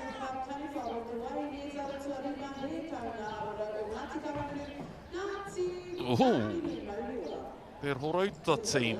Ngā hau e whā. They had to over-adjust to bring their waka back into he tō rātou reina o te ara tuarua. Nā, kia mātakitaki ake tātou ko te mea nui kia tata tō waka ki te wāhi whakatekatau haumaru hāneanea anō hoki. Kātahi koe ka urungi mai i te ihu o tō waka ki te hurihanga nei ko te ama kia kihikihi i te haki. Hei a koe ka kite i te ihu kua hoki mai ki roto i te rohe hāneanea, ki roto i te rohe haumaru o tō reina. Hei reira koe āki ai, tohu ai, tiwaha ai ki tō kapa kia tōtika te karawhiunga o te hoi e tōtika ai hoki te rere o te waka. Anei horauta e tohunga nei ki e rā tukanga. Yep, you're right. Horauta, they are known for their speed and their muscle. The only difference here is that they don't want to muscle a waka through a turn. You guide it and that responsibility steers and sits squarely with their stirrup. They're leading at the moment by a waka length. I rātau e whakariti ana mo te huringa tuarua.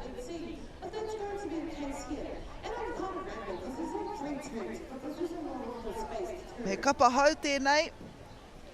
He kapa rima te koutou piki ake. Well, this is a call out. This is a call out to all of our amazing kaihakas, anybody, everybody. Rauta, ngā hau e whā, preparing for their second turn at the 500 metre mark. That kind of steering reminds me so much about Kiwi. We would always see her foot placed on the waka. When you see images like this, you can't help but think about our mate Kiwi. As they turn the waka for the second time, kotahi te huringa e toi ana. Engari ko te kapa no horauta waka hoe ko ngā hau e whā e arahi ana. I think in lane 1, yes, this lane here closest to us, ngā kau ora hauraki waka ama second and doing really well as well. He mātanga enei kaihoi katoa, but hauraki wakama ngā kau ora in lane 1. Yeah, they're keeping up. Te ahuatu nei ki te hurihanga whakamutunga. Kua pau, kua kainga. Te hia nei mita. I mua i te kuhutanga mai ki tēnei hurihanga. Ko te āta whakarite i te waka. Kia kaua e katau rawa, kia kaua e maui rawa. Nā, mātaki hia te kai urungi. Tērā kei te tūrutua ono. Kua rakaraka hia ngā waiwai. Ki ngā nia o te waka. E tōia ana ko te ihu. E wepu hia ana ko te kei o te waka. Nā kaore āki rawa engari, kua tīmata kē Māori nei. Te tahuri, te huri o te waka ki te wāhi tōtika. He anō tā te kai urungi. He tohu i ana kai hoi, whakahau, he tīwaha, e karema, ki uta tātou haere ai. Beautifully stroked here by Artereta Kemp. Then you've got Vesna Radonic, a champion in herself. When you combine the skill, the talent, the expertise of those women, they're always going to be a hard team to chase down. But this team, ngā kau ora, Andrea Swanee, Briar Carden, Scott, Hayley Ashby, Marge Reynolds, Tara Remington and Debbie Kingsford Tingling, doing a really good job and will gain a position in the semi-final for the Senior Master Women W6000 metres. Ko ngā toa o te rātou, ko hei matau, ko te kapa i tai tuarua mai, ko ngā kōpara toa noho rauta waka hoi. Speaking of Horaita, it is this team here, a newly combined team. Most of them new to this section of Senior Master Women. They finish and they cross the line first in the third heat of 4. And nā ko ngā kau ora no hauraki wakama, te kapa ka whakawhiti tuarua mai. Ai e karema. We have 14 more races before we get into the W1 dashes. I don't even know if it's dashes or dash. Is it can you clarify? Probably just dash. But this is the first time we'll see a dash. During the week. During the week. Yeah, usually it's reserved for the last race of the competition. It's a little bit of a lolly scramble, eh? Oh, a little bit of a he mea hei whakakuakua, he mea hei whakakipa I te tangata. And the beauty of it is, like, anyone can win it because it's that short. And we've seen people like Jamal Ruka take out Tupu King.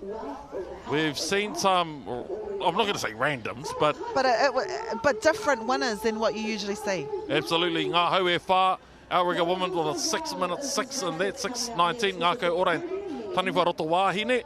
So the remaining 14 races, you've got Premier Men, W12 500, we've got another 1,000, few more 500s of what divisions? Premiers, Seniors, Masters, and then we get into the dashes. So those of you who are watching from afar, we will have 12s and 6s over the course of the next 14 races, then we're into the dashes. Pōhutu Nasties, Team Wakamanu, Motu, I want to say Kokako and Tāmure, Team Pandemo, hey, I like that pizza, and Nukutai and A'arua in lane number 6. So this is the double hole. This race usually won by either Wakamanu or Peniula, but watch out for Ruamata, watch out for Orake, watch out for these teams. An exciting thing about this year, you don't know who's going to win. So I would say Team Wakamanu, lane 2, had a really good start. And also A'arua out there, lane 6. And you see the Casey Ngātakis in there. Mark Malaki come down 2 divisions. A'arua, nice fast pace. Jackson, seems like he's there in the left waka. Nukutai, lane number 5 from up north. But it's out there, A'arua and Wakamanu.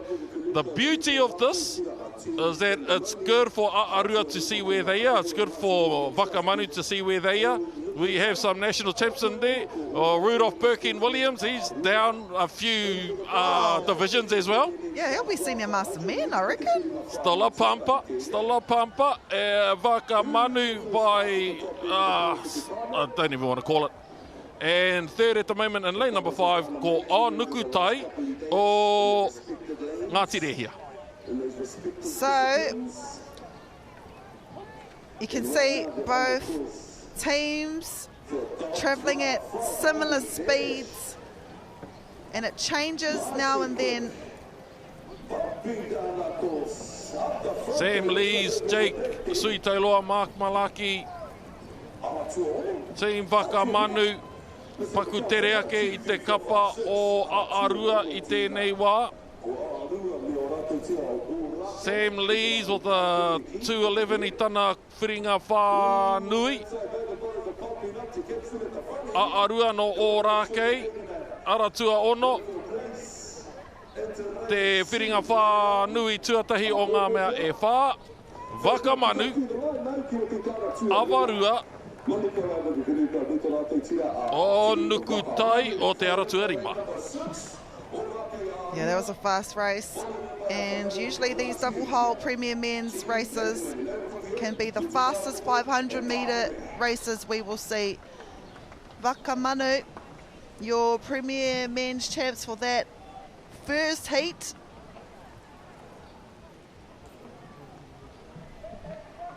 Aye. the fastest Waka would ever go. E ai ki te ao hoi, ko e nei momo Waka. Waka haurua. Wa here herea e tahi waka e rua.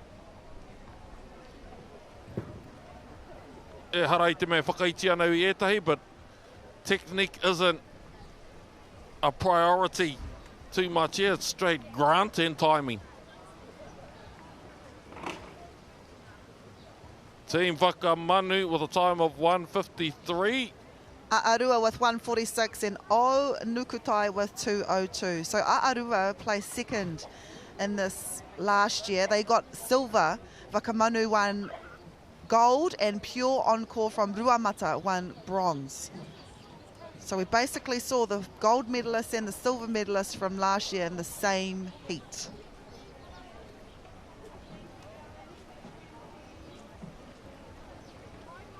Be able to see, kei te heke te ua I konei, I te roto o Karapiro. Another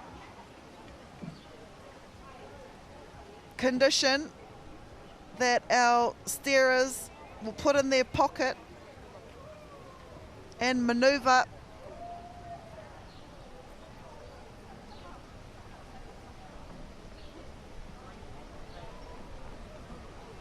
Wa rewa te haki kākāriki. And lane number 1 is a team from Port Waikato. Lane number 2, a couple from Gisborne. Lane number 3, Hawke's Bay. Lane number 4, the North. Lane number 5, inland into the King Country. Lane number 6, a Cook Island-based club. A New Zealand-based club inspired or transposed from the Cook Islands here to Aotearoa. Te Tai o Aorere, South Island, and Taniwha from Takapuna. All eyes will be on lane 2. They won silver last year, but it'll be, I think it's lane 4 at the moment. Wahine Pukaha, Ngā Hoihoro outrigger canoe.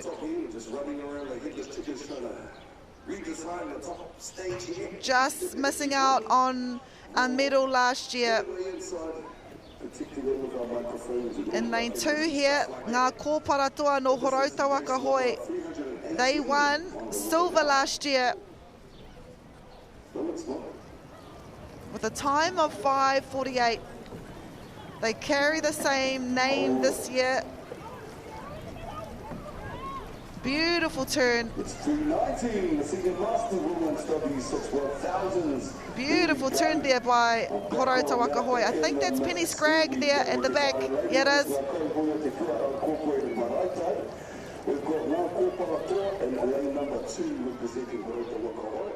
Fighting against the elements. Bit of a headwind here.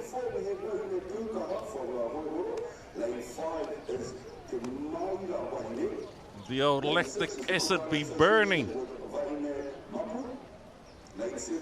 The old pukahukahu, the lungs will be burning too.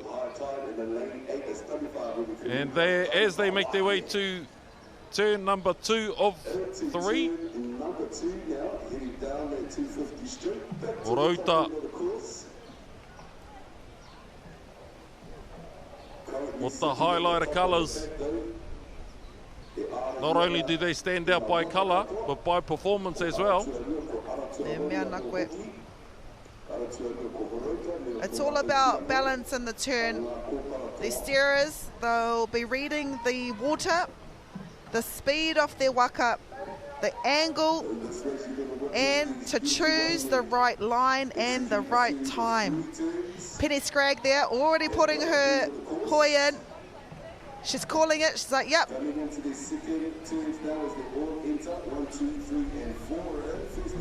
Now, look at her pedal. There's the black part on the shaft.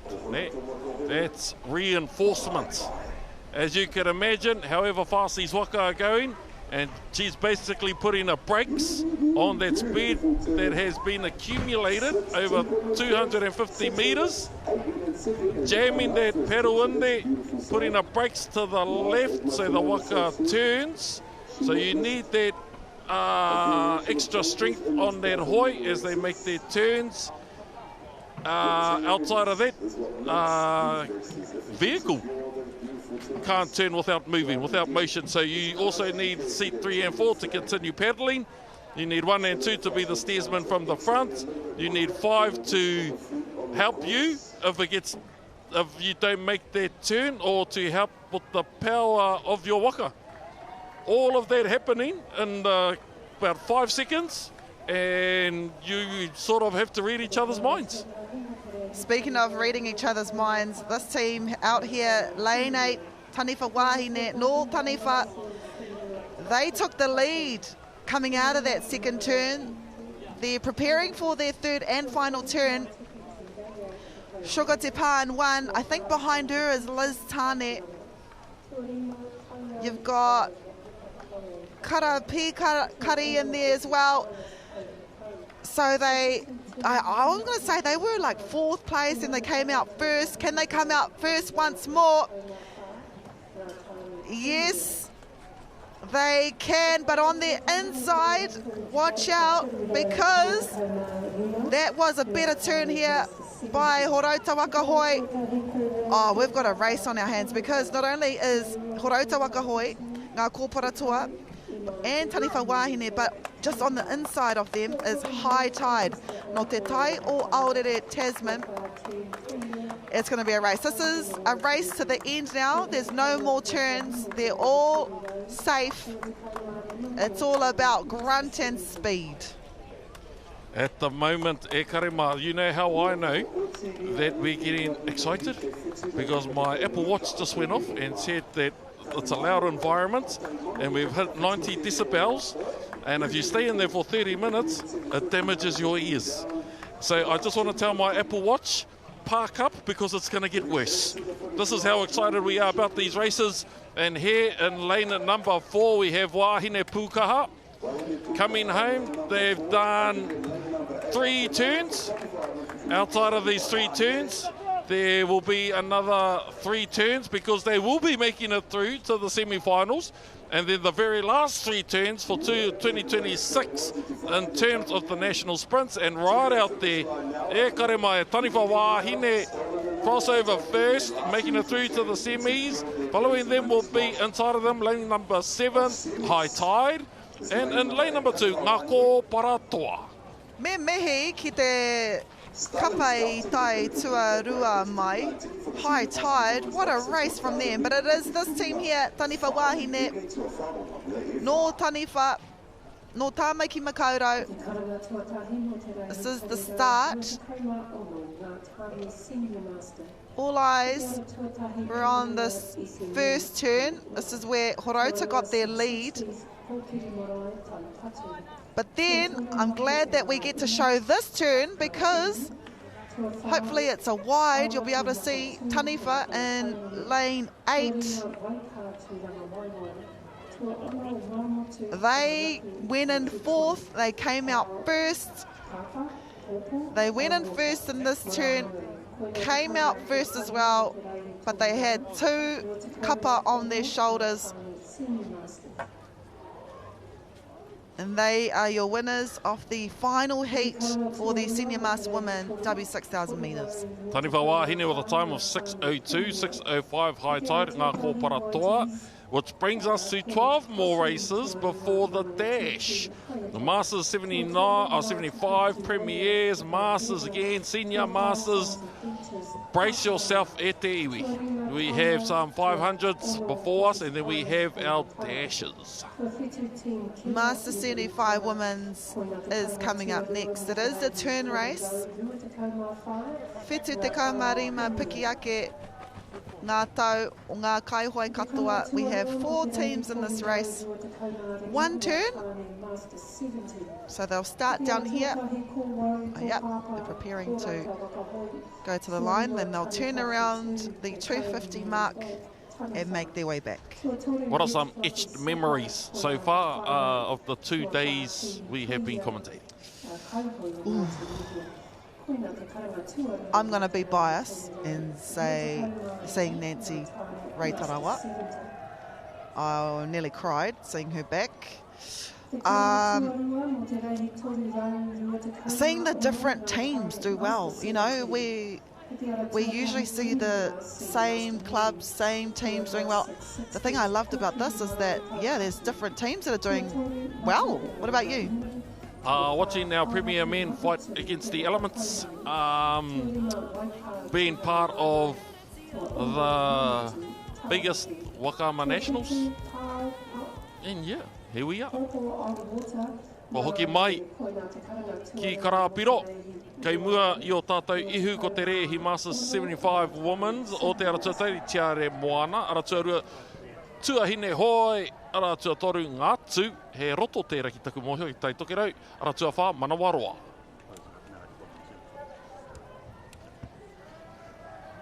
Ko tahi noi ho te huringa Master 75 women, no reira, whitu te kaumari tau piki ake, te pakeke o ngā kai hoi katua. Every single paddler you see before you are above the age, or are off the age 75 and up. Me mihi tērā. Tiare Māori, Tiare Moana aroha mai no Aratika Water Sports in lane 1. Just on their left. In lane 2 we've got Tuahine Hoi, Aratika Water Sports Club. To their left, Rangaunu Sports Club, Ngātu. And then out in lane 4, Manawaroa Hawaii Nui Tuarua. This is Tuahine Hoi. Lane 2.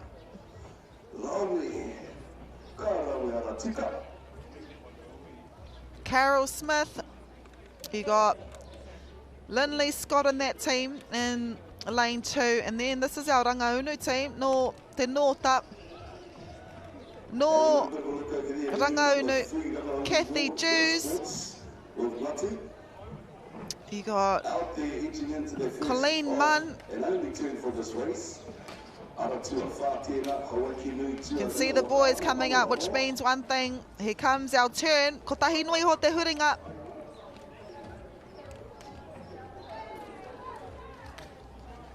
Oh, what a turnout there.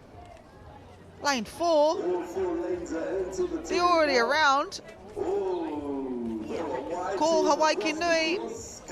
Ko Manawaroa tēnā. As we can see, there's a little bit of a headwind. Ngāwai Richardson in there. Oh, there's Jan Blythe and that team. Leading at the moment in lane 4.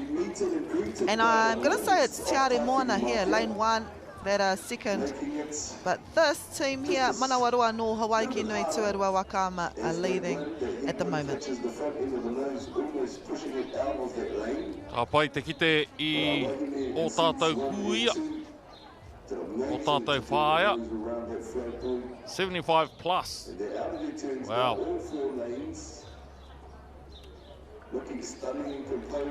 Ngā tū. Hey, whai Kathy, kia ora. Oh, me reo Māori pēr matai, hei te whakarongo mai a whae Kathy. Ai. Tino pai. E nei kapa katoa. E hara I te mea. E raru ana tētahi, katoa rātou. Tai mai, ke whakawhiwhia.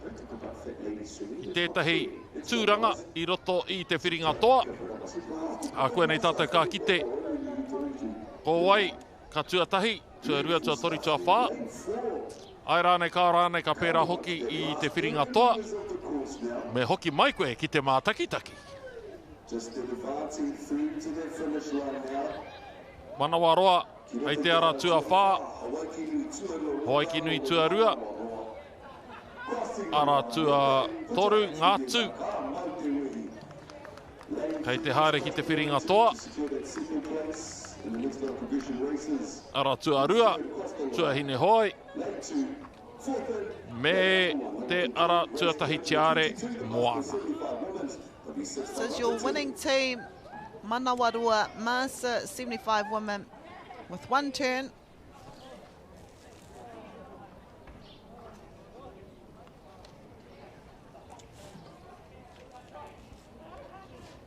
Beautiful turn here.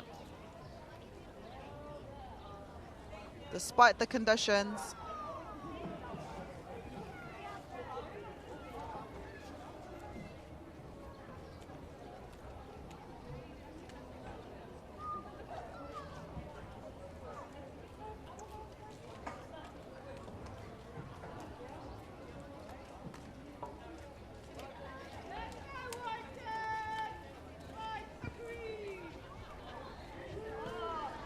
Manawaroa 319, Ngatu 327, Tuahine Hoi 334, Tiare Moana 336.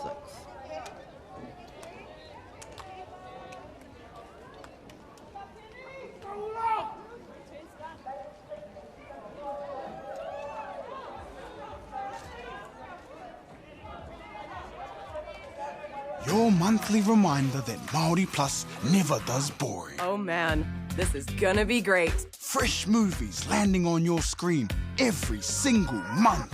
There it is. The hero poses. Cool entrance, right? You want to tag along? Of course. Complete domination. We've got something for everyone. I bet you've never seen anything like that before. Only on Māori Plus. I'm so honored. Do you think the other sports kind of touch a little bit of like thank you for developing? Big time. We're going to talk about that. Man, the skill set that we have is getting contracted now for top tier money. It's still fully user pays. There's a lot of people that have transferred from touch. A lot of them are the superstars of those codes, eh? When is it going to get the credit that it deserves? It could be an Olympic sport and it should get a lot more recognition. I've always credited touch for those skills. It needs a bit more love. The People's Game, streaming now ki Māori Plus.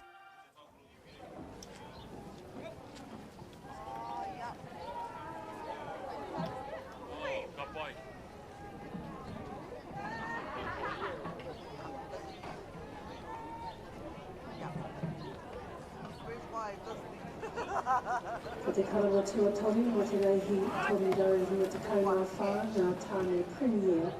Ko te ara tuatahi YG's Portage Crossing tuarua manawa titi haiata. Tuatori mātuku tu reia te tauhiringa. Tuawha Sons of Beaches Pāpuranga. Tuaringa Kaiwai tua ono British Finals Hei Makau. Tuawhitu Team Kina Mutamitanga o le Pasifika.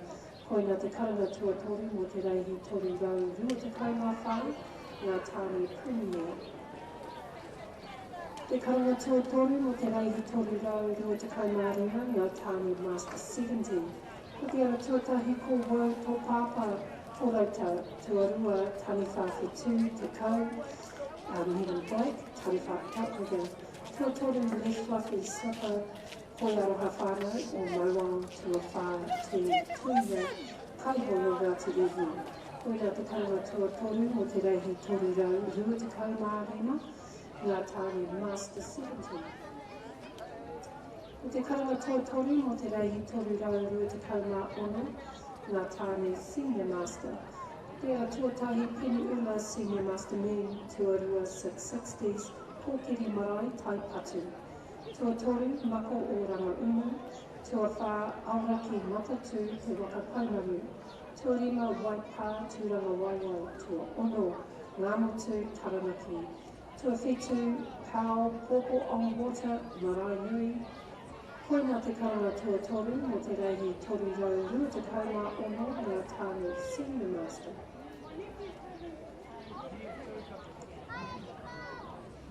E karere tēnei ki te motu, kia hiwara, ai rai te whana kia hiwara, just a quick little announcement. W1 pickup process today from 3 to 5 p.m. from loading bay.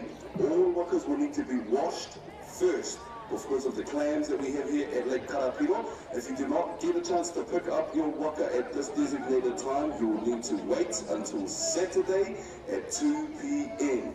Kapai, so all of our Dub 1 picking up their, or Dub 1 paddlers picking up their waka needs to be completed today between 3 p.m. and 5 p.m. from the loading bay. All waka will need to be disinfected for you to take off-site. If you unfortunately cannot get down to the allocated time, today you will have to wait until the completion of the races at 2 p.m. on Saturday. Kapai, just another quick little announcement if you find it. If if your club is planning to go to Singapore for the World Championships this year in August 2026, go and see my mate David at the House of Travel tent. He's right next to the merchandise tent. He's already reserved some accommodation and flights. So if you want to go and secure, have a little bit of a conversation about what's on offer, go and see our mate Matua David at the House of Travel. Tēnā tātou koutou.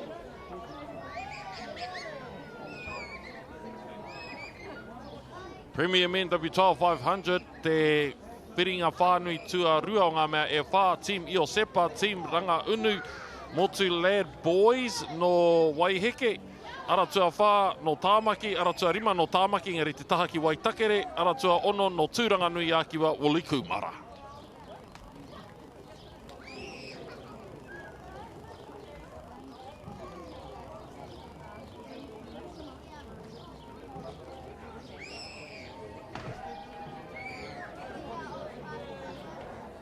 Piniula, Manu Te Mion. Paura Monk was on there too. Aratua Tahi, Team Io Sepa. Red flag, I'm sure they'll put the green up soon. There we go. Piniula positioned themselves well. I te uatakitanga o te rārehi. Ka āpiti hia te tīmatanga pai, ka āpiti hia ko ngā toa o te motu, ka āpiti hia ko ngā mātauranga o te ao. Hua noa ake ko Piniula. Paura Monk steering them. Woolly Kumara, bit of a party mix of lollies here. Team Io Sepa o te Aratua Tahi. Waka Dragon Boat Association. You can see there Waka at the Hamilton Lake and at the bridge where the police station is. Oh, Piniula me Woolly Kumara kei tawhitira. Piniula Aratua whā. Manu Te Mion, Māori. Paura Monk.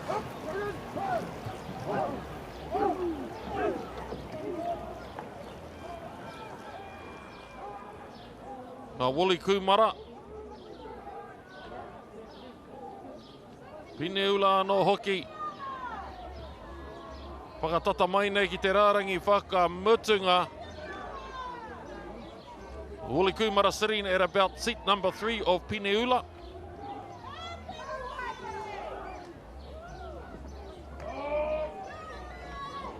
Ea huatana tātai ki ngā mita whakamutunga. Heat number 2 of 4 Premier Men. Piniula tuatahi, tuarua Woolly Kumara, tua toru kei konei pia kei te ara tuatahi ko Team Io Sepa. It is Piniula. They've won this title a few times.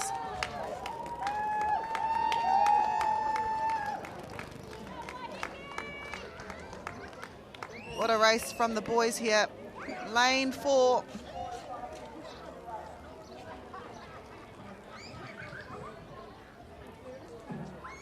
This team, Woolly Kumara, they've got some J19s in here, they've got some open men's, they've got some master men's.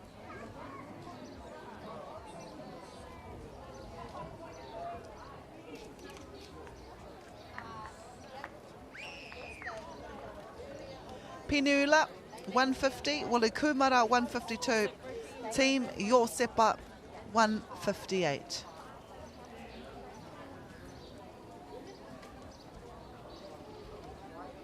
We've got our master 70 women W6 500 metres. Ara tuatahi, Whetu Marama, Wow Waka on fire, Tai Tokero Nāna Kia, Wildfire Te Awa Nui Wahine.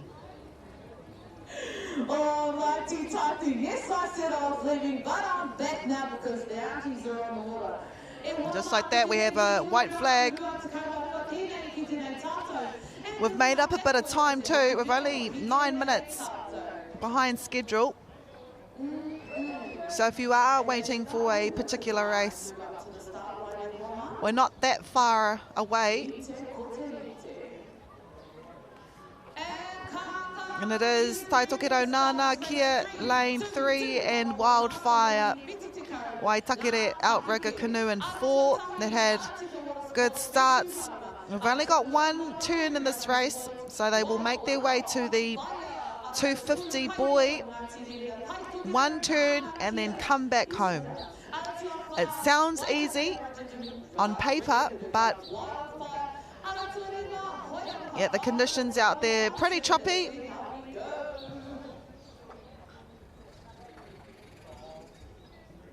It is Whetu Marama, this team here, no Aratika Water Sports. They're currently leading at the moment.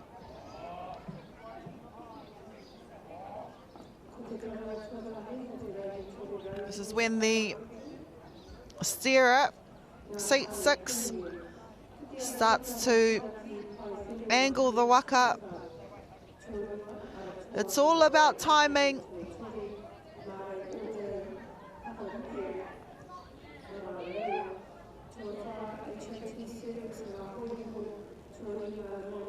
Aratika going into their turn.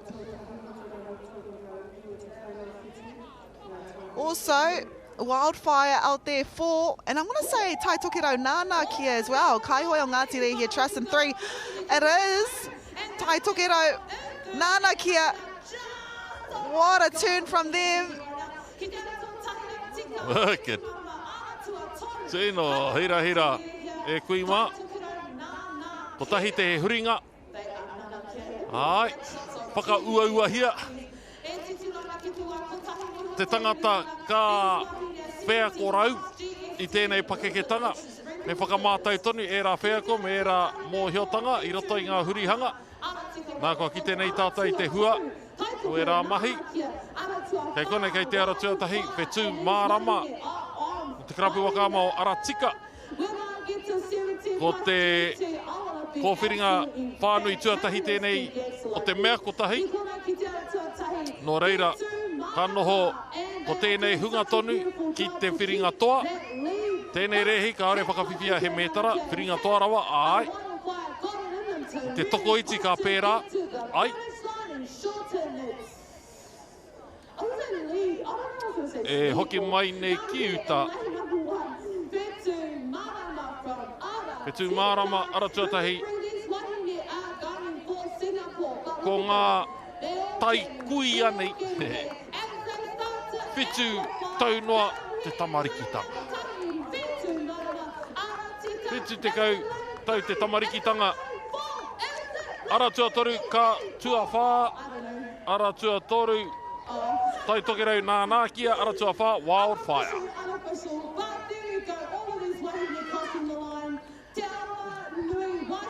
But it is Whetu Marama, Aratika Water Sports that take that heat. Master 70 Women's.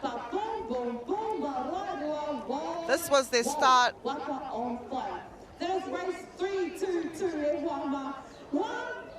And look out, lane 3, Ngāti Reo here. Really good turn from them. Taitokero Nānākia. This is Whetu Marama, the winners of that Master 70 Women's W6 500 metre turn.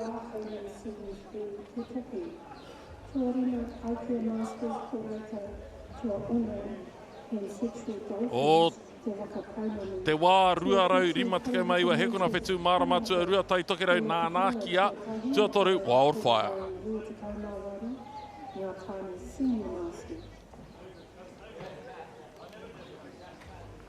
Te karanga tuatahi o te reihi, tori rau rua te kau nā iwa, ngā tāri senior master. Te ara tuatahi team wai puna kai. Master man, 70 tau te tamariki o te ara tuatahi Aimi o te eri. Ara tuarua team Korowai, ara tuatori Salty Dogs, ara tuawha Wakatoa, right fluffy slipper, me platinum fluffy slippers. There must have been a sale somewhere, they were giving slippers.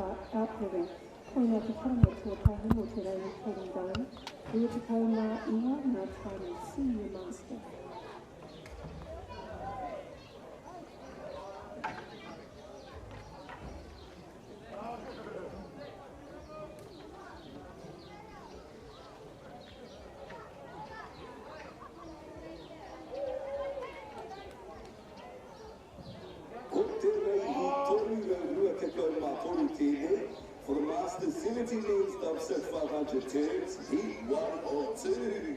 Sitting out in lane number 1 from Whakaata Māori is Under Daddy's. Lane 2 from Ngātauri o Ngāti is Team Korowai. Lane 3 is Aratika Motorsports with Salty Dogs. Lane 4 is Tirohanga Waka Māori Whakatoa. Kua rewa te haki kākāriki Master Men 70. He rimarau mita tēnei I tōna tikanga. I te nuinga hoki o te wā he rehi tō tika te rimarau. Engari e āhua ua ake ai. E nei rehi ko tahi hurihanga I te ruarai rima tekau mita. E kitea mai ai ko ngā pūkenga o ngā kaumātua nei.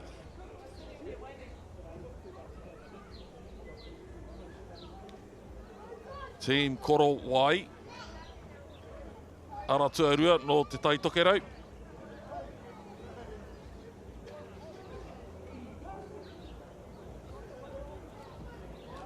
Right fluffy slipper. Me ngā platinum fluffy slippers.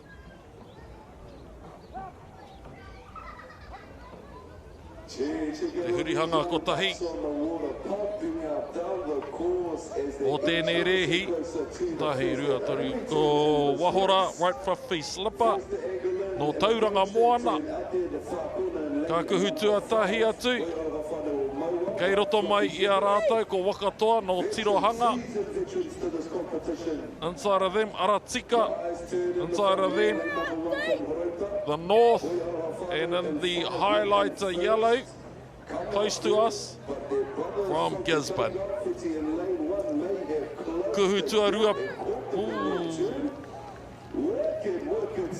I'm just going to say it. Right fluffy slipper. Made it into the turn first. Puta tuatahi mai anō hoki. Engari. Hot on the heels of those slippers. I'm Your Daddy and Salty Dogs pair.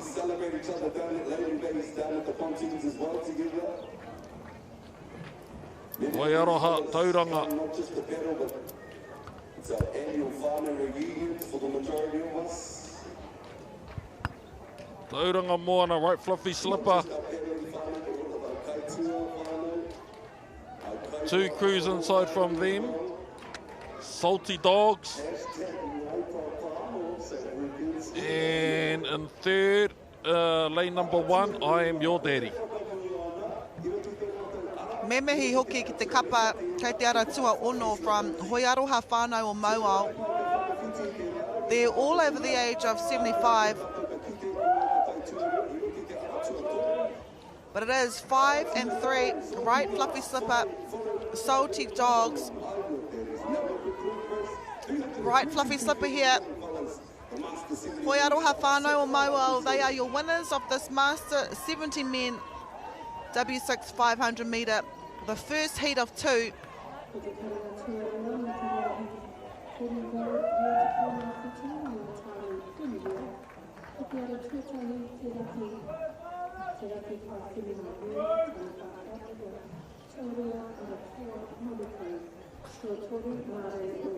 It was even in the turn. It was right fluffy slipper out there, lane 5, and also I'm Your Daddy.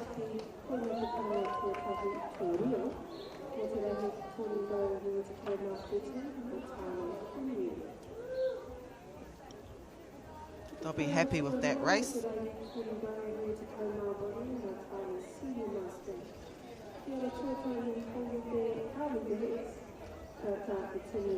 Right, fluffy slipper 240, Salty Dogs 245, I'm Your Daddy 246. We have the Premier Men's W12 500 metre Heat 3 of 4 coming up.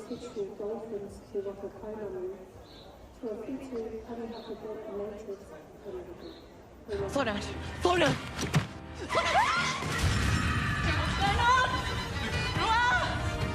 Just wake up, sis. Wake up. It's so funny. Ahi ka roa ki Māori Plus me Whakaata Māori. Mai anō, ka rongo I te wairua ki konei. There's more going on here than just local businesses cashing in on cosmic tourism. Nā waika huri te rupahu ki te meka. Te patoto whahihine, ko koe kararu. Kupu X, streaming now ki Māori Plus. Do you think the other sports kind of owe touch a little bit of like thank you for development? There's a lot of people that have transferred from touch. I've always credited touch for those skills. It needs a bit more love. The People's Game, streaming now ki Māori Plus.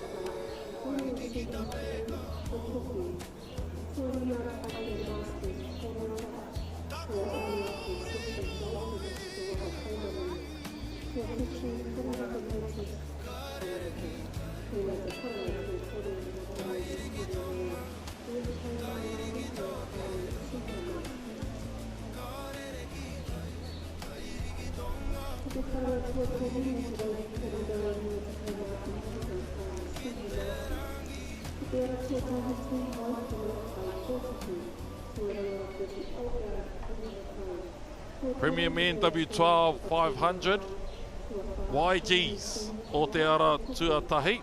Manawa Titi o te ara tuarua. Manawa Titi are from Whakaata, Hawke's Bay. Lane 3 are from South Auckland. Lane 4 are from Pakuranga in Auckland. Lane 5 from Gisborne. Lane 6 from Rotorua. Lane 7 from Tutukaka, for those of you who have been north.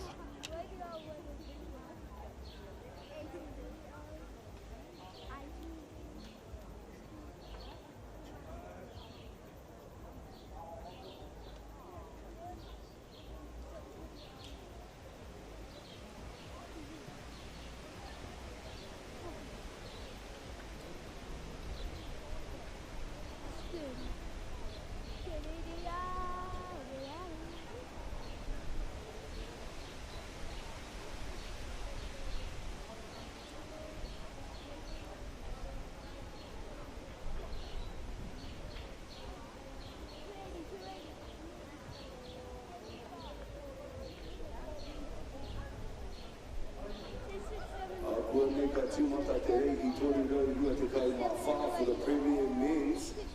Taki ngā ngu mā rua, rima rau mita te tawhiti o tēnei rei, ko te whiringa whānui tuara tonu tēnei o ngā whiringa whānui e whā, kua ruru I a rātau te haki whero o tēnei wā. Ai, kua rewa te haki kākāriki. And then they go down the corners, the best starting up like a Butti's finest, pumping out there, lane number 6, the Waka ahead at the moment. Butti's finest, Manaki te kōwhai.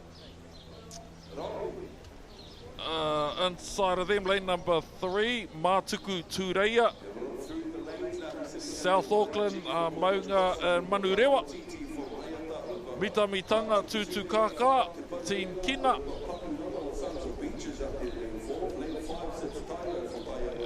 But it seems to be Butti Boys in lane number 6, Hei Matau.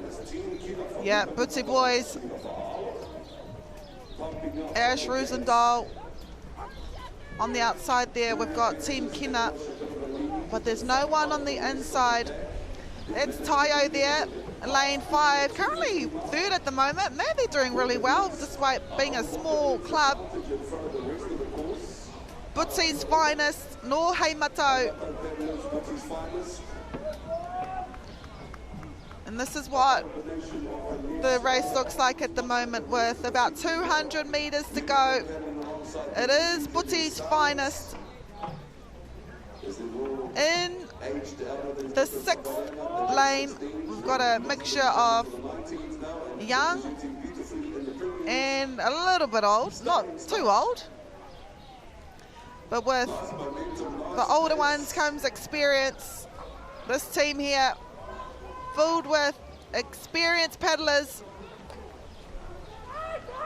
Butsy's finest, Heimato, will take first spot in this third heat of 4 Premier Men's W12. It will be Team Kina, Mita Mitanga, Ole Pacifica with second, and Tayo. Tayo take third with Son of Beaches fourth. But it is Butsy's finest. Heimato paddlers, the fastest crew in their third heat of 4. The Butsy boys, they were going that fast, you couldn't even tell there was a headwind. So imagine when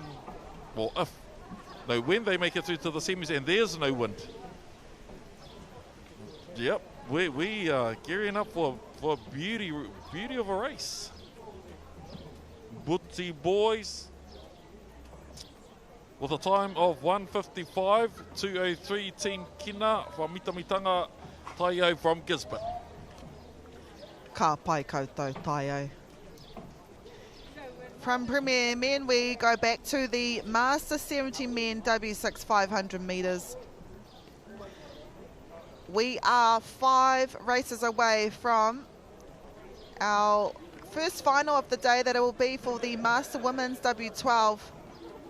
And then race 332 will be the commencement of the dash races. So J19 men's will start, then J19s and Premier Women, Premier Men. Master 70 men, ko wau tō pāpā, Taniwha Whetū Te Kau MIB, Left Fluffy Sipper and Team Tuia.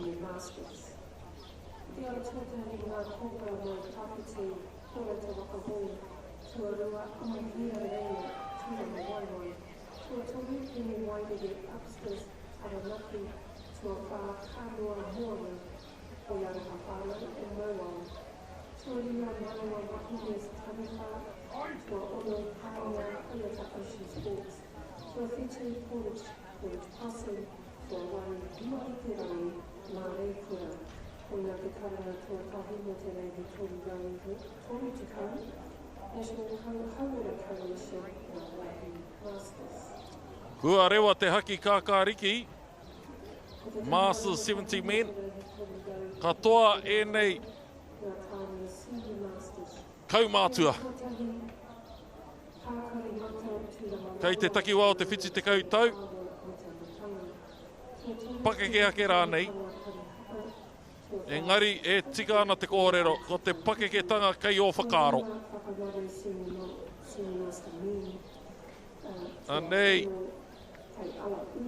o te ara tuarua, Taniwha Whetū Te Kau MIB, i taku mōhio e tuatahi ana i tēnei wā.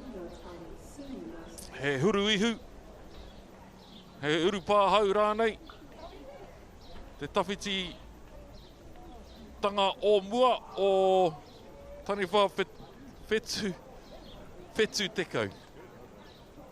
E hara ia hau tērā hapa. This is their first and final turn. Taniwha Whetū Te Kau, MIB, no Taniwha Outrigger Canoe going first. Ko wau tō pāpā no Horauta Waka Hoi going second.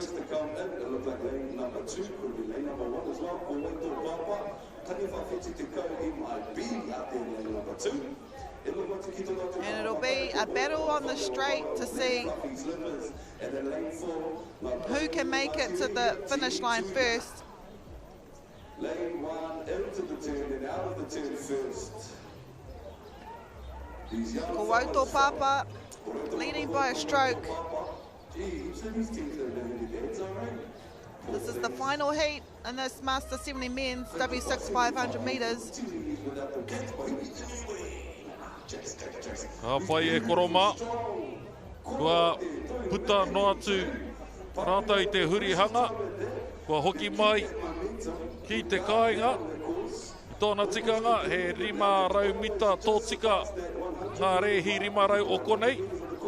Kao, ai te pirangi tātou kia paku te ngā niho o tēnei taipakeketanga. Kia paku rongo anō ai rātou I te tātara moa.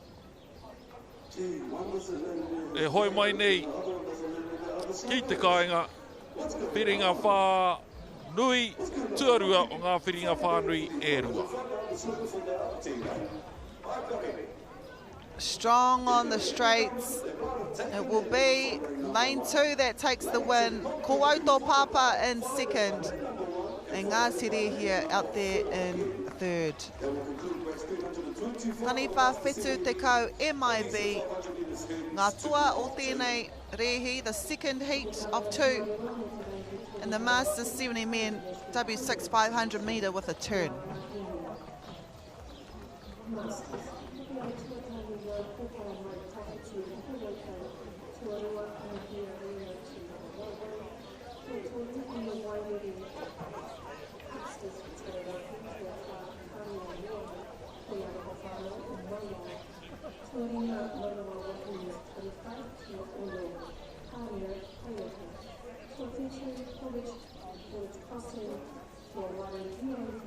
Ai, koe nei te hurihanga.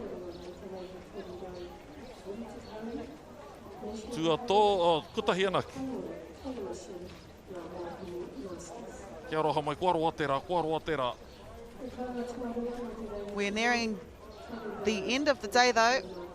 Taniwha whetū te kau MIB 250, Ko Wauto Papa 252, Team Tuia 257 and left Fluffy Slipper 316. 326, we will see the Senior Master Men W6000 metres, the first heat of 4.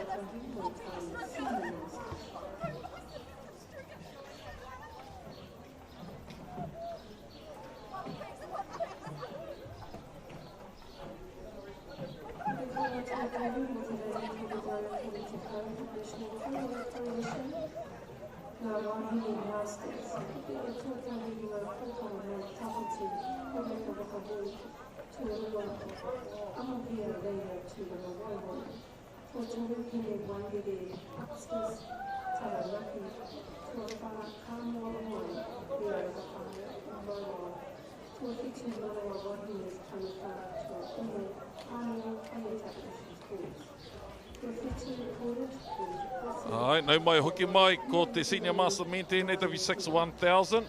O te aratuatahi ko Pineula no Tāmaki aratua rua, Kōkiri 660s aratua toru from the north, aratua whā deep in the south, aratua rima from Tūranga Waiwai, aratua ono from Taranaki, aratua whetū Pau Popo on water from Maraenui Rugby and Sports Association.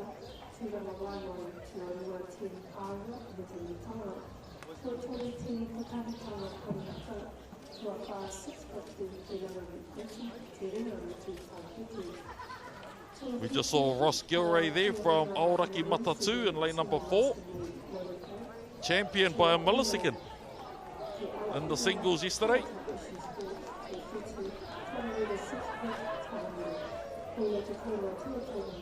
I don't know about you, but when I see Te Wakaponamu line up, I know that they're going to be up there. Quality paddlers. I've told you this before, and there's no discrimination whatsoever. But they're like 6 Richie McCaws, like athletes. I'm sure you chuck them into a kayak, they'd be absolutely amazing. You put them into a whitewater rafting, they'd be absolutely amazing. Any sport that they just give me that buzz. Lane 5 is Waka Sports with Waka. Just athletes. What an athletes. Into their turn, first turn of 3.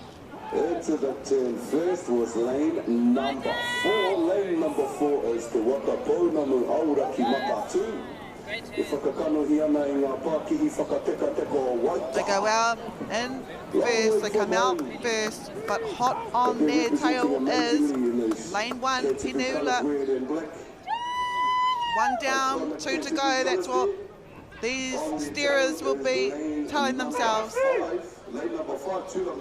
Auraki Matatu, the Waka Pounamu. This is the first series of turns. Adrian Tukaki is in that team. Have a look at this Pinula team. You've got Māori Tere, Anaru Irwin, Paul Hansen, Matt Appleyard, Mark Sua,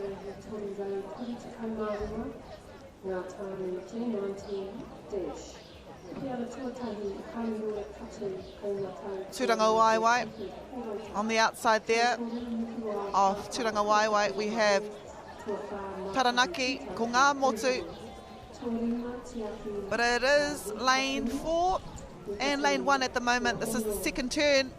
What can they pull out here? Hurihanga, Tua, Rua. Oh. Hira. Can they do anything wrong? I tēnei takiwa o te kiwaha kānganga. I roto mai a rātou. I te ara tuatahi. Ko Pineula.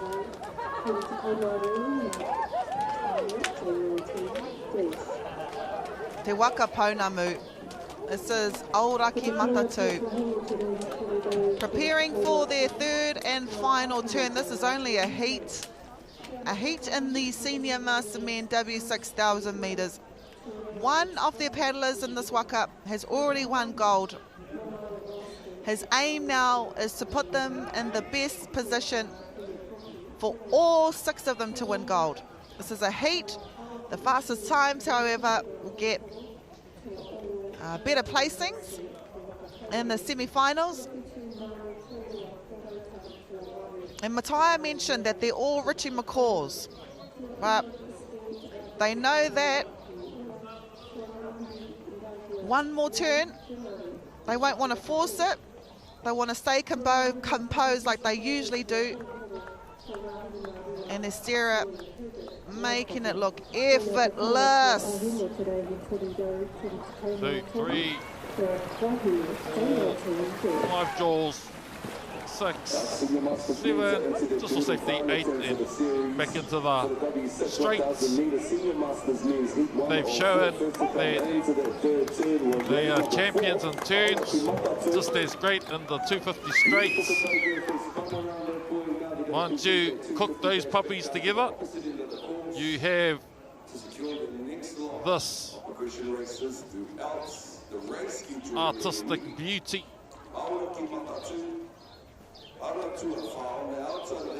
Smooth as the days, effortless, light.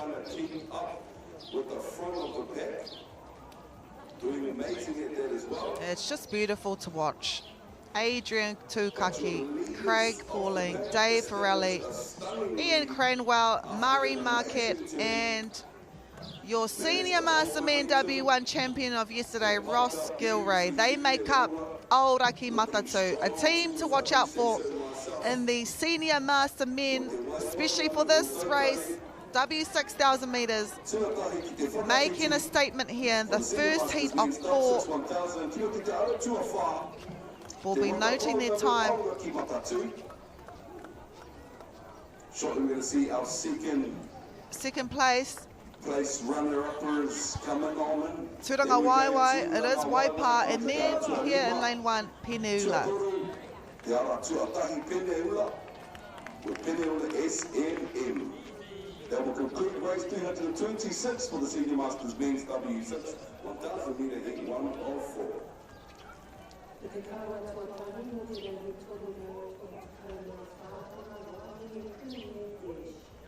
Yeah, those magical turns again. Aoraki Matatu. Out. Beautiful place. I was down in Queenstown and Christchurch earlier in the year. Tūtaki ai ki etahi tāngata hirahira o tērā takiwa. Hautau mā ngā ahika o reira e mihia ke ana. Aoraki Matatu, 5:14, 5:29, Waipa, and Peneula from Auckland in third. We've got the final heat, Premier Men's W12 500 metres. Two teams that featured in the final last year, top 5 teams feature in this fourth heat in lane 4 and 5. O te aratua tei, te raki pai whenua red, aratua rua, aratua tori mārei o tei, whakarukea. Herberton to surfers, Ruamata OCC, me o taki. And we are running on time now at Te Whānau. This race is supposed to start at 2:36. It is 2:37, so doing really well for time.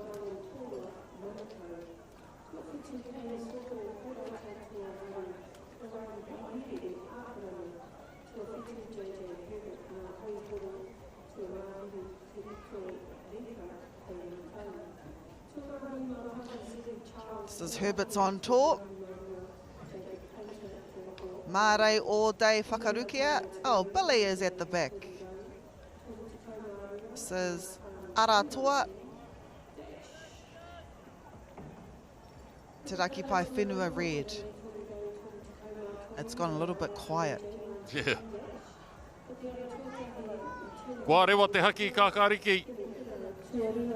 Aranama Rima Ruamata OCC out with a start to be envied.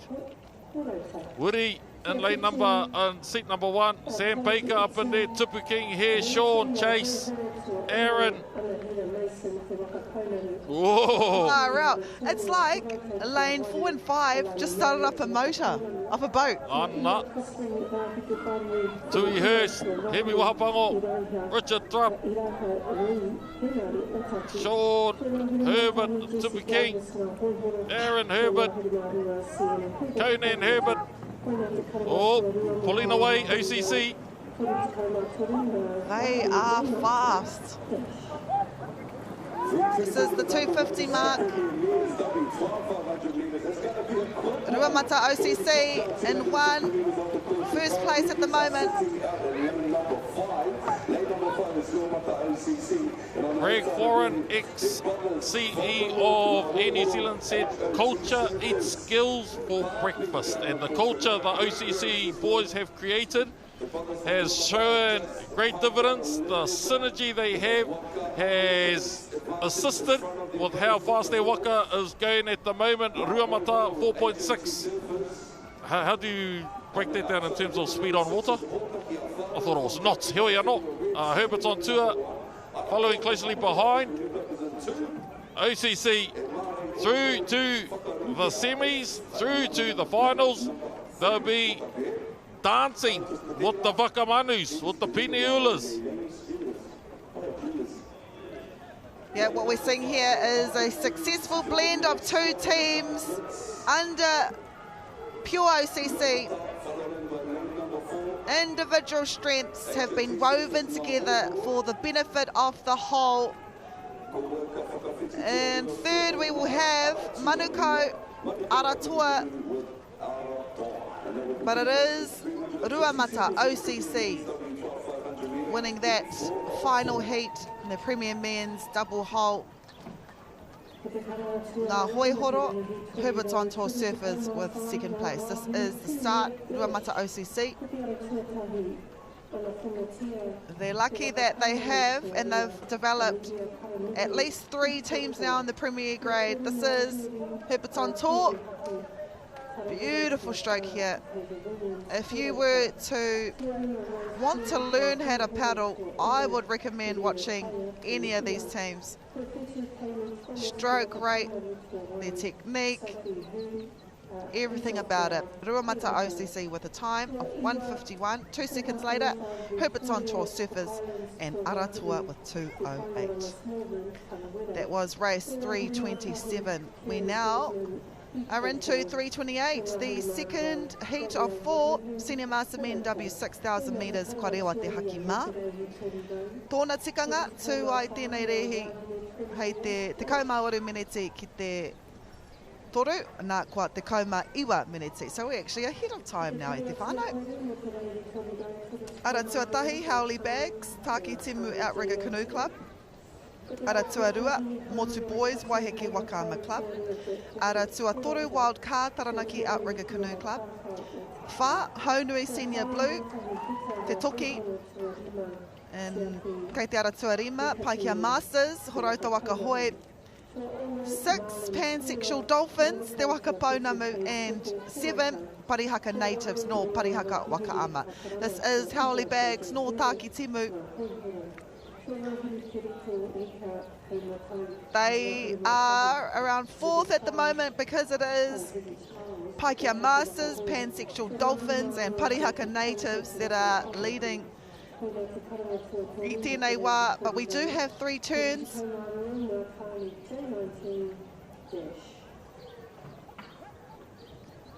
The spotlight will be firmly on the stirrup.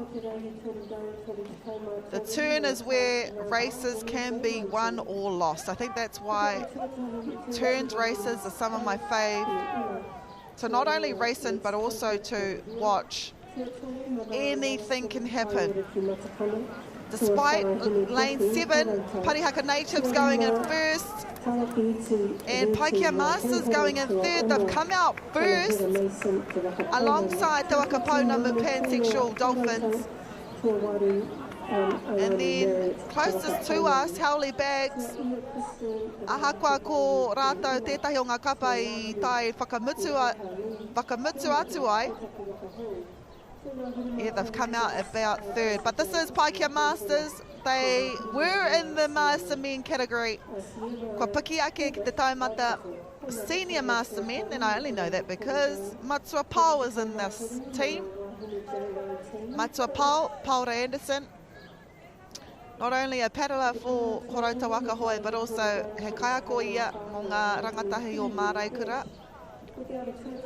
He's been at Anzac Park most of his Christmas and New Year break. He's in seat 5 for this Paikia Masters Horauta team. Well-known kapahaka performer as well for Whangara Mai Tawhiti. Talented actually, he's talented, good at everything. As they prepare for their second turn, can they make up more ground, or can the pansexual dolphins from Te Waka Pounamu claw their way back? At the moment, it is a race between lane 5 and lane 6.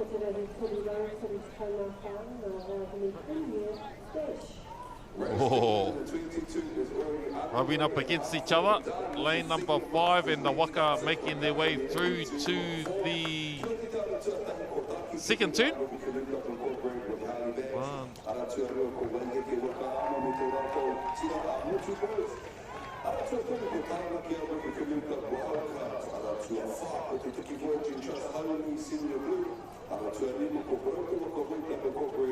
Horauta making their way out to the third turn. They've completed 2 turns in a series of 3 as they now Ki te ake ana tātou I te krapu o Te Waka Pounamu. and final turn leading the front of the pack and running number 5 Aratua rima, Paikea Masters. Kuhu haere nei ki te hurihanga tua rima.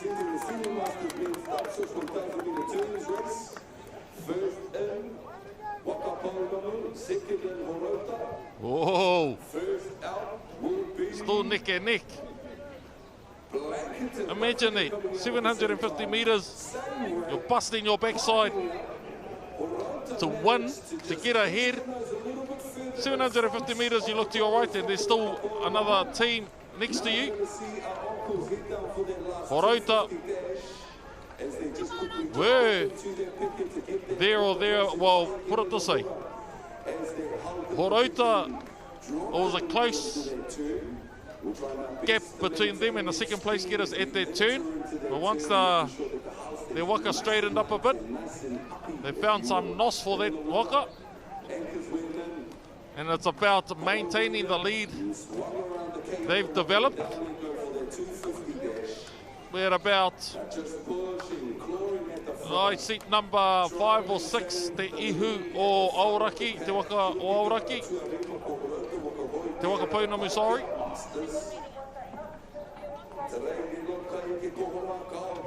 Paikea Masters here, lane 5.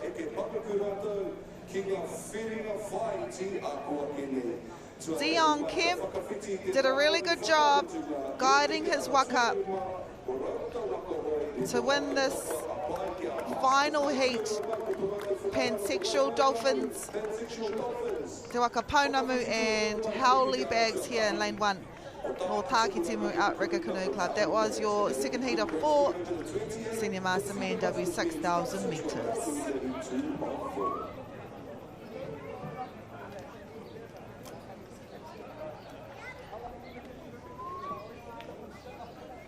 This is the start, the first turn. This is where Whakaata took the lead. But close on their tails was Te Waka Pounamu. Great shot here of the second turn. Oh man, what a turn! What a turn! And this is the straight.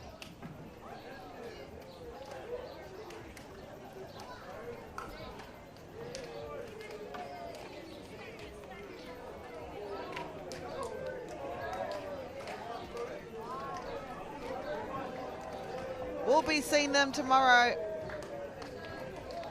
Paikea Masters 5:11, Pansexual Dolphins 5:15, Howley Bags 5:25.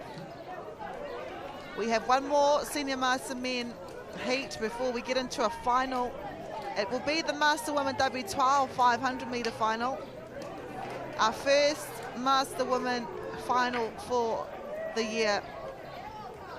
This is your Heat 3, Team Waipuna, Buti Old Guard, VO2, Honui Seniors White, Te Haumako, Parihaka Pirates, Taniwha Black and 7.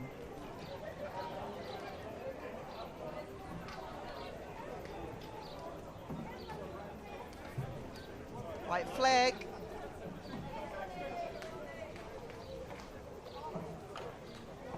We're ahead of schedule as well, so if you are waiting for a particular race, don't go too far or don't be too far. We're on time.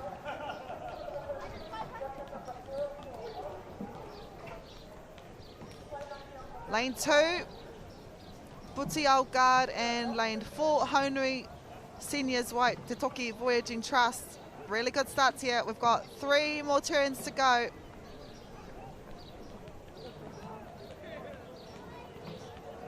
Ai, kua tai tātou ki te rehi. Tua toru o ngā rehi, toru rau, tua toru whakamutunga o ngā rehi, toru rau, toru tekau mā tahi, I mua I te kūtanga atu ki ngā rehi, rua rau, rima tekau mita poto. Wai mari I haere au ki te kura. Kaua ki te kai aku tina. Ki te ako. Ki te kaute me te kōrero Māori. Anei, kei te ara tuarua, e kuhu haere nei ki te hurihanga, ko Buti Old Guard, me VO2 no Whakaatu Māori, te tauihu o te waka. Oh, kuhu tuatahi atu ko Buti Old Guard, ngari puta tuatahi mai, ko Whakaatu VO2.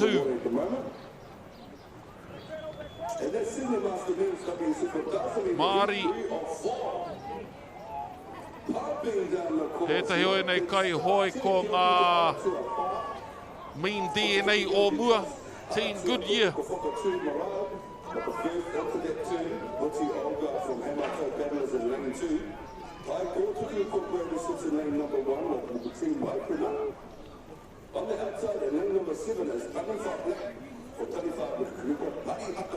Nei, e ahu mai ana ki te hurihanga tuarua.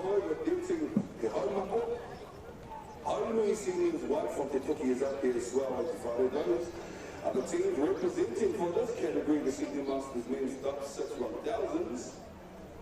Otialga, pumping down the course, J-Dogs, J-Dogs, I should say.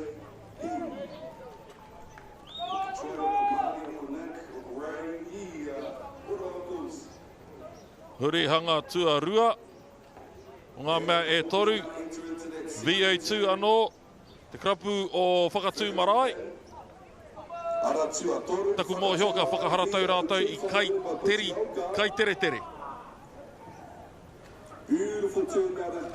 VO2. Another awesome turn out there, lane number 4 as well, lane number 2, I should say, o taku he, Puti Oka.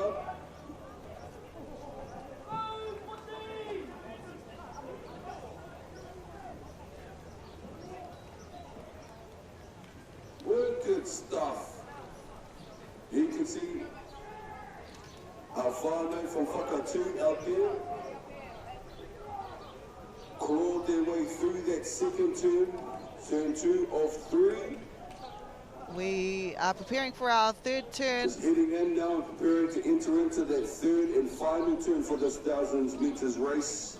This is heat number 3 of 4. And what a distance this is. Whakaatu got a nice little advancement on the rest of the course there. They're sitting now in lane number 3. VO2 on the back end of the course there, up there. In lane number 7 is Taniwha Rugby Canoe Club. They're doing Waka as well. Here we go. Here comes the boys. VO2, Whakaatu Māori, Whakaama Club. All they need to do is get around it. They've got time to stop if they want to. On the boats there, what a turn. VO2. We've got the Buti Old Guard here. Oh, that's a nice turn too. Hiri koe nei, te kapa e arahi ana. Whakaatu Māori, Wakaama. Craig Allen, Seb Head, Steve Ransby, Sean Timoney. Wicked stuff there by the uncles on the course. They're pumping, man. Pumping these senior masters being stop 6. It's been interesting to watch. It's been a long day for some of these paddlers. We've been here for some of the first races of the day. Now racing around 3 p.m. And it's another big day tomorrow too. But they will be ending their day off with a win in the third heat of 4, the Senior Master Men W 6,000 metres. It is VO2, no Whakaatu Māori, Wakaama. I think Pariaka Pirates out there, lane 6. Yep, second. And Buti Old Guard, no Heimato Paddlers with third. 7 is Taniwha Black as well, based on time. But this team got the fastest time in the third heat of 4. Here's a replay, so this is the start.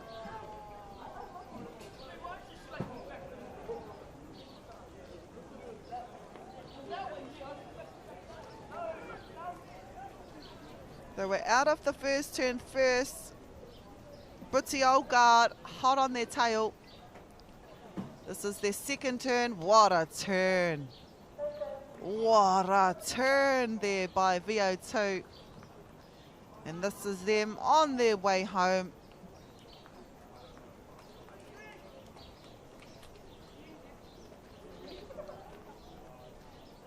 Yep, I would be happy with that too.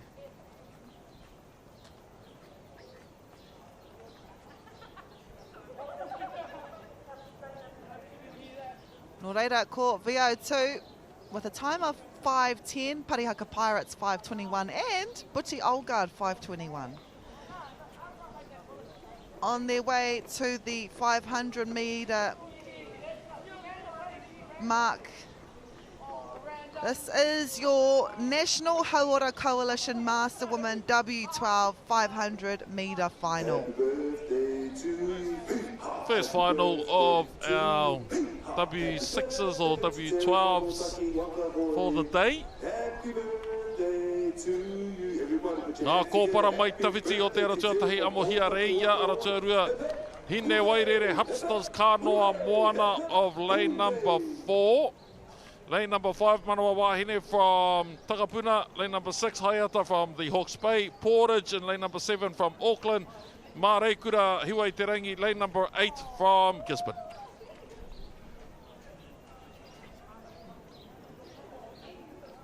So that is the Māreikura team, Hiwai Te Rangi.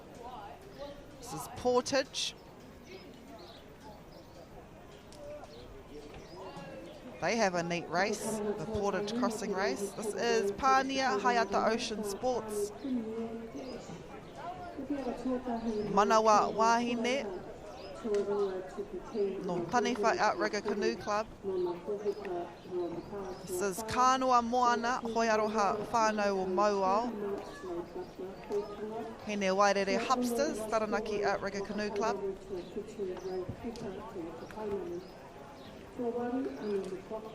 Amohia Reia, Tūranga Waiwai Waka Sports. Kei te ara tuatahi, ngā kōpara mai tawhiti, Horauta Waka Hoi. This is a final. Gold, silver and bronze are on the table. Who wants it the most?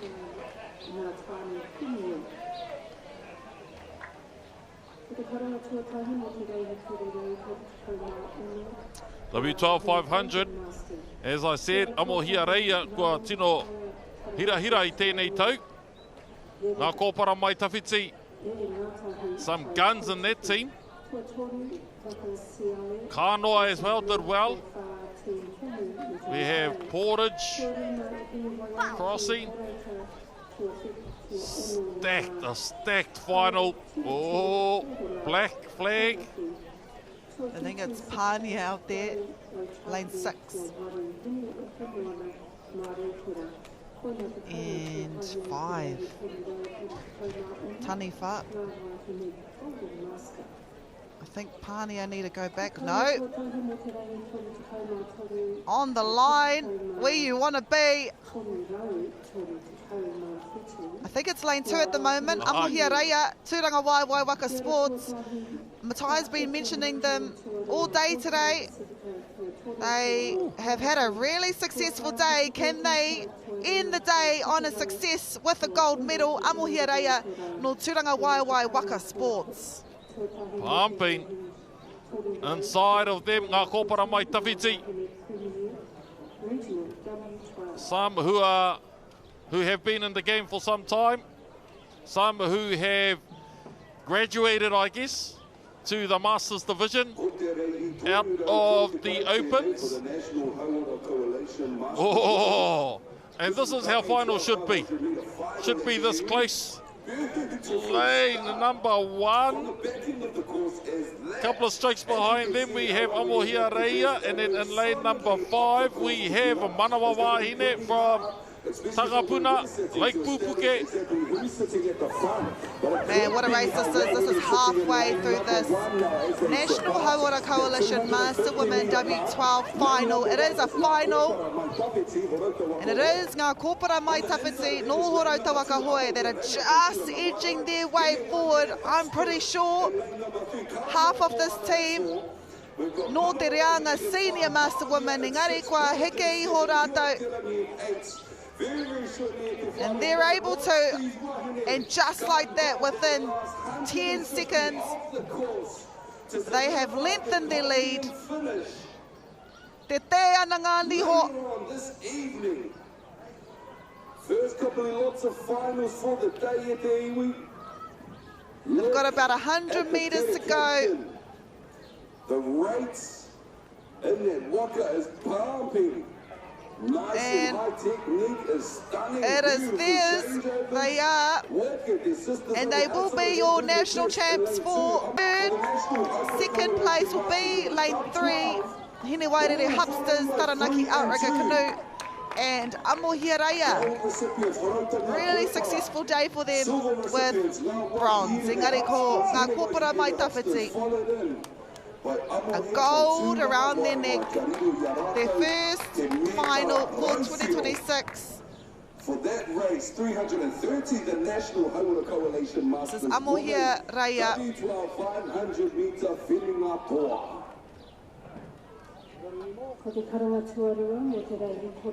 Taniwha wāhine no te karapu o Taniwha. Ngā kōpara mai tawhiti. $220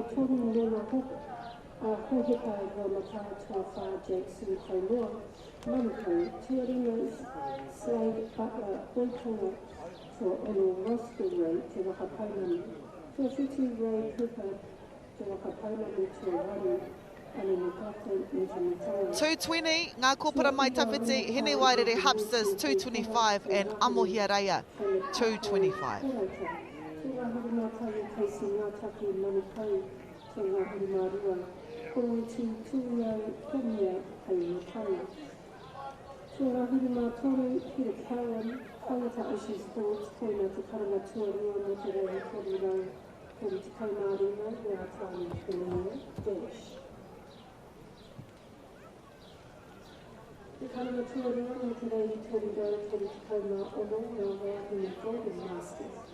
Kia tōtahi ngāmu te whaia taranaki tuarua.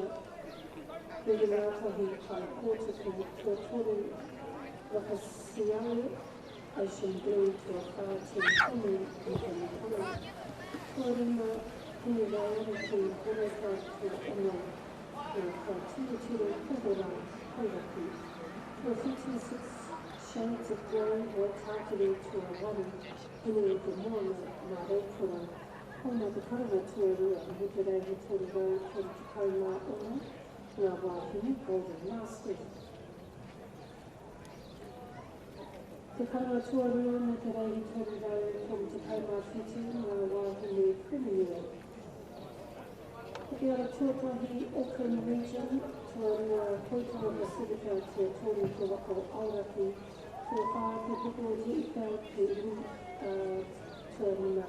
Ai tokerau tua ono te inanga o te rau. Nā te karanga tuarua no te rau he tōru rau kori te kaunga whiti ngā wāhi Premier.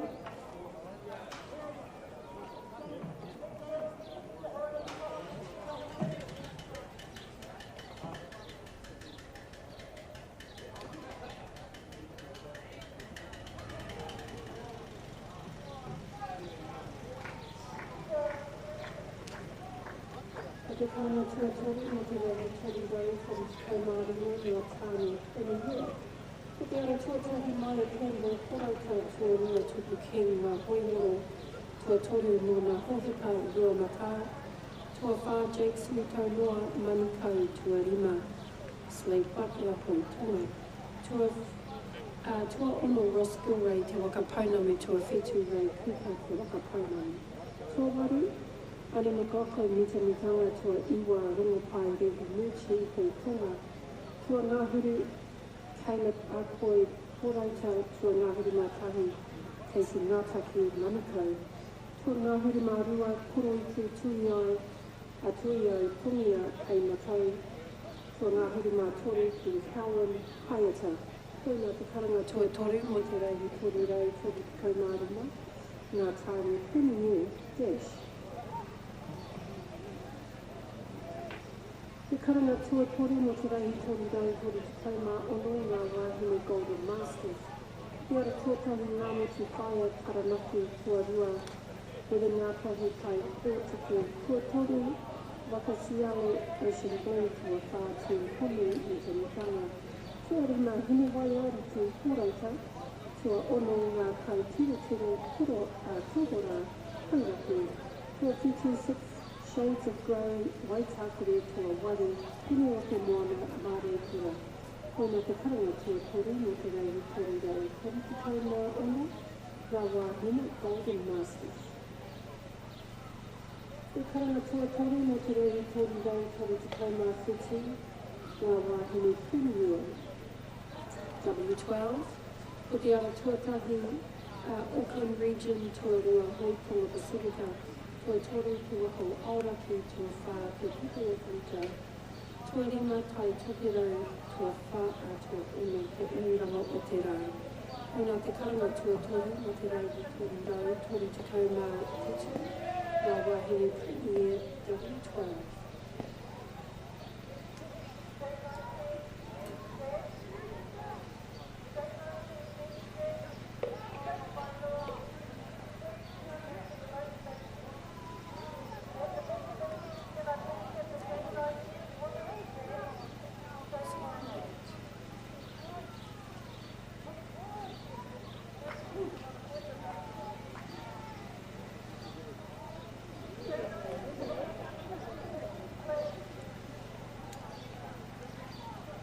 Ko te reihi toru rau toru te kaumātahi tēnei for the Senior Masters Men's taki ono tahi mana te tawhiti o tēnei reihi ko te whiringa whānui tuatahi tēnei. Ko te whiringa whānui tua whā o ngā mea e whā. And as you can see in lane number 1 is Tūranga Waiwai Waka Sports with Hakari Mata. Lane 2, Mita Mitanga Ole Pasifika Whaa'alo Canoe with Team Paiwa. Lane 3 is Parihaka Wakaama Incorporated with Team Kotahitanga Aratua Wha ko te ringa miti tai heke whangane Wakaama with 650. Lane 5 is Manukau Outwaka Canoe Club with Whakamanu SMM.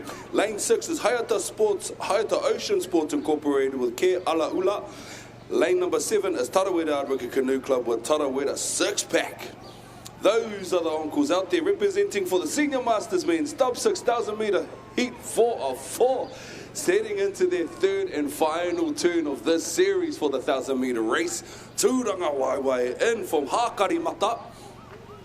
Followed in by lane number 4, Te Ringa Miti Tai Heke Whanganui 650s.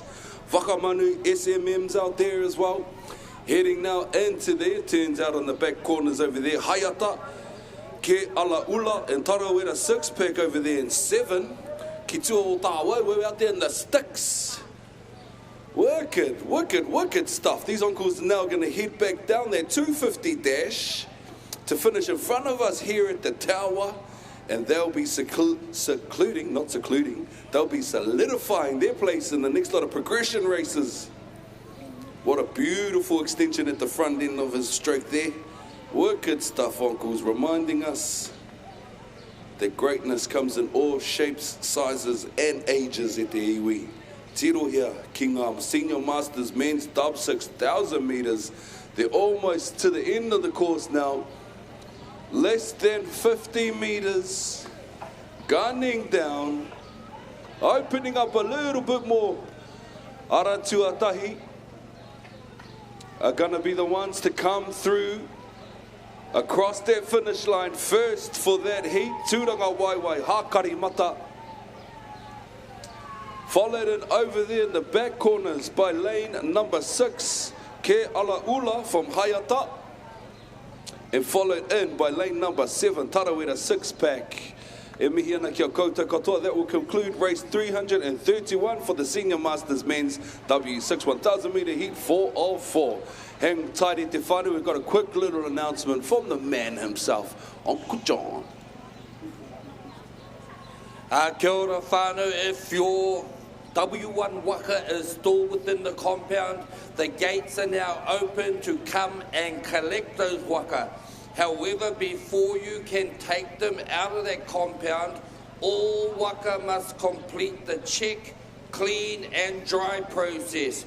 We are wanting to make sure we don't take any organisms or any other fauna, whatever it's called there, out of this area, and so it must be cleaned, it must be dried, and must be washed and tagged before it can leave the compound.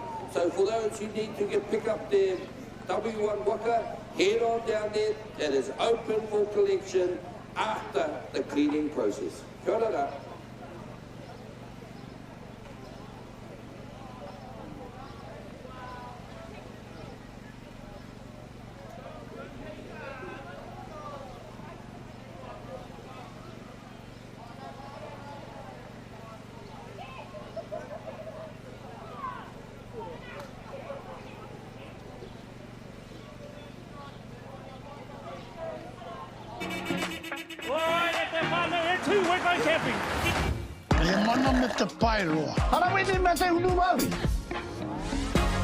Kia ora, what's haps over here with you two hohas? He found a Māori, he found a haka. Hey, tahi whaluki. E tiriki whala. But it was so good to see you. What is your name? We're having a moment. Break. Te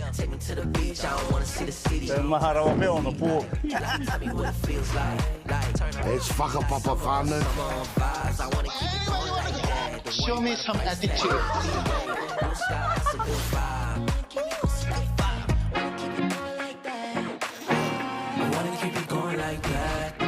Kia ora, kia whiri. Jeffrey. Kia whiri.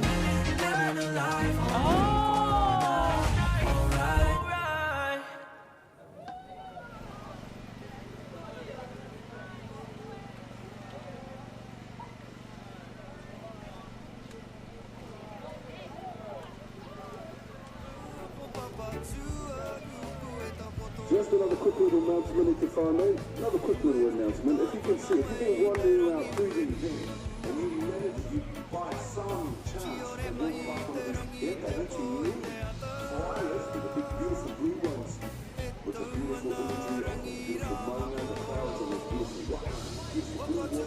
All you have to do is scan the QR code for a chance to win one of 2 double passes, 2 double tickets.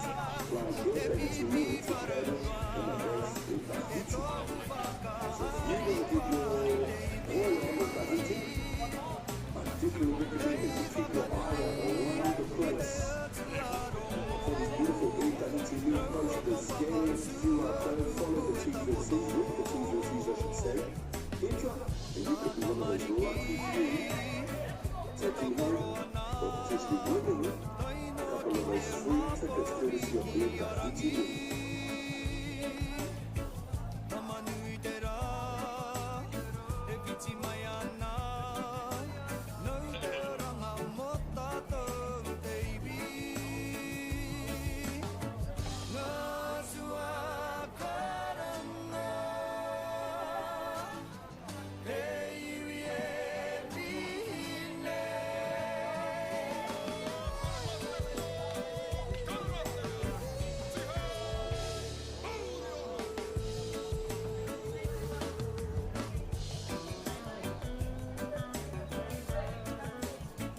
Also a kind reminder that this year our final from Whakaata are celebrating 20 years of the competition.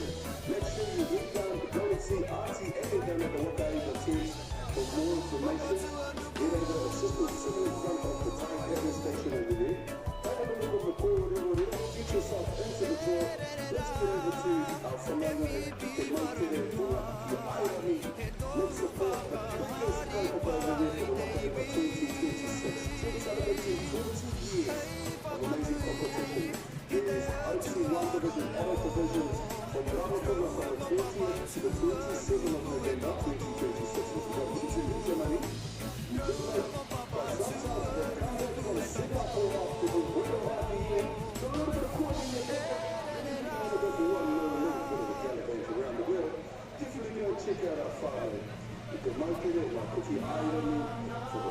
20-year celebration for 2026.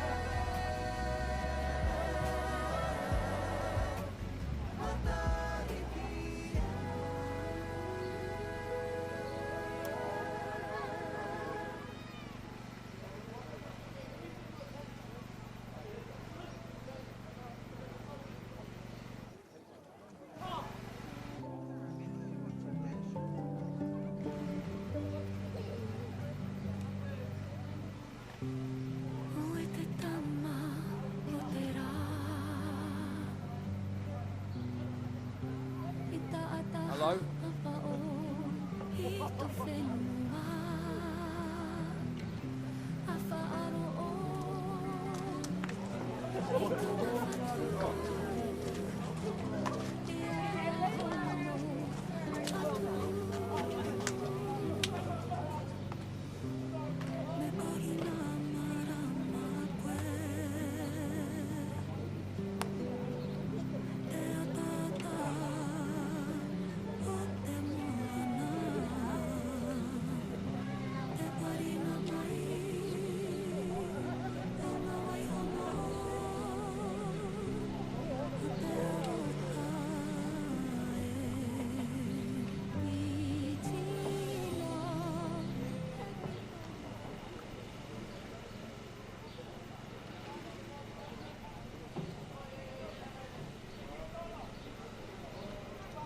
Nau mai, hoki mai, e te ti, e te tā, ko tētahi wāhanga hira.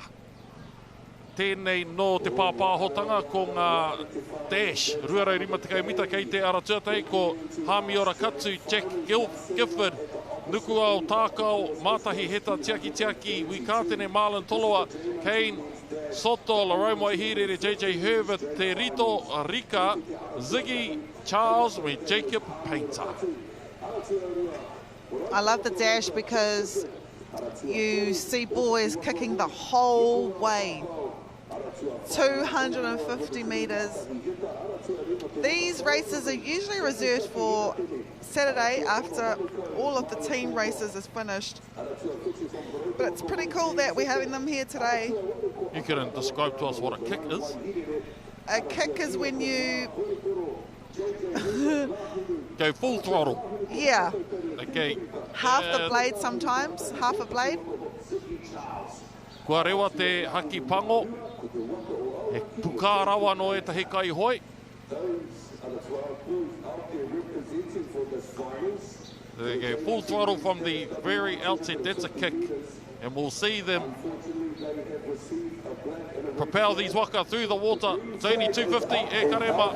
1, 2, 3, 4, 5, 6, 7, 8. Lane number 8, we have Larome from Auckland. But because it's only 250, you never know what's going to happen. But it definitely is lane number 8, Larome Waihirere. Larome Waihirere out there. Also, I'm going to say just on his inside, Kane Soto, Horautawaka Hoi. Marlon Tolua there, watch out for him, lane 6. Oh, I think Marlon, here he is here, Manuko Outrigger Canoe Club. Marlon Tolua, lane number 6 from Manuko, of their Manuko Whakamanu dynasty. But still out there, Larome from Akarana. Seems to be Marlon Tolua. In here, lane number 6. Even down here, lane number 1. Yeah, Hamiora Katu, lane 1.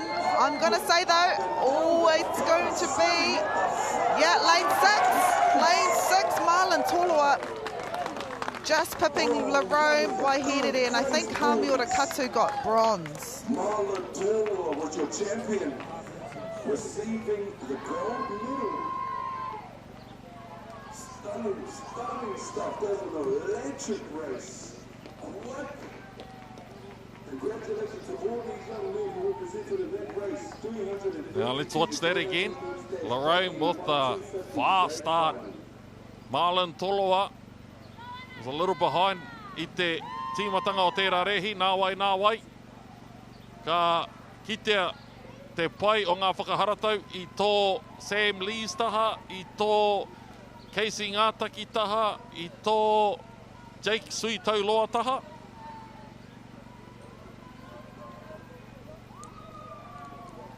.107 time there for Marlon Tolua. Second behind Larome Waihirere and Hamiora Katu in third. We've got J19 now, J19 Women's. Sienna Herbert no Waikato Dragon Boat.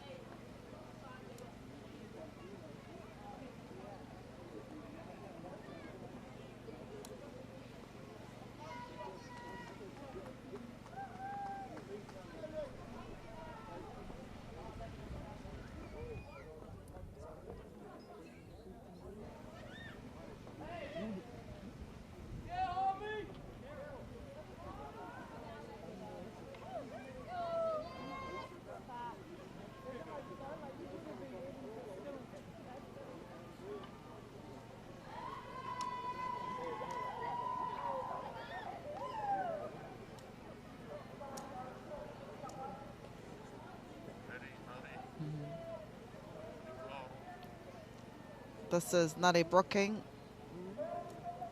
well-known tāmoko artist based in Turanganui, Akiwa. He's out on the banks because his daughter, Hine Brooking, she will be in lane 4 of this race. Anikaro, just in front of him. Peri Krauria to his right. They've got a tientia, mena kei te hia tāmoko koe kōrua koutou rānei.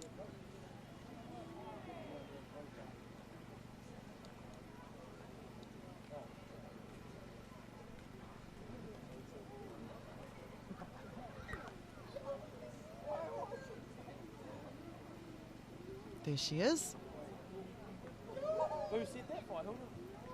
With her blade, designed by her dad, made in cooperation with Thai Paddles. Tipu King's got one, Hene Brooking's got one. It's got her name right there. And you'll see a lot of our younger paddlers using them. She's got the hybrid, which means it's carbon blade, wood, cacao, and then carbon top. Beautiful blades there by Thai Paddles. Something if you do not know, High School. Henare Brooking went to Hillcrest High School here in Hamilton. Did he? Aye. O te ara tuatahi, Eternity Williams Harris, Alex Hunter, Mania Rolliston, Hene Brooking, Tawake Tireti, Anahira Mason, Mani Toloa, second place getter under 500, Alani Marriott, Christine Raheke Whariu, Iraiha Lee, Henare, Jessie Davis, Sienna Herbert. Yeah, well, look out for Mani Toloa. She can kick out of the blocks. Henny Brooking got her yesterday towards the end of the race, but Mani, she is fast out of the blocks.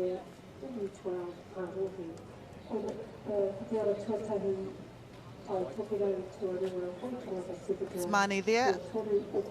Aratua Fitu. But because this race is only 250 metres, any of these paddlers can win. Aki Whero. Kopango. Mateki te hoki whakamuri.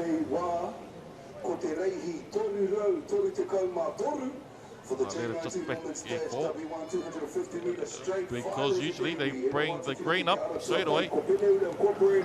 These first two strokes might be stagnant, but 1, 2, 3, 4, 5, 6, 7. Kokorero here te ara tuawhitu, Mani Toloa. It's already a battle between Mani Toloa and Hine Brooking. Outside, so 7, 8, 9, 10. Jessie Davis, look out for her, lane 11, Ngā Hoi Horo. And in lane number 1, Eternity Williams Harris. Lane number 1, 11, Jessie Davis, Rahia mentioned earlier. Oh, Hine Brooking and Mani Toloa again. I think Hine has a little edge. Mani Toloa. O te ara tua whitu, Hine Brooking, ara tua whā. Tēnā kia mātakitaki ke tātou. Kia āta mātakitaki tātou ngā mita whakamutunga I tēnei wako Hine Brooking tonu, Mani Toloa kei tana taha. Yeah, it's a battle between Hine Brooking, Mani Toloa. I could see Eternity Williams Harris there, here closest to us, lane 1. Ai tēnei wako, Hine tonu, te toa rima rau mita me te toa rua rau rima te kau mita. Hine Brooking. Paki e kare mātua rua Mani Toloa tua toru o te ara tuatahi ko Eternity Williams Harris. Lane number 4, Hine Brooking followed in receiving a silver medal. Oh, I'm not actually too sure. I was so excited. It was lane number 5. I'm getting some indications over here. Lane number 5, Tawake Tireti. And then the third position receiving that bronze was Eternity William Harris from Peninsula in lane 1. Incredible stuff. Ladies and gentlemen, boys and girls, could you please put your hands together for these amazing wahine?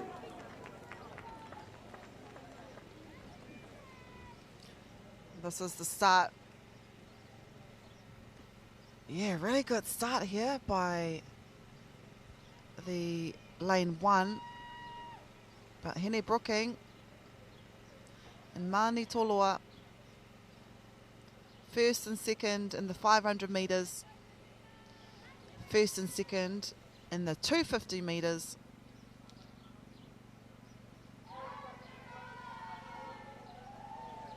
Proud Papa watching on. 121, 122, Mani Toloa, 123, Eternity Williams Harris. Our Premier women are making their way to the 250 metre dash mark. We've got 12 women, Premier women in that race. Just for a laugh, eh? He needs to just go back out again. This is your 8th Premier title winner, Acacia Williams. She didn't like that I said she didn't know when the last time she had a burger, but I te tika e rā kōrero.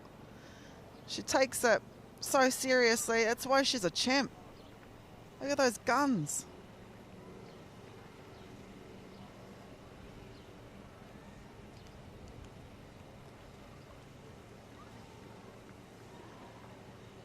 And I found out her former coach, Mātahi Greg Brightwell, he still saves a spot for her OC1 down on the hill there.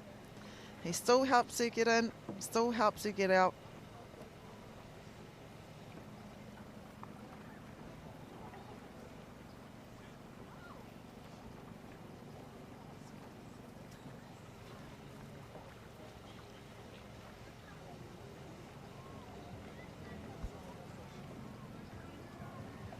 Here's our kai pāpāho.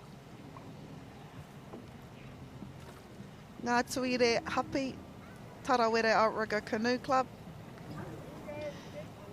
She's in lane 3.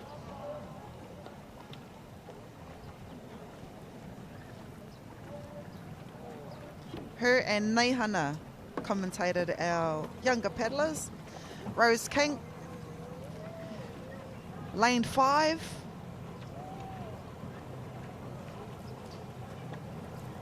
O te ara tuatahi, Anna Whonotia, Amelia Paranihi, Ngā Tuere Hapi, Acacia Williams, Rose King, Terina Taia, Kaylee Thomas Sophie, Mercy River, Te Whaioranga, Corinne, Gabriel Wainohu.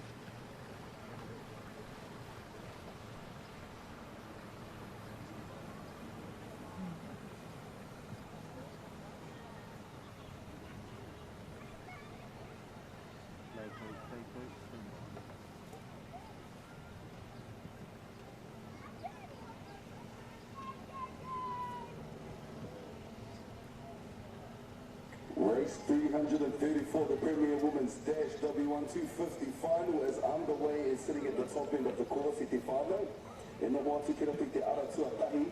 Whakakaru ni ane tōna karapua te Waka Pounamu ko Anna Whonotia. Lane 2 is Hi Koi Koi Waka Amaka Perla Amelia Paranihi. You'll see a red flag soon. We've got Acacia Williams from Borota Waka Hui in 4. Acacia Williams in the green Waka. We've got Terina Taia from Peñarol Incorporated in 6. We've got Kaylee Thomas from Te Waka Pounamu in 7. Ua rewa te haki kakariki, Acacia Williams, te waka kakariki.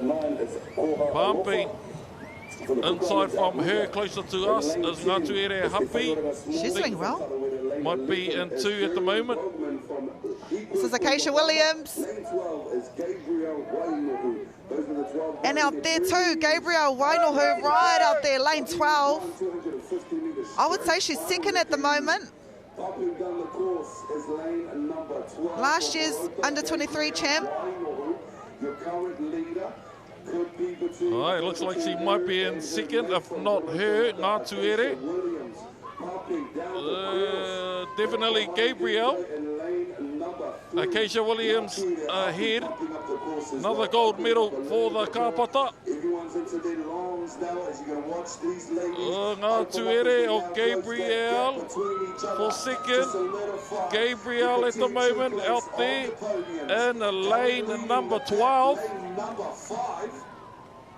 Incredible stuff at that. But it is Acacia Williams. She will take home gold. The question is who will take home silver? It will be Gabriel Wainohu, and then lane 9? Mercy River or Te Whaioranga Smallman. Couldn't quite see. Your champion of champions. But one thing is certain, Acacia Williams. 2020 Sprints Nationals, Acacia Williams. Did she just point out 8 or 6? She's won 8 500 metre. Don't know how many dashes she's won though. Anei anō, tērā rehi. E tino tatana ki aia I te tīmatanga ko Ngā Tuere Hapi. Nā wai, nā wai. Oh. Tawiti Pāma Māora, Gabriel Wainohu. I think it may have been Te Whaioranga Smallman, or third. I think that was 6. So 8 500s and 6 dashes? Dashes, yeah. Yeah, it was Te Whaioranga. Te Whaioranga. 115, Acacia Williams. 118, Gabriel Wainohu Te Whaioranga in third. Of our race schedule today. And that the prize givings will take place down in front of the water team. Premier Men's Dash, Maya Campbell, Tipu King, Nona Hohepa, Jake, Slade, Ross, Ray, Ani, Rongopai, Caleb, Casey, Koroiti, and Peter Cowan. What a lineup. Call it. Okay. Jake. Okay, Casey. Okay.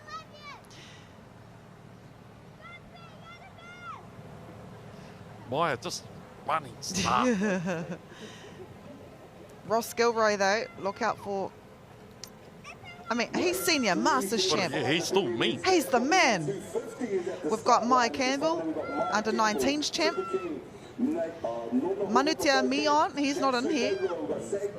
Yeah, I would have did the exact same thing, Maya. Absolutely. We've got Caleb out there, we've got Casey out there, we've got Koroiti, Taiwo, Tumia, and we've got Peter Cowan out there. Incredible stuff. Those are the men representing for the Premier Men's. Yeah, just back to, because once you make it back, they'll put that green up. They've received a red and a black flag. Go, boy. Oh, they're all on the line. Maya. Yeah. Go, boy. You're winning at the moment. And that red waka, Jake, Sweet Tolua, this is Maya Campbell.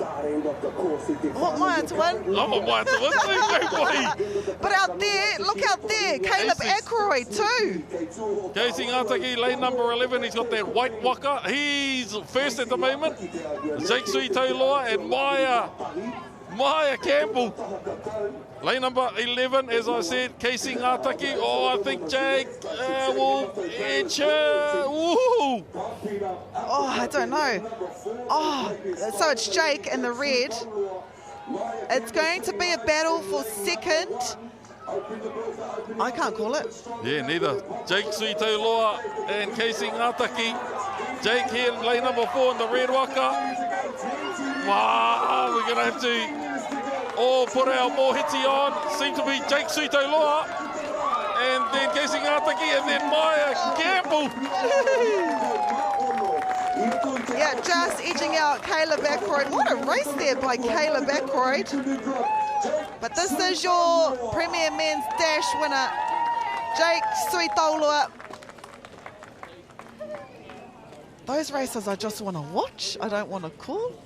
Yeah, and it's hard to look up to the screen, then back to the paper to see who you're speaking of. So you sort of had to identify the waka.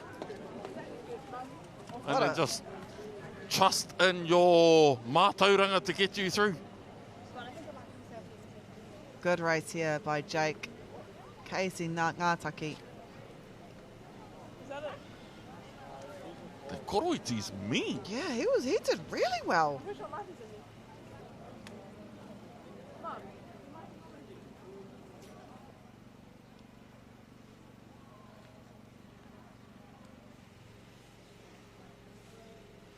Jake Suitoloa, 105, Casey Ngataki second, and Maya Campbell third.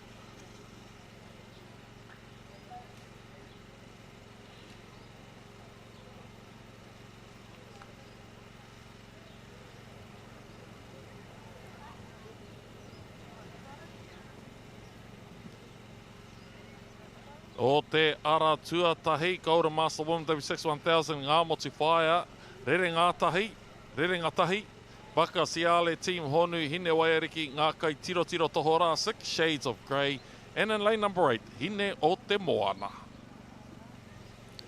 Golden Master Women, 60 years and above.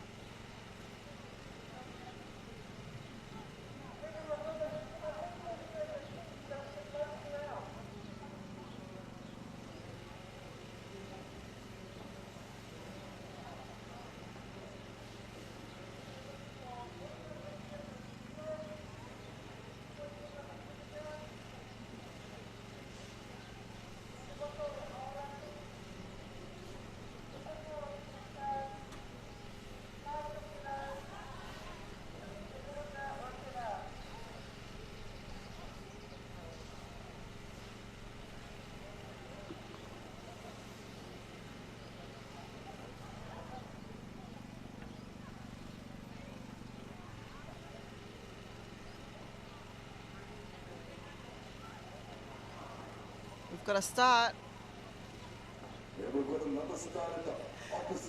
The first heat of 2, Golden Master Women's W6000 metres.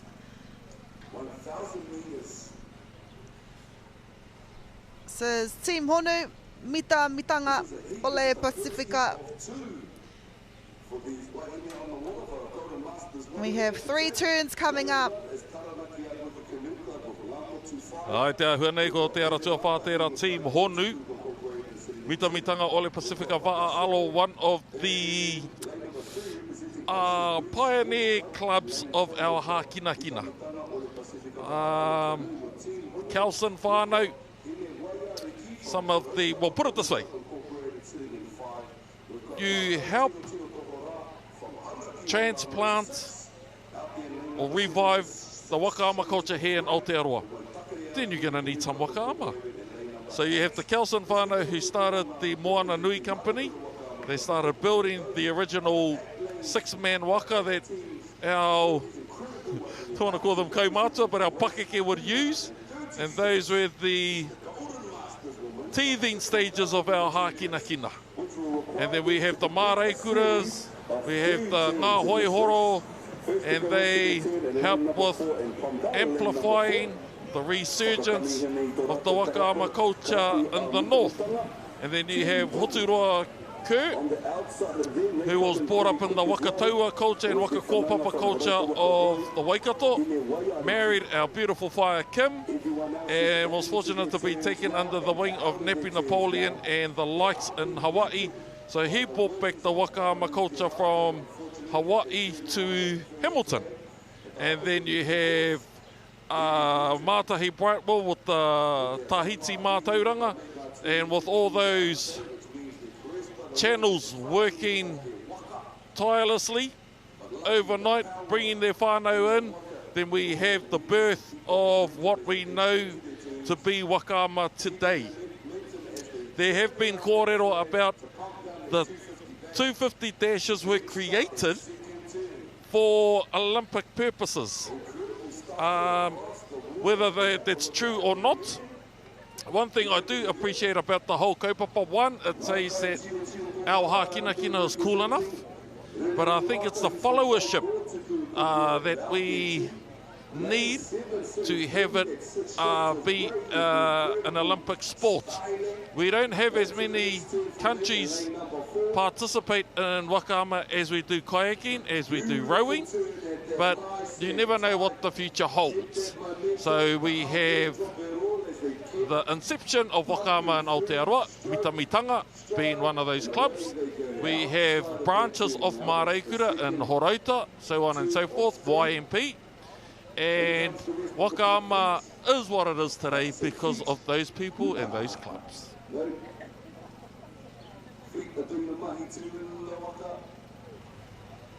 You are just a wealth of knowledge. Tēnā koe.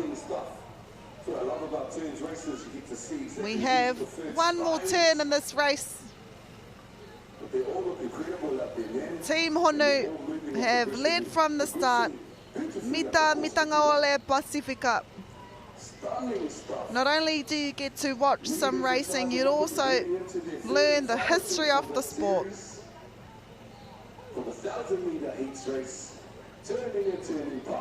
One more turn. Here comes Team Honu leading this Golden Master Women W6000 metre heat.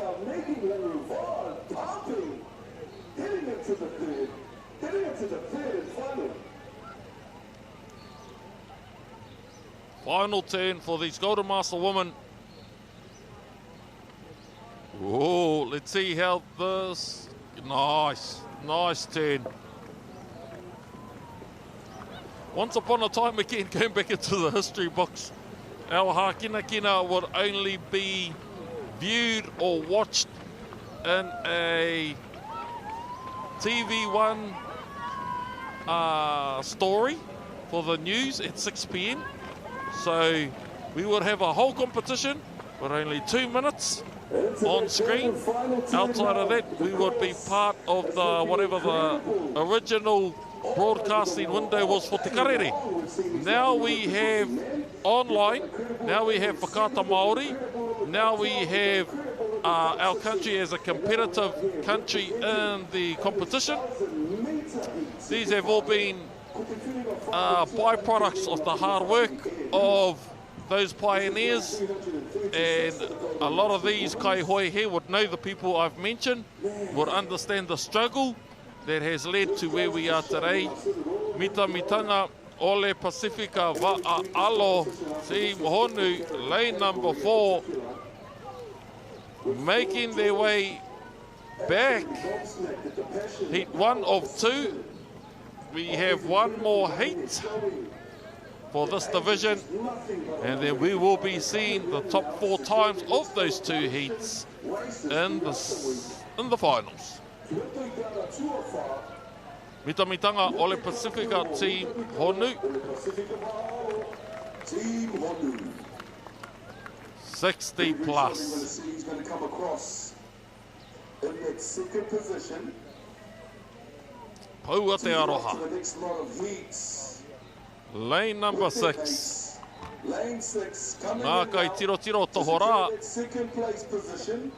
Lane number 6. Hauraki Waka ma ngā kai tiro tiro toho rā.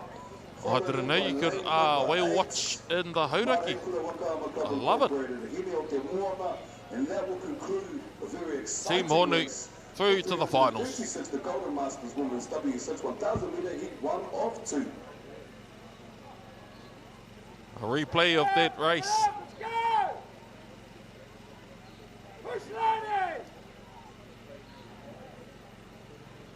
In and out. Beauty turn. Beautiful turn. Nothing to work on between now and the finals. Get some good rest, good taka.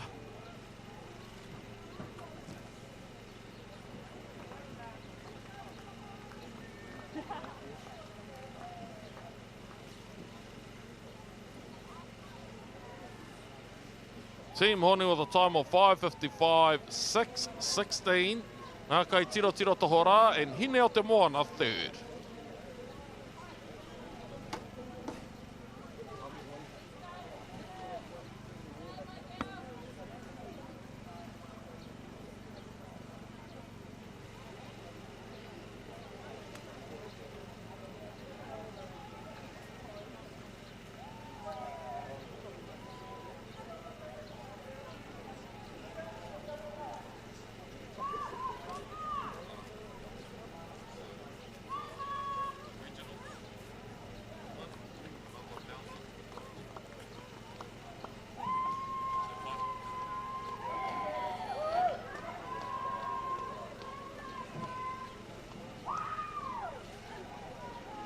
Hey, Tefano, look who's in the house. Ai marika, ka whakaatuhia ngā tino kapahaka. You were incredible. You were like a delicate taro leaf. Tēnei raumati. We were very lucky with Kapaka. With our kaiokas, with our parents and our aunties and nannies. We wanted to be able to share that.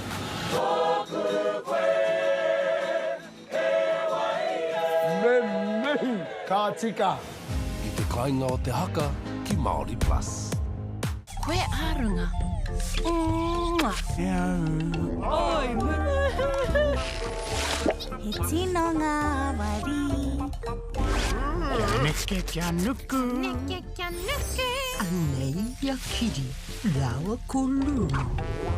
Ko ki te rānei koe i tētahi mea pēnei te atāhua. Kāo, kare kau. Kiri rawa kolu ki Māori Plus.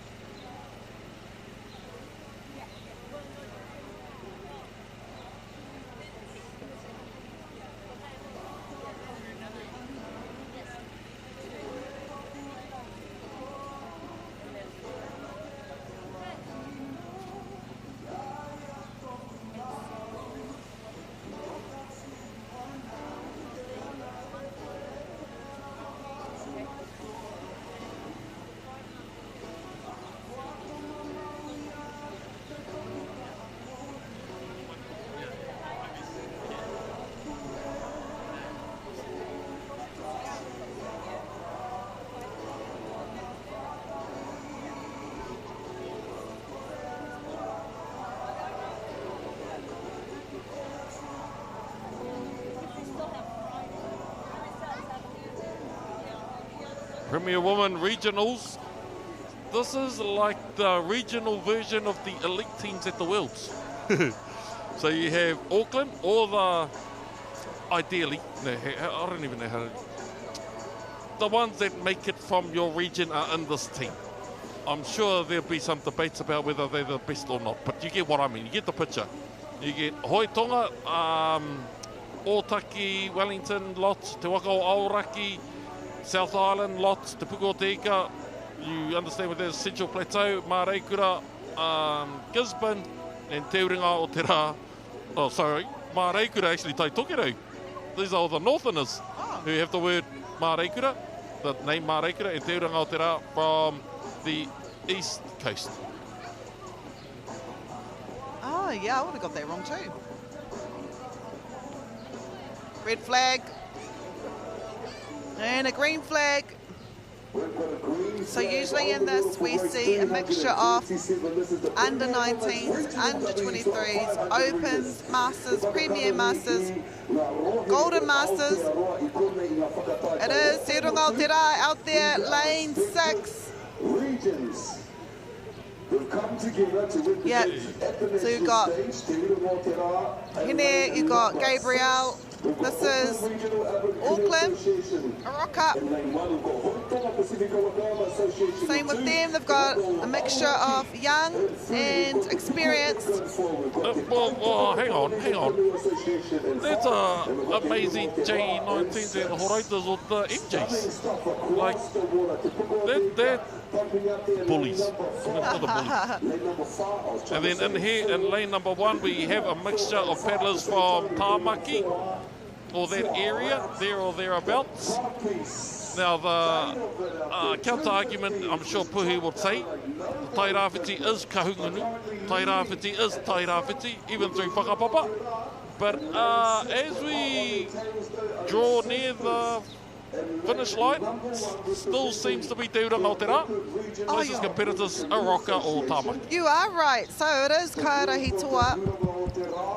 Oh, most of the, Kaiara Hitoa, your premier women's team, and then you've got your defending premier W6 500 metre finalists from last year, MJs. They're all in a Waka.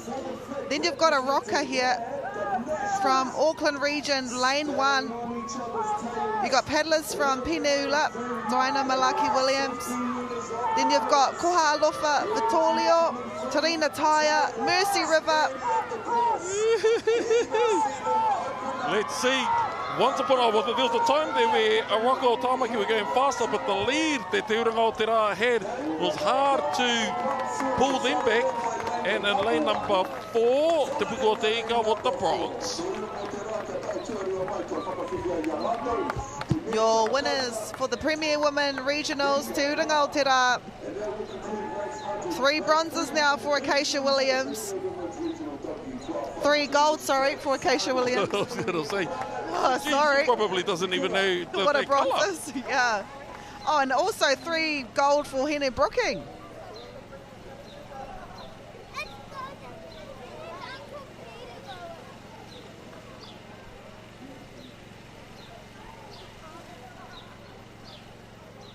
Wicked. It's not even a case of looking over to seeing one of your idols, but a competitor. Like, that's amazing. Te Uranga o Te Rā 205, 206, Tāmaki and Central Plateau of Aotearoa, Te Puko o Te Ika 210.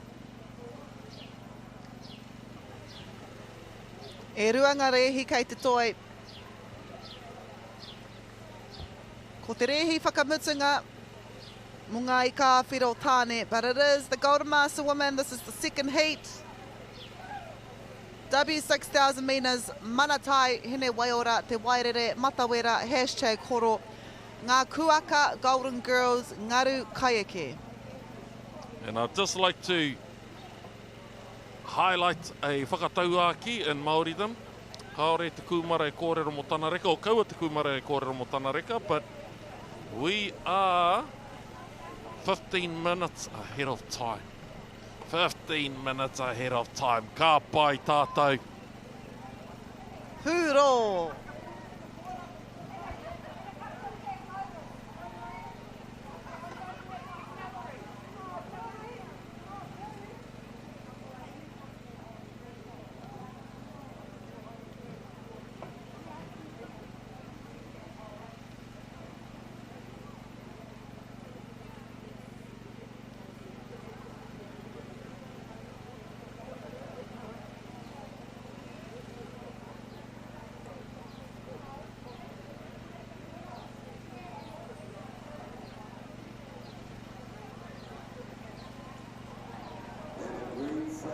Wa rewa te haki kākāriki.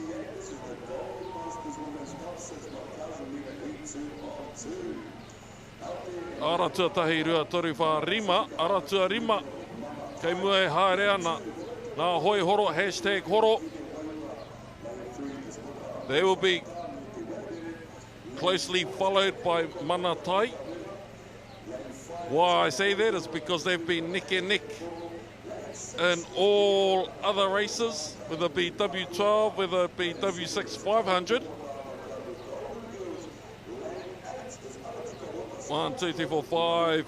Again, #horo. Manatai here in lane number 1.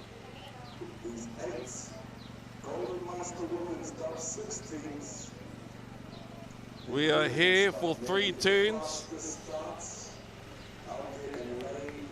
So first into tuatahi ki te hurihanga. Ko hashtag horo.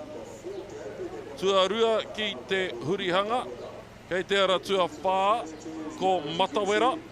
5 and 4 are both in income 1. Tēnā koe kia mātaki taki.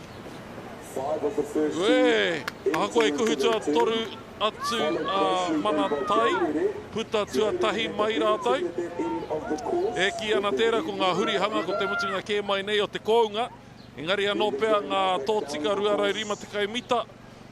Te mutunga i hoka anoho tērā hei kaupapa wānanga nanga whakaroaro mā rātou. With 2 more turns to go. It is Mana Tai, Mana Pacifica outrigger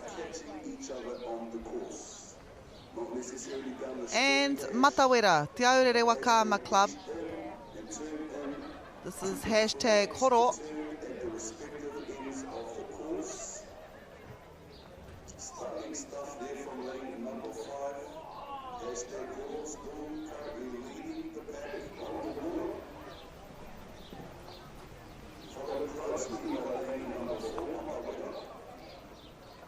Matawera from Rotorua.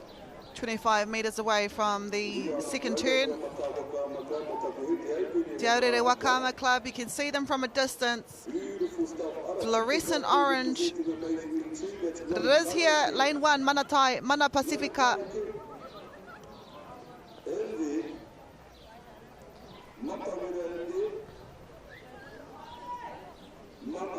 Beautiful turn here. Louise Tainuian steering. Anita is seat 3. Anita Taggart. Also got Anne Kawika in here. Jan Dixon. One more turn to go. This is a nice shot of all our other teams coming around their second turn. Nei o tātou kuia. Kua tuhatuhaina e te ua. Just like that, the rain has settled here at Lake Karapiro.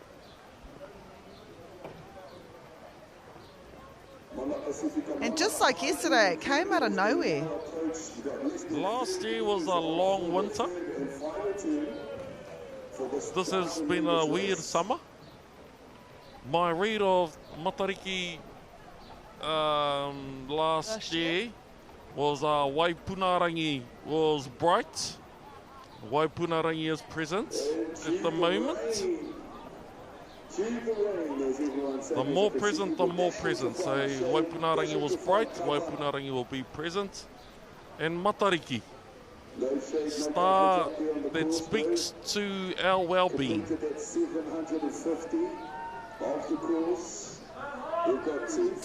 Lane number 4 coming second at the moment. Lane number 5 third at the moment. Mana Tai's out now. Coming back home, Mana Tai. Jan Dixon. She's been amazing this year. Strong pedaling. I agree, she has. That we can see on the water. Smashing down the last meters of the course. Less than 100 left. Sometimes, when I see people, like, we do the commentary so we know their faces. And then when I go and walk around the shops, and then I see them, I buzz out just a little bit. I'm like, well, I called you, I commentated your race. And I don't know if you know me, but I know a lot about you. And it feels like you know them. Yeah. So, amazing mahi.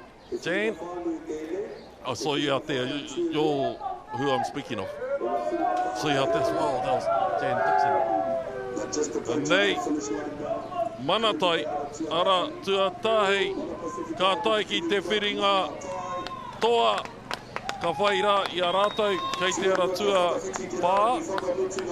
Ko matawera, aratua rima, #horo. And I saw whānari, nei whānari e hei whanaunga ki tō mātou karangapāpa ki a hotu.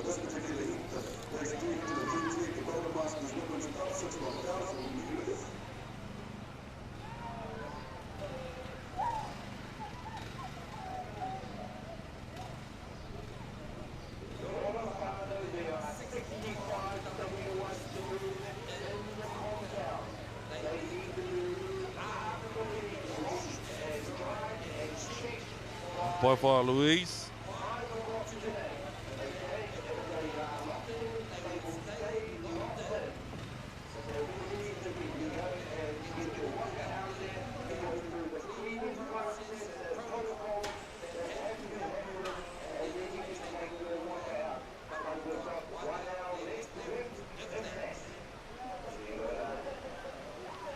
Manatai with a time of 5:51, 5:55, Matawera, #horo, 6:03.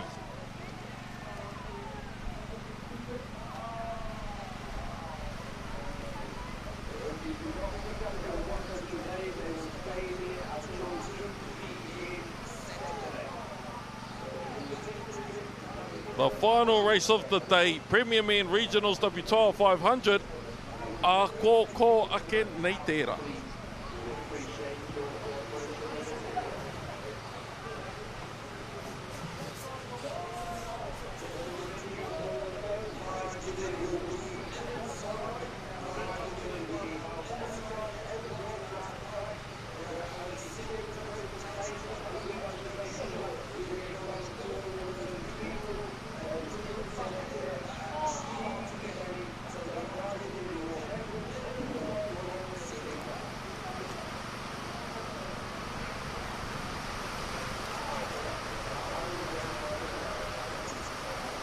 Your monthly reminder that Māori Plus never does boring. Oh man, this is gonna be great. Fresh movies landing on your screen every single month. There it is. The hero. Cool entrance, right? You want to tag along? Of course. Complete domination. We've got something for everyone. I bet you've never seen anything like that before. Only on Māori Plus. I'm so honored. Do you think the other sports kind of owe touch a little bit of like thank you for developing? Big time. We're going to talk about that. Man, the skill set that we have is getting contracted now for top tier money. It's still fully user pays. There's a lot of people that have transferred from touch. A lot of them are the superstars of those codes, eh? When is it going to get the credit that it deserves? It could be an Olympic sport and it should get a lot more recognition. I've always credited touch for those skills. It needs a bit more love. The People's Game, streaming now ki Māori Plus. Kia ora te whānau, within about 3 minutes. The rain has just bucketed down. It's like i te mōhio a Ranginui that we have the Premier Men's Regional race. And he thought, let's make it a little bit harder. Peter Cowan here. Successful nationals from this kaihoi. I have my superstitions, eh? Malone Manutau Mion calls himself the lightning. And it's always poured down lightning in the races that matter for him. Wow.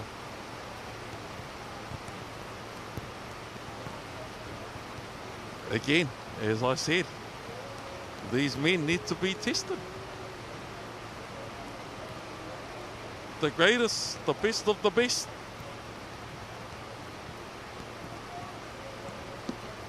We can hardly see the kaihoi, so aroha mai. Luckily, we know that that's Horota. Luckily, we know, oh, do we know? Lane 5. Te Waka Auraki. Te Waka o Auraki. This is a straight final.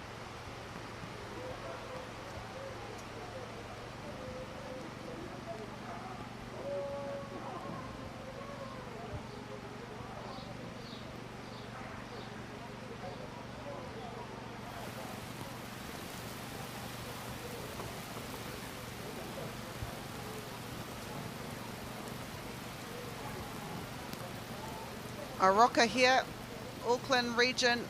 There's Manutea in the back there. Oh, Jake was in Powerhouse. I think Casey was at the front. They're wearing their tāmaki makaurau kākahu. Tai tokerau. We've got a red flag. How do we know that? Because all these paddlers... Oh, there must be a black flag. Oh, yep. But if a rolling start there from Te Waka Aoraki.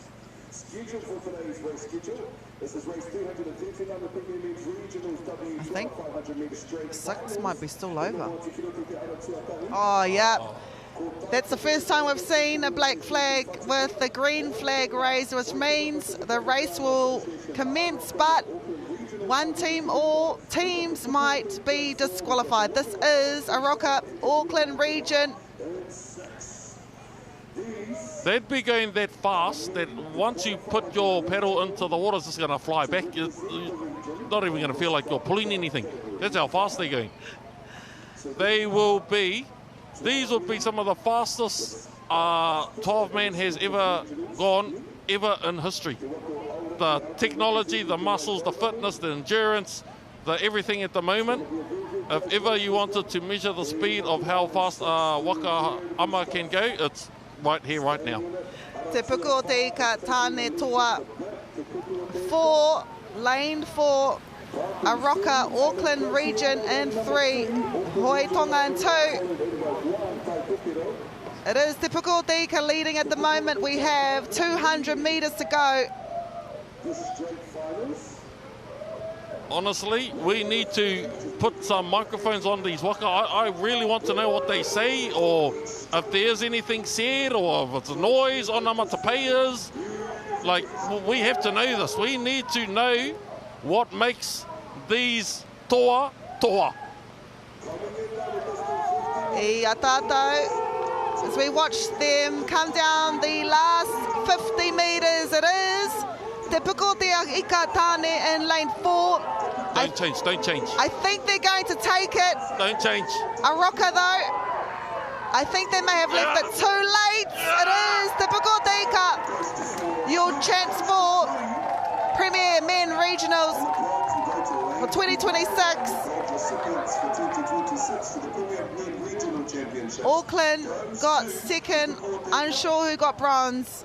But it is these kaihoi, not Te Puko Te Ika. Our race schedule for day number 5 of our whakataetai. Wrapping up the day with an incredible race. This is a rocker, Auckland Regional. Te Waka Aoraki there, lane 5.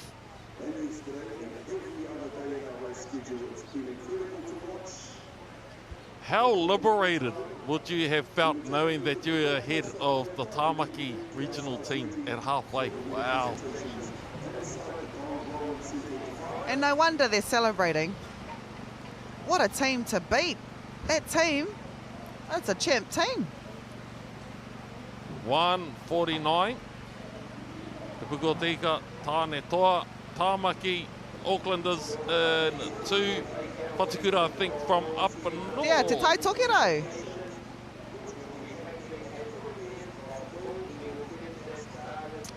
Ai e karema e ia te ihorangi ka heke mai ki runga ki te whenua.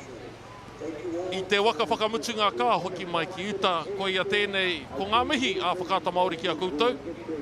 Tēnā koutou I mātakitaki mai I tēnei pāpāhotanga engari. E rua atu anō rangi e toi ana I tēnei pāpāhotanga, koutou e mātakitaki ana I te kāinga tēnā koutou. Koutou e mai ana ki te haere mai ki konei ki karāpiro tēnā koutou. Ko mātou tēnei te whakairiake ke te kōrero mō tēnei wā tēnā koutou, hei a pōpora.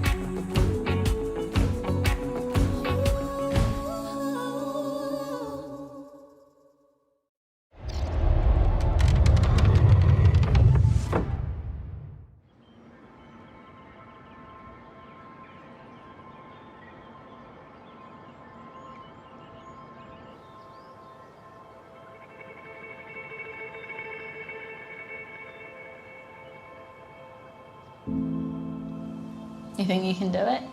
Yeah. How are you going to feel if you can't do it? That's not an option.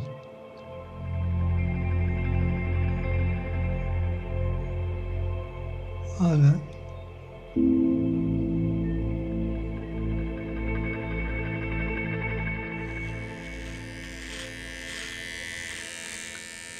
Do you trust me? Yeah.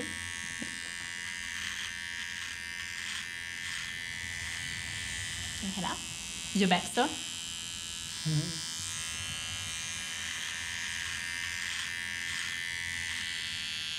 In there.